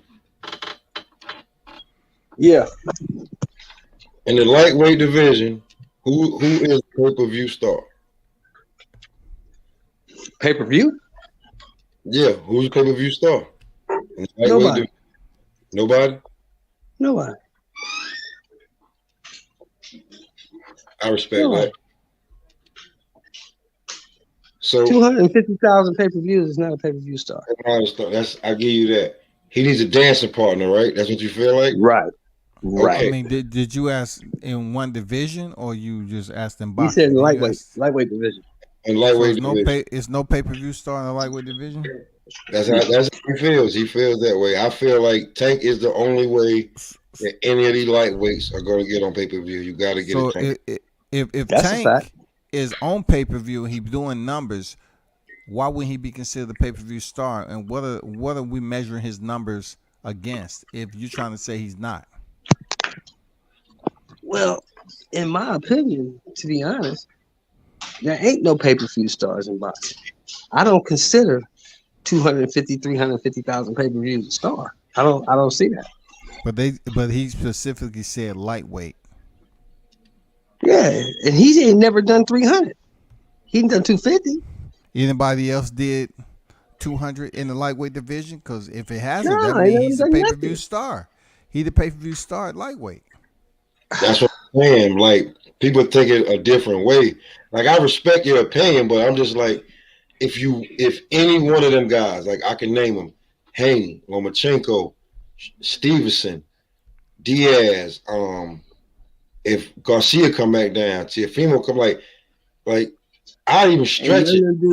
Ain't none of them dudes ever been on pay-per-view. Ever. From 130 to 140, None of those guys have ever headlined pay-per-view. Right. So if Except for anyone, Davis. except for Javante Tank Davis.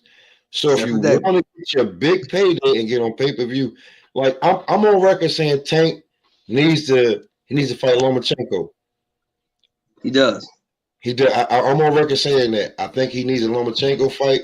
I think he'll put him to sleep. Like, I'm a Devin Haney fan. I love Devin Haney to death. I don't think Devin can keep Tank up off his ass long enough in a 12-round fight. Tank's gonna catch him. If he can't take a Linares punch, how the hell he gonna take a Tank punch? We ain't wearing 12-ounce gloves this time, buddy. Yeah, but see, that's the thing. That's kind of the thing that gets me when it comes to that. Because Linares cracked him, right? Cracked his ass. But he didn't go down. He didn't go down. No, he didn't go down. But he wasn't even wobbling. He was wobbling, and you know it. You know. Yeah, he was hurt. He was hurt. Like, I'm not. Everybody knows there's a difference between wobbling and wobbling. Yeah, he was hurt. Wobbling. But what I've always said since that fight, I think that was the best thing that ever happened to Haney. You think? Because now he's confident he can take a shot. But you think he can take a Tank Davis shot? Don't know. Now here's the question. But here's the other question to that. Can Davis get that shot there? Okay, now here we go. Now you just had me. You about to make me one of my favorite fighters. Yeah. Devin gets lackadaisical. He does. He doesn't keep that left up. And that's how he keeps getting cracked. JoJo was catching him. Even Moses was catching him. Yeah, but yeah. But he already figured out, he'd already figured out by maybe round 3 or 4 that JoJo can't crack an egg. So I mean, I get that, but he can't crack an egg neither. So how are you supposed to keep Tank up off him? You trying to keep a monster. I agree. Tank hit hard, but you got to have a delivery system to get the punch there. That's the thing. Okay. If you can't get it there, if you go 12 rounds with Haney and you can't get that shot in there, you've not been outboxing. That's what you're not going to do, Davis. Okay, now we like to talk about, Tank that, right? Tank can box his ass off, man. I know he can. I know he got great footwork. I saw that in the fight with the other little boy that's making a star because he lost. Cruz, right? Yeah. Okay. That guy. We talking about all of this. We can talk about Devin's got this and he has that. We can talk about Tank has this and he has that, and all that comes out even. What does Tank have that Devin don't got? Pop. Tank got pop. Good. Now, in the words of the great Gary Russell Jr., you gotta have some fuck you on your punches, and he ain't got no fuck you on your punches. Right. And you expect to get away from Tank for 36 minutes? I mean, it's called boxing, though. It is called boxing, but I just don't see you being able to get away from Tank for 36 minutes. Because Tank is not just some dumb slugger. He can box. He's gonna figure you out. He's figuring out everybody else. But he ain't never. Now, can we say this? Devin ain't been in the ring with nobody like Tank, correct? If you want to talk about fighting or sparring, they've been in the ring together. No. I ain't talking about sparring. I don't count sparring. Sparring is sparring. Oh, I said in a real fight. Hold on for a second. 10 ounce Hey, gloves. Warren G, that's you. What's good? Yes, sir. Sheldon, salute. Real fight. Salute. What's up, Salute brother? to you, bro. Salute to everybody on the panel, man. How y'all brothers doing, man? Good. Man, All right, that's Warren, that good good. talk. That's that good talk, man. Y'all Now, both making in a valid real points. fight. In a real fight, 10 ounce gloves. Mm-hmm. Devin ain't been in the ring with nobody like Tank, correct? Definitely not. And on the same token, Tank ain't been in the ring with nobody like that. On that True. same token, you saying that's true, but Tank he's been in the ring with more technical fighters than Right. Devin's been in the ring with pure sluggers. Like a slugger didn't tag Devin Haney. A technical fighter caught Devin. Right. He just didn't catch, maybe Tank, a counter punch that caught him. Or, he leaped in and caught him. Like, and that's just, I'm not even like saying like Tank would do that, but he ain't been hit with the type of power in a professional fight. Nowhere near type of power that Tank got. Oh yeah, I agree with that. I agree with that. Can I ask a question? At what weight we talking about? 135 or 140? At 135. Well, we know that we know. I'm assuming Devin Haney moving up after he beat Lomachenko. I'm assuming that. I think he may got one more fight at 135, but are we assuming that he's staying at 135, or are you talking about a catch weight? That's right. If he fights Tank, Yeah. I'm assuming that would be determined. Right, that's when it gets back to the bullshit because it becomes back to the boxing, and knowing that Tank is the biggest star, he's going to determine that. So if he wants to fight at 135, they'll fight at 135. If Devin really wants that fight, like he says he does. Oh, okay. So at 135, I give it 50-50 then. At 140, I think Devin grows into his power at 140. I'm just assuming, I'm just thinking that at 140, his power, he will begin to get his power because he's 23, 24? Yeah, he's 23, 24 years old. Okay, so we figure at 140, he's not having to drain himself so he can concentrate on his power a little bit more. But we seen Tank that's the thing, my guy. We've seen Tank at 140 knock out a welterweight. Like Devin ain't proven at 140 yet. Like we giving him that because of his technical prowess, but he ain't even proven at 140 yet. Like we seen Tank go up to 140 and knock somebody out. And they got no, I hear you. Go ahead, brother. Welterweight. They got one for the welterweight and went 12 rounds with him, but he couldn't go 12 rounds with a guy that started out at 126. Like Are you talking about who you talking about? Barrios. Yeah, Barrios that fought Thurman, right? Yeah, Tank went up to 140 and finished Barrios. Right after I thought it was at a catch weight. So is that 140? No, he went up to 140 and finished Barrios. Barrios' next fight was at 147 against Thurman, and he went 12 rounds with him and looked like a welterweight. Now, Devin got to prove himself. If we want to talk about at 140, we know the fact that Devin carries his power to 140. So, if you don't mind, I'm just going to detour a little bit. So, let's talk about Barrios. Who has he fought at 140 that we say he has those credentials to be that guy? If you beat that guy, that's saying something. Okay, now I'm not saying.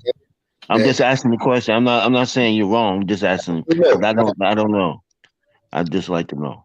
Now I don't really know because before he fought Barrios, I really didn't know about him. I was like, why the hell he even going up there, right? Right. I didn't know about Barrios until he fought those two people. Now I didn't know, right? But for some reason, he had the belt that Rugal wanted, because that would have put him in the race for the 140 pound title because it was an intern. It was the WBA regular that he fought for. That's the belt Barrios had. Regis wanted that fight because that would have put him right back in the running to fight Josh Taylor. Tank ended up getting that fight. I remember Regis talking about he's supposed to get that fight, and Tank ended up getting that fight. That's what a lot of the Twitter beef was with them two. And then Tank knocks out Barrios. Right. Who, from what I went to check, I didn't know none of the guys he beat up, but he's a solid 140-pound fighter. A lot of people were saying that he was being a weight bully because he should have already been at 147. Oh, okay. I see why he moved up then. Yeah. I went to that Do you fight. think it was just for a check? I went to that fight in Atlanta, and I picked Barrios to knock Tank out. Because he was big as hell. Because Barrios had been starting shit at 140. He been starting shit, and he was big as hell. People was calling him a like, why are you at 140? Like, you are definitely a welterweight. So when he moved Now I'll say this to Warren. Remember they was talking that fantasy fight, talking about putting Tank in the ring with Thurman. Yeah, that was, and Tank was like, y'all just gonna throw me to any damn body, right? Like, right. And I'm gonna tell you the truth. In my opinion, Keith Thurman would knock his motherfucking head off. Yeah, I don't think Tank can beat him. I don't think Tank can beat him. I really don't. Like when exactly what you saying when Tank came out and said, yeah, y'all are putting me up against anybody. That's just like when they said I remember when Bud was on Instagram Live a while ago, and they was like, fight Canelo. He was like, are you serious? Like, yeah, like, you know what I'm saying? Like, y'all would just say anything. Like, the fans say anything. Yeah, exactly. Yes, say anything. So when it comes to that, I'm just saying that before, if we say that Devin gonna he gonna grow into his strength at 140, I just have to see it. Because that's what I'm thinking. You know, I'm that's what I'm hoping that, you know, we get to he'll grow into. I mean, he'll gain some power at 140. That's all. I'm not saying he will. I don't know what he's at 140 or 147 that I think he'll start to get some strength. If not, then he's gonna take a couple L's. Because I don't know what he's gonna do. All I know is that right now, I don't see anybody beating him at 35. I think he beats all them dudes. 140 is a different animal because you got some animals up there. At 135, I don't see nobody beating him. At 135, I'm gonna tell you who I see beating everybody. Shakur. Yeah. I see Shakur beating everybody because I went back and watched the sparring match between Shakur and Devin, and Shakur only got better. And Shakur got more pop. He got more fuck you on his punch. So I just think, like, I seen Tank go up to 140. That'd be a hell of a fight, though. That'd be a hell of a chess match. Yeah. Salute, pal. Salute to everybody. It's gonna be a tough match, but I just see when who that below. I know the Tank went to 140. Yeah, what's up, OG? And he knocked out. I'm finna lock your number in, homeboy. He knocked out 140 pounds. I put it in private chat. Yeah. 140 pounds at 140. So we know we seen Tank knock people out at 126, 130, 135, and 140. Devin ain't knocked nobody out in a long damn time.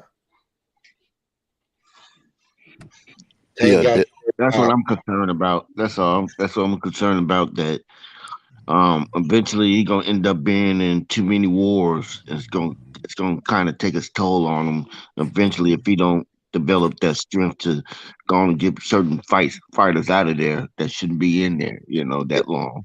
Yeah, you're giving them a chance to get at you because, like, I'm gonna be truthfully honest with you. When Linares hit him, he figured him out.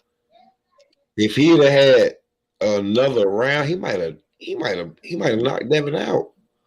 Devin held him the rest of the fight. He held him for round 10 and round 12, he held him. I mean, but how much time he need? Shit. If he had more time, he had 2 more rounds. You're talking about fighting a guy like Devin Haney. He's a slick, smart, technical fighter. So when Linares figured him out, he caught him. And when he hit him, you see how Devin weeble wobble? Yeah, I see how he wobbled, but he also up 9-0. So now he was up 9-0 now, but like Linares don't got the pop that Tank got. Like you can't take. Oh, I agree. I definitely agree with that. You know what I'm saying? But Linares' right hand is his strongest punch. You know what I'm saying? Like that's his KO. That's his lethal shot. You know what I mean? So I feel same like shit drop Loma. Same shit drop. You know when you look at his big fights. I'm just saying I feel like that Tank would figure him out like a lot sooner because they already been in the ring. And like when people keep saying that Tank ain't never been in the ring with nobody like Devin, just like Shell said, Devin ain't been in the ring professionally with nobody like Tank. And the last time y'all was in the ring was a long time ago, and it was 12-ounce glove. Ain't gonna be no 12-ounce glove. So when you think Tank gonna KO Devin? Is that what you're saying? 9th, 10th round. Okay. That's what's up. That's what I think Devin gonna win, but I mean, I don't got no problem with you thinking that. I'm just thinking I can't go again. Shit. If he Tank is a beast, dog. Tank a beast. Yeah, like everybody, when we talk about Tank got these guys on his damn resume. Like we was just talking about if Teofimo was gonna fight Pedraza, that was gonna be a tough fight. Tank knocked Pedraza clean out with his offhand. I mean, we'd have had to see the fight though. Yeah, we was already thinking that it was going to be a good fight between Pedraza because he's already been in the ring with who? Tank. And he got knocked out. He got knocked out by Tank and Loma. Those are his losses, right? Right. So it would only be right if T.O. would have knocked him out, but we won't get a chance to see. We won't get a chance to see, but we was going to be like at 140. That was going to be a good fight for T.O. We'd have had to see. So who's taking his place? Really not a 140 either. You know what I'm saying? So who's taking his place? The guy that beat Mike Garcia, Sandor Martin. Oh, okay. What's up, Warren G? What's going on there, big brother? Not much. Just hollering at y'all real quick. Just hop on here to salute y'all, man, and enjoy the conversation. Up, brother.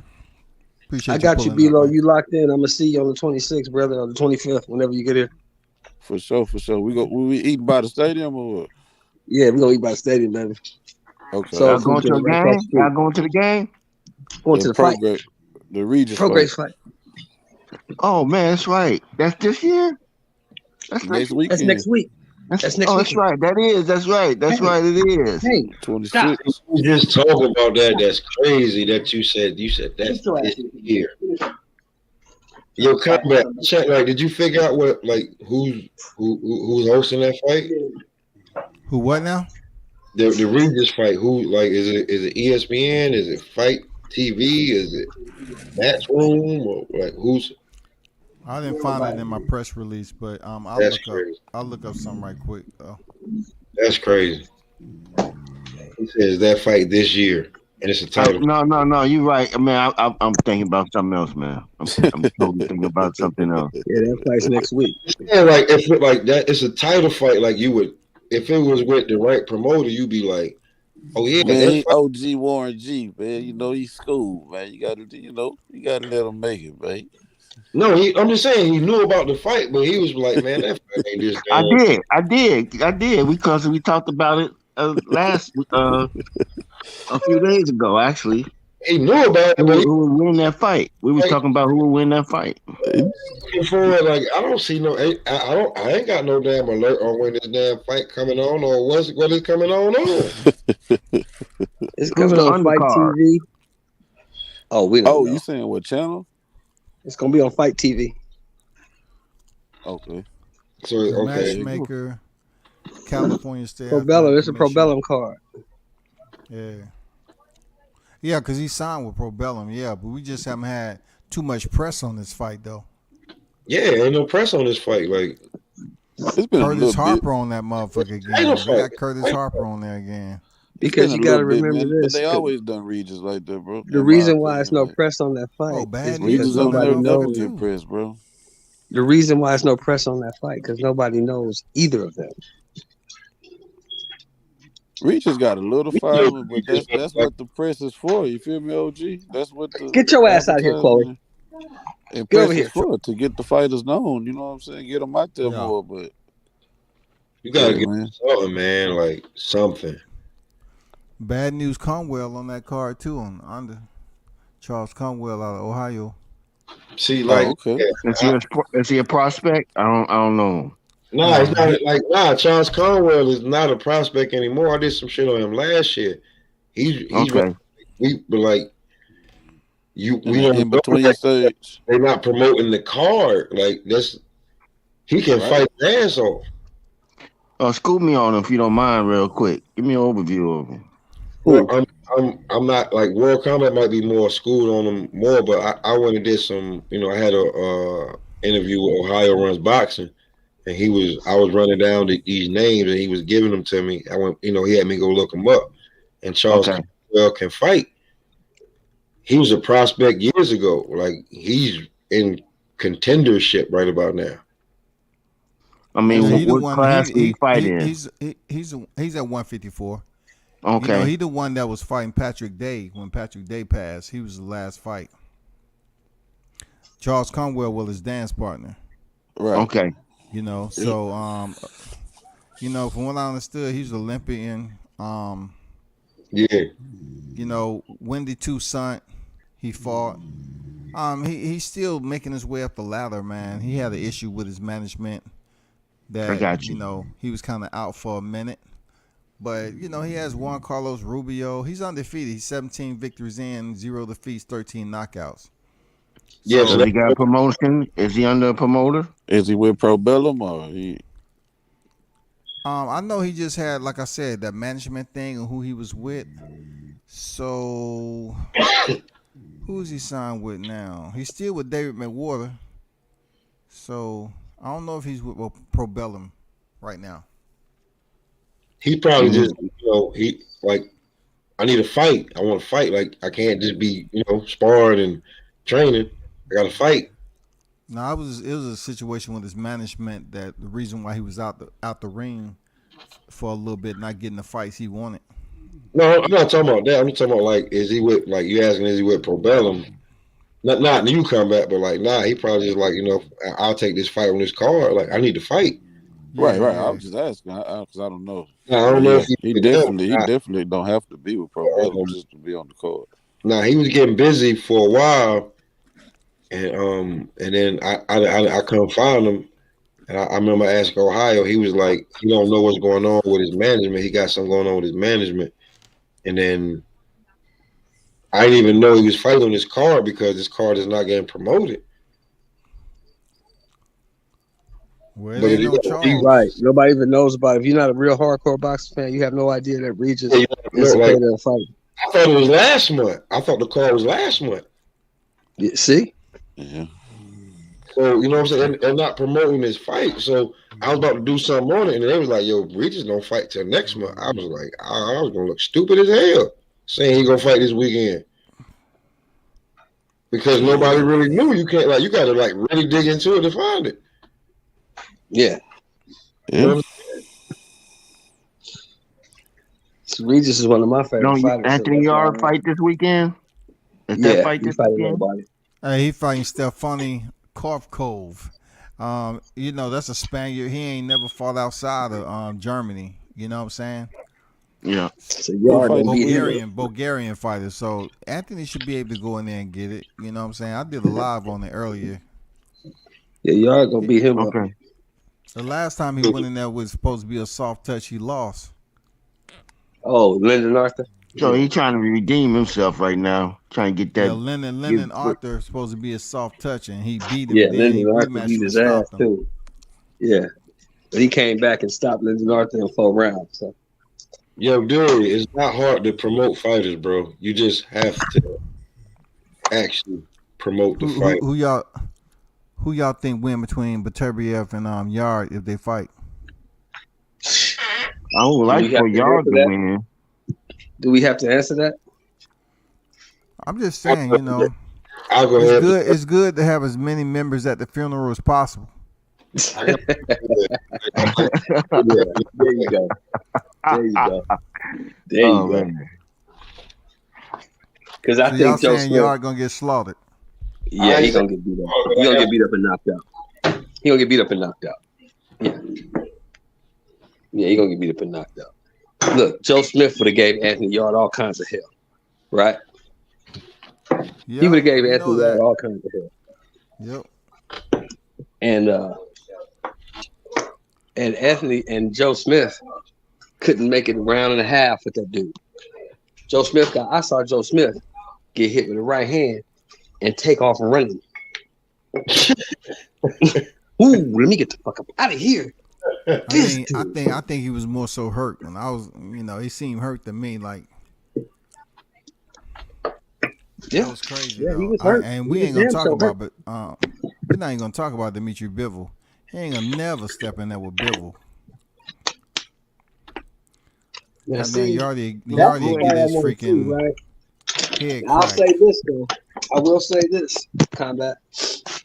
If Beterbiev allows Bivol to box, he loses.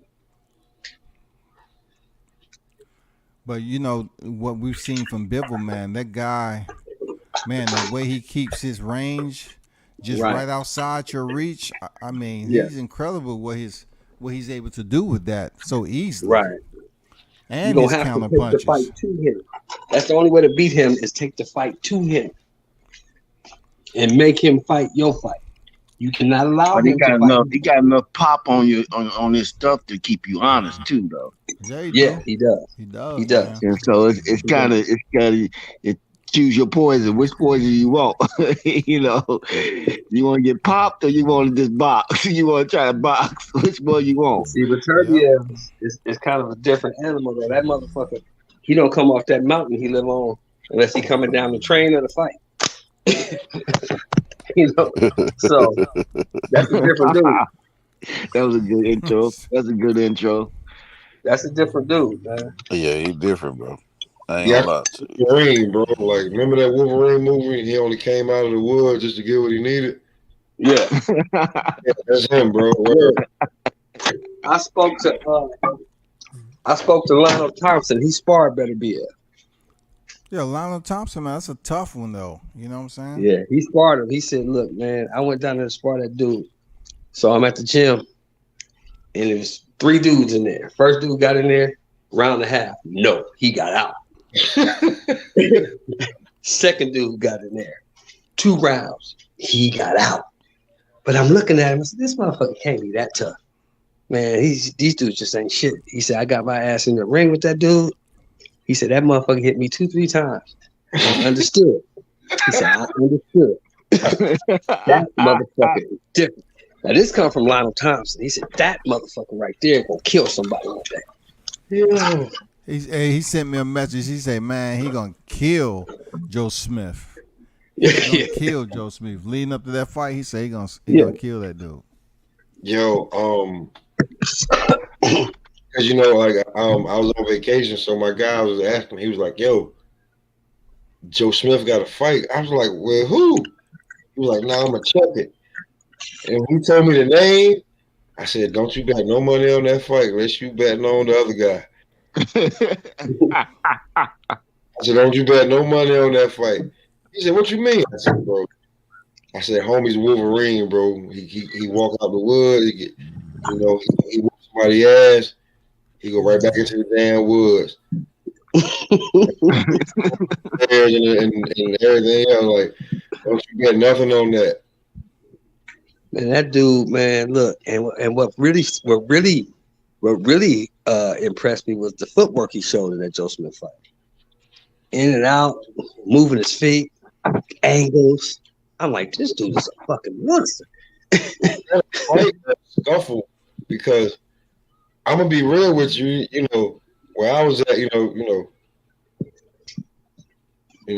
Time to go to bed at 10:30. My homeboy went to the bathroom and came back. He said, "Man, dude hit JoJo, went across the damn ring, and after that, it was over." I was like, I don't even want to see it no damn more. Like, I don't even want to look at it. I told you, bro. That motherfucker hit Joe with a right hand. Joe turned his back and ran. And that's I gotta see that, man. That's gotta be on YouTube. He hit that check that out, man. He hit Joe on that way. Like Joe didn't really want to go that way, but he hit him that way, and his legs turned noodle, his brain he lost equilibrium. He just was like, "Oh, I'm gonna get to these ropes and stand up straight." But the ropes was 10 feet away. Couldn't get there. The way Better B walked down Brown was impressive too. Oh yeah, man. Marcus Brown, Marcus Brown dirty as a motherfucker. Marcus Brown he has that patented headbutt that splits you down the middle, And he headbutt that dude, and that fucking dude got mad. He got mad. he didn't really show. He kept his poker face. He just got more vicious, man. He tasted that blood. He said, "Okay." Yo, listen, I was watching that fight, and I was watching too. They was like, "Who'd you pick?" They're like, "Yo, this black." They're like, "Yo, homie, whoop his ass." I was like, "Just wait." He did wait. I was like, "Just wait." And he hit him with a good body shot, and I was like, "Watch from here on out." But I could see when he hit him, he took the life out of him. It was like, ooh, and a lot of his soul came out of him when he caught him when it and then he just started walking him down with the straight. This punches have spiritual powers, bro. Hey, if you remember, different, bro. If y'all remember, man, the ref came to the corner and said, "You got one round." Turbier said, "All right, you got one round," because he was bleeding all over the place. Yep. Marcus Brown didn't make it out that round. He didn't make it out that round. He didn't make it out that round. See, that's what made it scary for me to be like, "Yo, you gonna get the ring with this guy?" He's willing. He had a big gash on his head. He was willing to fight the rest of the fight, leaking like that. And the ref said, "You got to do something this round, or I'm gonna stop it." And he went out there and beat the shit out that damn man. He beat that man, bro. He beat him down, bro. He caught him. He was like, "All right, I was gonna knock him out in this round, but since you say this, let me go out here and boom, boom, bap, boom, boom, bap, bap, bap, and okay, let's get him out of here because he looked like he just broke this man." So I don't know if Marcus Brown gonna fight again the way Better beat him down like that. Nah, he shouldn't. Not a top competitor anyway. Not a top athlete, but I think Yard would have been better off challenging B-Ball than trying to. Yeah, he had better be. Well, I'm not gonna count Yard out, man, because I seen Yard in the ring with heavyweights. I ain't gonna count him. You're right. I ain't gonna count him out, but I'm just saying, man. Because you got he lost that fight. He lost that fight to Kovalev because he gassed out. But you gas out. If you gas out against this dude. Well, I'm saying you talking about the second fight, though, right? He gassed out the second fight. No, he fought Kovalev once. He fought Kovalev once. Oh. He gassed out against Kovalev. That's why he got beat. That's why he got knocked out with a jab. He got knocked out with a jab. He wasn't sparring. He wasn't sparring and doing road work at that time, which was crazy. I'm telling you, homie. He can't do enough sparring and he can't do enough road work to get ready for this dude. No, I'm saying it can help your stamina. It's gonna help him. It's gonna help him. It's gonna help him last maybe a little bit longer. But he's going to sleep. He's getting out of there. Yeah, I think he get knocked out too. Though I'm just being real. Like I know that he got some pop on his punch, and I know he can fight, but you're gonna have to have enough stamina to keep. Yep. Like, don't ever get flat-footed against Beef. It's proven. You ever get off your damn toes, it's a boom, boom, bap like a Jeezy song. Your ass about here. And see, For real. it's special dudes like that. You I saw mean, him do it. he You hit. saw better dudes do that shit, And right? he hit so hard, but it's You- nothing. It's nothing special about the way that he hits you. They're all No, straight, and like yeah, it's not just like straight dog, yeah, just it's not like straight dog. he's up perfectly, or he's like ha, or he. It's a, oh, you ain't moving like you was in round one, and it's round 6. Right, Pull, pull, right. bing, pow, and then he Yep. lets you run around the ring. Oh, you felt that, right? Here, hold this, bing, bah, Mhm. boom. Oh, can you hold that? You really want to get back up and fight again? Bing. See you later. I just hope y'all can be able to stay away as long as you can. Because if we can't, we're gonna be sleep like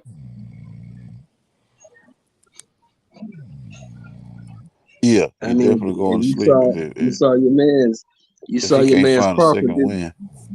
You saw your man's Crawford did the same thing. I'm down. How? Oh yeah. Okay, he said, all all right, right. all right. That pissed them off for real, didn't Yeah, it? Nah, that for nigga said I'm real. down. I'm down. How? All right. Let me finish him. Let me get him on up out of here. That's Yeah, he one. went out there and did his thing, man. I've Oh been playing man. way for too long. It's the same way you finna get rid of Ebenezer. Yeah, he finna get rid of Yeah. him too. He finna get rid of him too. Yeah. That's a tune-up. That's what it is. It's tuna fight.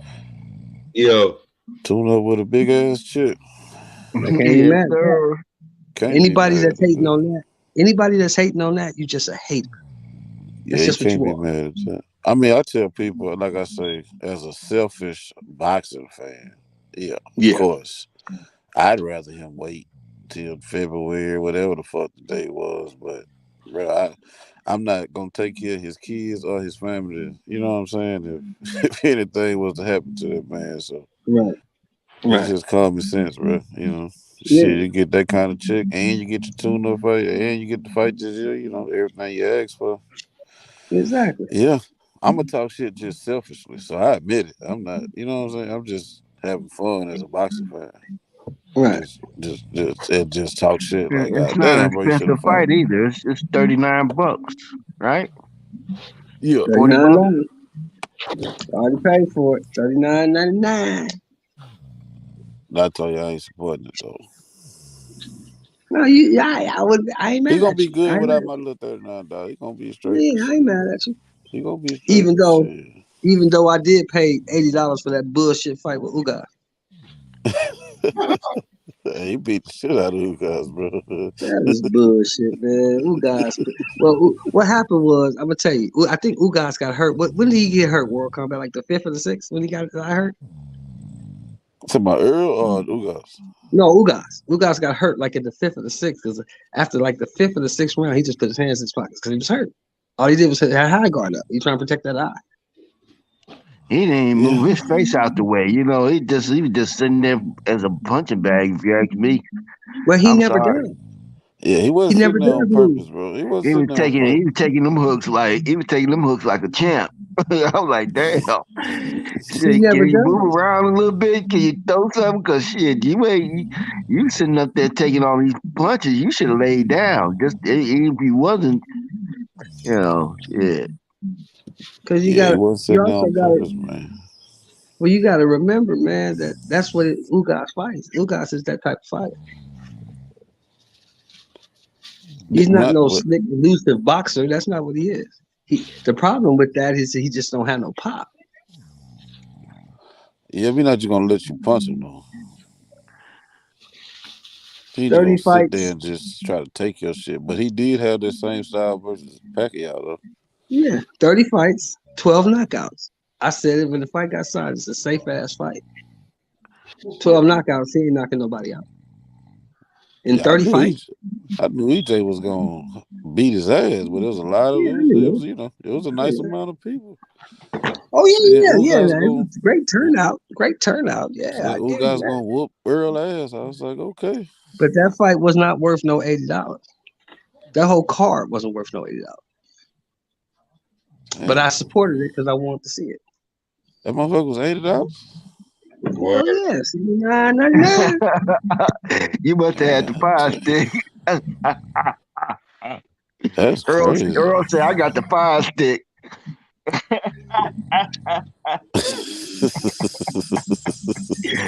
Earl said, shit, I'm using fire stick too. Earl Fire Stick his own fights. Yeah.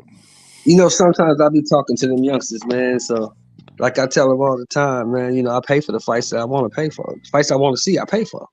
Yeah, Yeah. already. Because you Yeah. want to support. You want to support. I mean, Right. if it's something Now, that you love, bro, and you enjoy, you want to support, so it can, right. it can keep going successfully. Now, I'll be So how much honest. is the Jake Paul fights? I don't pay for that. I How would come never you I'm would? just support saying. it. I'm just saying. How much they charging for that though? Because I don't even $60. bother. $60. Right. I Right. don't pay for that. They paying for They that can garbage. just That's it. I pay $40 for to see Terrence Crawford fight, whether it's a sparring match, a tune up.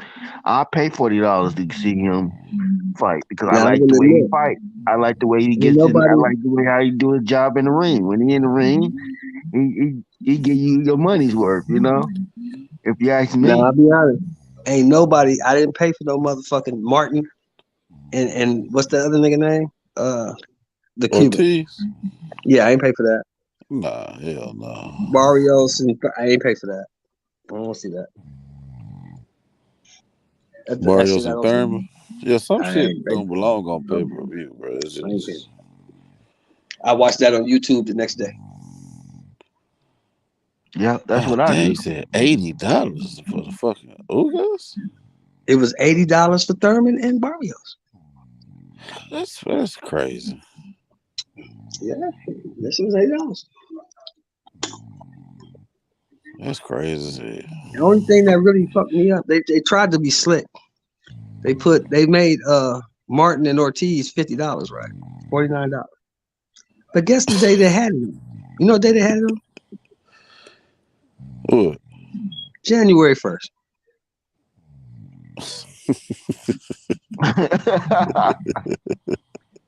So you telling me I got a choice? I can watch all of this college football, or I can pay $50 to watch two niggas I don't give a fuck about. Right. What do you think I'm gonna do? Yeah, hell no. I was watching Mississippi and Baylor. The only reason I ain't paying for this bullshit because this the fight that You it's don't this want. fight instead of the fight I want, bro. When I told you Yeah, I'm you don't being want this fight. selfish. Yeah, I'm being yeah, you don't want this selfish. fight. I get it. Nah, bro, I don't I want this understand. shit. I understand. That's just like if they make Usyk fight Hergovich. I'm not paying for that. I want to see that shit. Yeah, see, that's stupid, dog. I want to see Hergovich get back in there with Big Bang Zhang. That's what I want to see. Oh, the rematch. That's what I want to see. Because Zhang whooped his ass the first time. That's what I thought too. They fucked my parlay ticket up because for real, Big I Bang thought Zhang Zane whooped his ass that. too. Beat his motherfucker ass. They talking about throwing him in there with Usyk. He got unfinished business with old school Zane. What the fuck y'all talking about? What you think Usyk gonna do to him? Usyk gonna stop it. When is he Exactly. supposed to fight? They When is that making him fight? the mandatory. They making him the mandatory for Usyk. Did they pull out a date or anything? Or no? IBF No, mandatory probably be February, they've been March. doing these mandatories lately, Warren, like mandating Yeah. certain fights, WBC and IBF. It's been a string of Yeah, I've been mandates. catching up on that. I mean, I've been keeping up. Like they know Pitbull. Right. No moth to secure. No moth. Yeah, they mandated the fight we talking. Damn, who was Okay. you talking about? Usyk. Usyk. Yeah, they mandated Usyk versus Herbert. The IBF mandates it. That don't mean it's locked in, in Well, Usyk stone. already said he came out today and said it's not going to interfere with the Fury fight. He says now what? It's not going to interfere with the Fury fight. Yeah, because Fury fighting shit. He fighting 2 weeks. Fury fight December 3rd. Yeah. Shit, 2 weeks. Well, 3 weekends from now, however you want to count it, but yeah, it's coming up. Basically, what Usyk's saying is, look, I'm gonna dust this bum off. This bum ain't shit. I'm gonna knock him out. And I'll be ready in 3 months to fight this motherfucker. Right. Because Wilder finna fight. Even though, I heard that shit, but man, that nigga finna fight Ruiz. I ain't trying to hear that shit. He finna fight Ruiz, so yeah, that's who he is gonna fight. I pay to see that fight. Yeah, it's gonna be a good fight to me. Yeah, I think. Yeah, I get to see where Wilder is, because that last fight you can. I'm not gonna be. I'm gonna be real. It's the same. He just had power. I haven't seen if his stamina if it's I wanted to see he whether cannot allow Ruiz to get inside. Ruiz got fast hands. Right, Yeah, that's true. That's You true. let that Ruiz do got motherfucker inside. fast hands, and he crucial on the inside on that clinch. Yeah. That clinch inside game. Yeah. Yeah, he You nice. let him on the inside, he gonna pop you. He gonna crack you one. On Ruiz, only problem is though, he gets hit with everybody's biggest punches. Yeah, he ain't never seen a right hand he didn't like. So that's gonna be a problem because everybody he's fought, his opponent hits him with their biggest punches. So we're going to see how he reacts to Wilder's biggest punch. he gonna react just like everybody else been reacting, other than the Undertaker, Fury. Fury popped up like the Undertaker on their ass. I will be completely honest with Man, you. I still can't see that. I still don't understand that one. That man That motherfucker was a deep sleep, bro. He rose up like out damn. the grave. I'm gonna be completely honest with you, brothers. I did not. That Hergovich, that what was his name? What's that motherfucker's name? Which one? Ruiz? Hellenius. That shit there, man. I was like, oh man. Well, no, bro. It looked this crazy. Nigga come in here to lay down. This nigga came in here to lay down. Nah, he came in. I told you, OG. He came in. He said it all week. He came in there talking about walking Wilder down. The Fury laid the blueprint. You got to be aggressive and attack him and keep this and that. And man, you come in there like it's a game, bro. It had your goddamn face wide open. Man, I know. Didn't he come out there with his face stuck out like, come and hit me? I'm ready. I'm ready to go down now. I'm tired. Yeah. Like he put his chin right there, like, hey. Yeah. He put his hands just in the way, I'm telling you, man, that was rehearsed. He swung. Look, He swung. Gonna knock me out. He swung I'm like gonna a have to big get knocked out. Win. He So you swung gonna like pay a me big $1 sloppy million to heavyweight. get knocked out? Okay. Shit, yeah, that's my biggest check. Hell yeah, let's do it. That's what I saw. That's what I saw.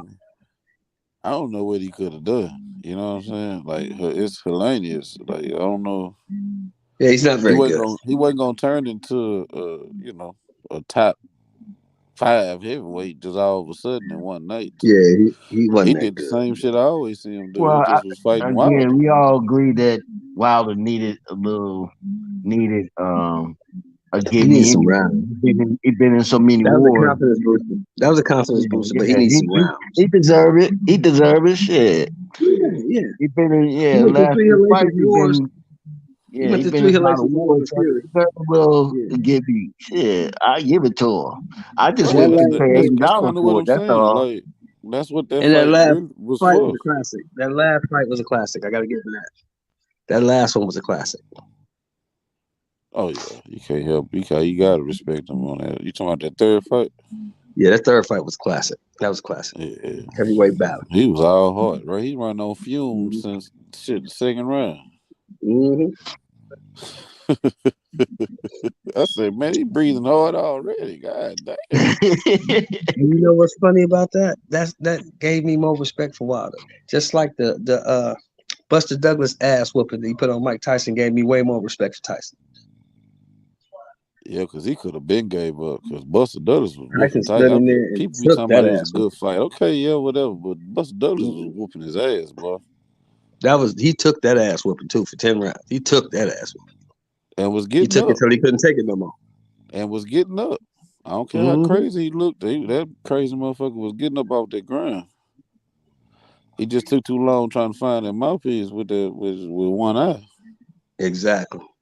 And then He was getting up. Shit, And he that's was just like going to Wilder jail right in the after third anyway. fight.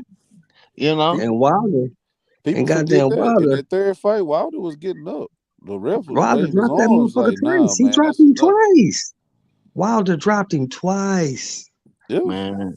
Fury the Undertaker, brother. I'm sorry, bro. That's a new name for me, Undertaker.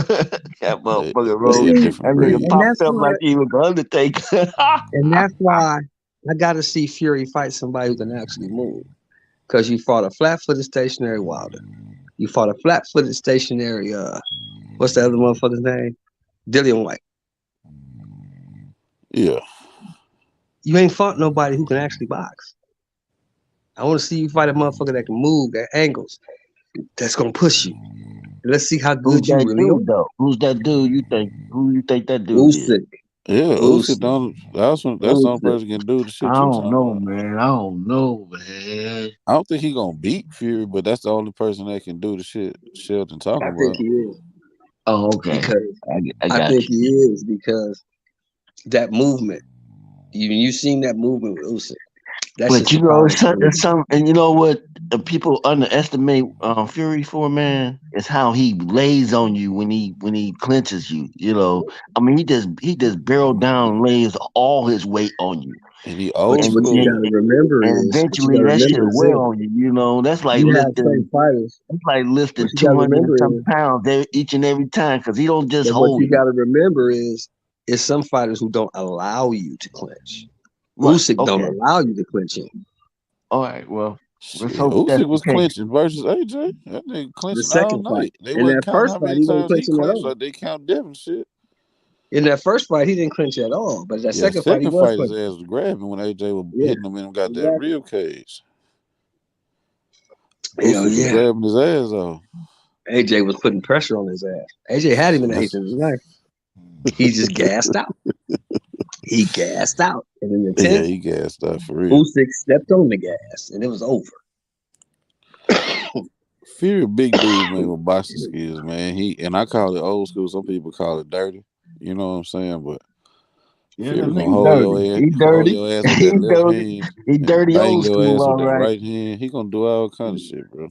Yeah, Yeah. I'm telling you, the way he just lay his body on you, like I'm just, you ever they got this little game that they do, um, catch me or something like that, and they just a big dude would just lean back on you, and you got the Yeah, whole. That's how You that's what he remind me of. He just lay all his weight on you. yeah. Until somebody the gonna ref beat him, come, but you until gonna the have to. ref say break it up, but he'll lay all his weight on you. You don't just he Somebody don't gonna just beat him. hold you. Somebody gonna beat him, but they're gonna have to beat him. If that makes sense. Yeah. Somebody gonna beat Fury, but they're gonna have to beat him. Yeah, I mean, but if somebody gonna have to knock his ass out. I They're can't gonna beat see somebody. Gonna nobody. beat him. I don't know, Somebody man. gonna I beat him. mean, he I just can't took see the. nobody beating him So for 12 right now, rounds. Wilder's the one with the most power. He's the one with the most power, and he got up. That nigga set up like the Undertaker. I'm telling you, dog. I saw him set up like Wilder, that. and I see, was the like, problem oh with Wilder is shit. if Wilder He could got up box four, just a little five bit, times. he'd be But dangerous. that was the main one. I get you one. That was the main one. But he got up If four, he could five Yeah, just that's the box times. a main little dude. bit, if Wilder would just move and box a little bit, he would beat that dude. But he Oh stands yeah. right in front of him.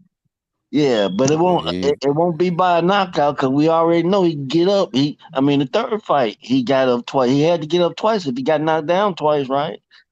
Mhm. yeah. And then And like I that's what I tell was you, telling OG, motherfuckers leading to that fight. Go ahead, Bilo. nah, like I was just saying, shit. If like I told you before, man, if Wilder could box and do that shit you saying, it wouldn't be fair, Yeah. bro. Like Right. Yeah. he'll be a Right. damn near god if Right. he Exactly. But the fact is, he can't do it. if he had footwork and could box Yeah. and use ankles Yeah. and shit and kind Yeah. of do a little bit of Usyk, Yeah. He'll be a monster. Pachinko He'll game, be an man. unstoppable monster. Yeah. Oh And that's man, and people criticize me because or they get on me when I say that he doesn't know how to box. You know, um, if he of course if he catch you, that's it. But he ran into a person that can get up from his punches, that is able to get up from his punches. well he knows to me he knows how to box, but boxing skills is not his strong suit. If you Right. get what I'm saying. So yeah, as Right. far as Yeah, I boxing, agree. I agree. I shouldn't have said he it might like got a that. Then you're C. right.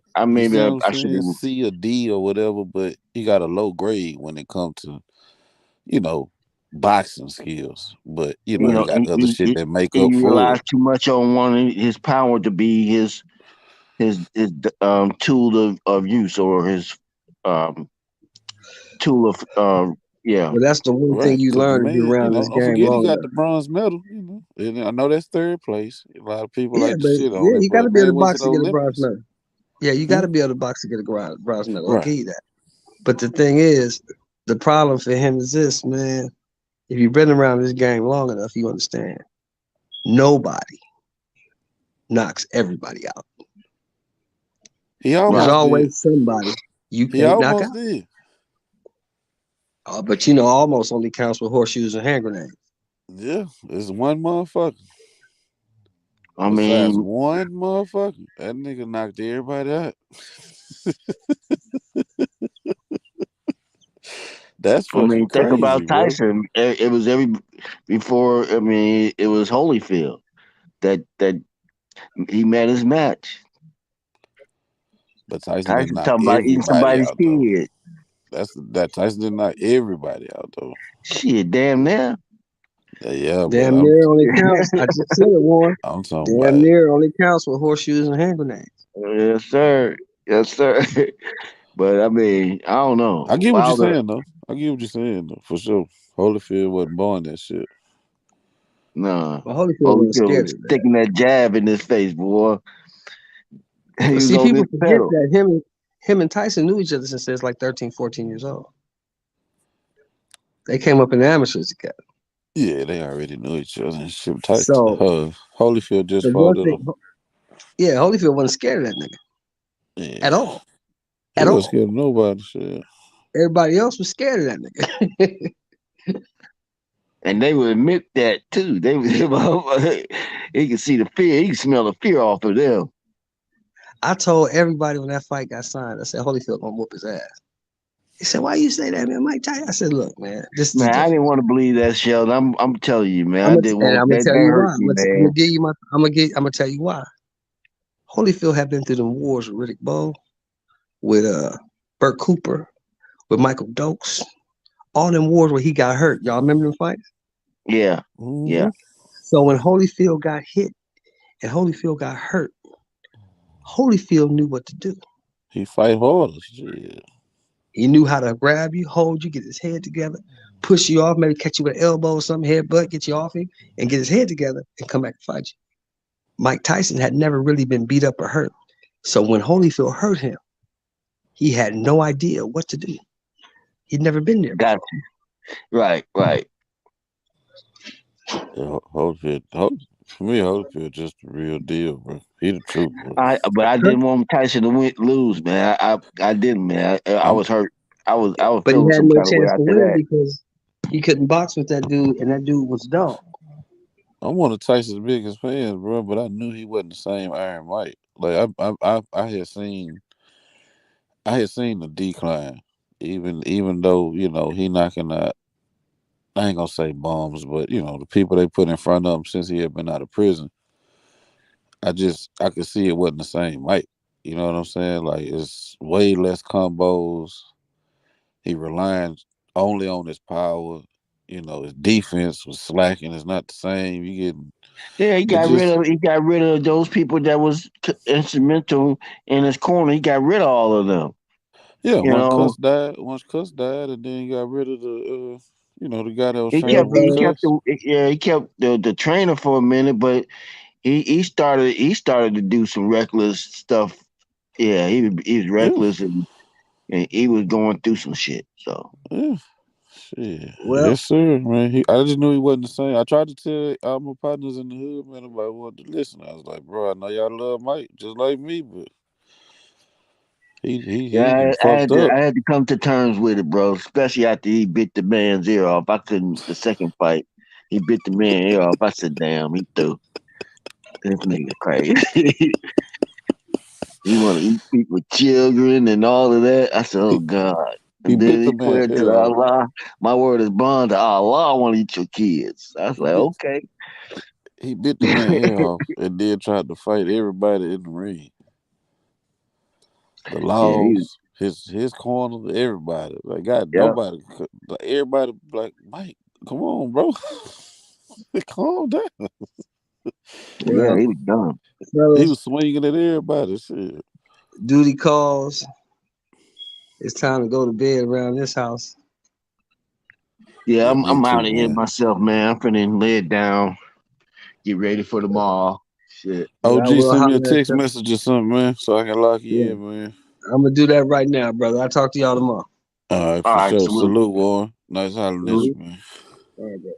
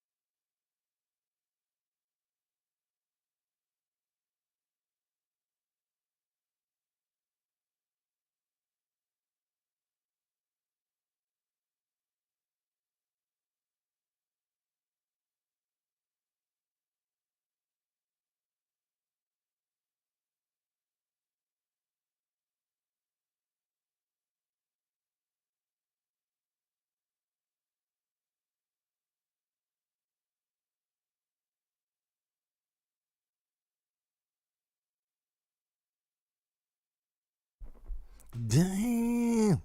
Live been up since last night, shawty. The sun is up, creeping. Outside the window saying, "What up, Mike?" Shit, you disappeared. You had to go attend the business. You feel me? Hey, but appreciate everyone for pulling up. You already know, man, it's been like a 10-hour live. We're about to shut this down and come back on later this morning. You already know. Turn up and tune in to World Combat Sports. I'm out.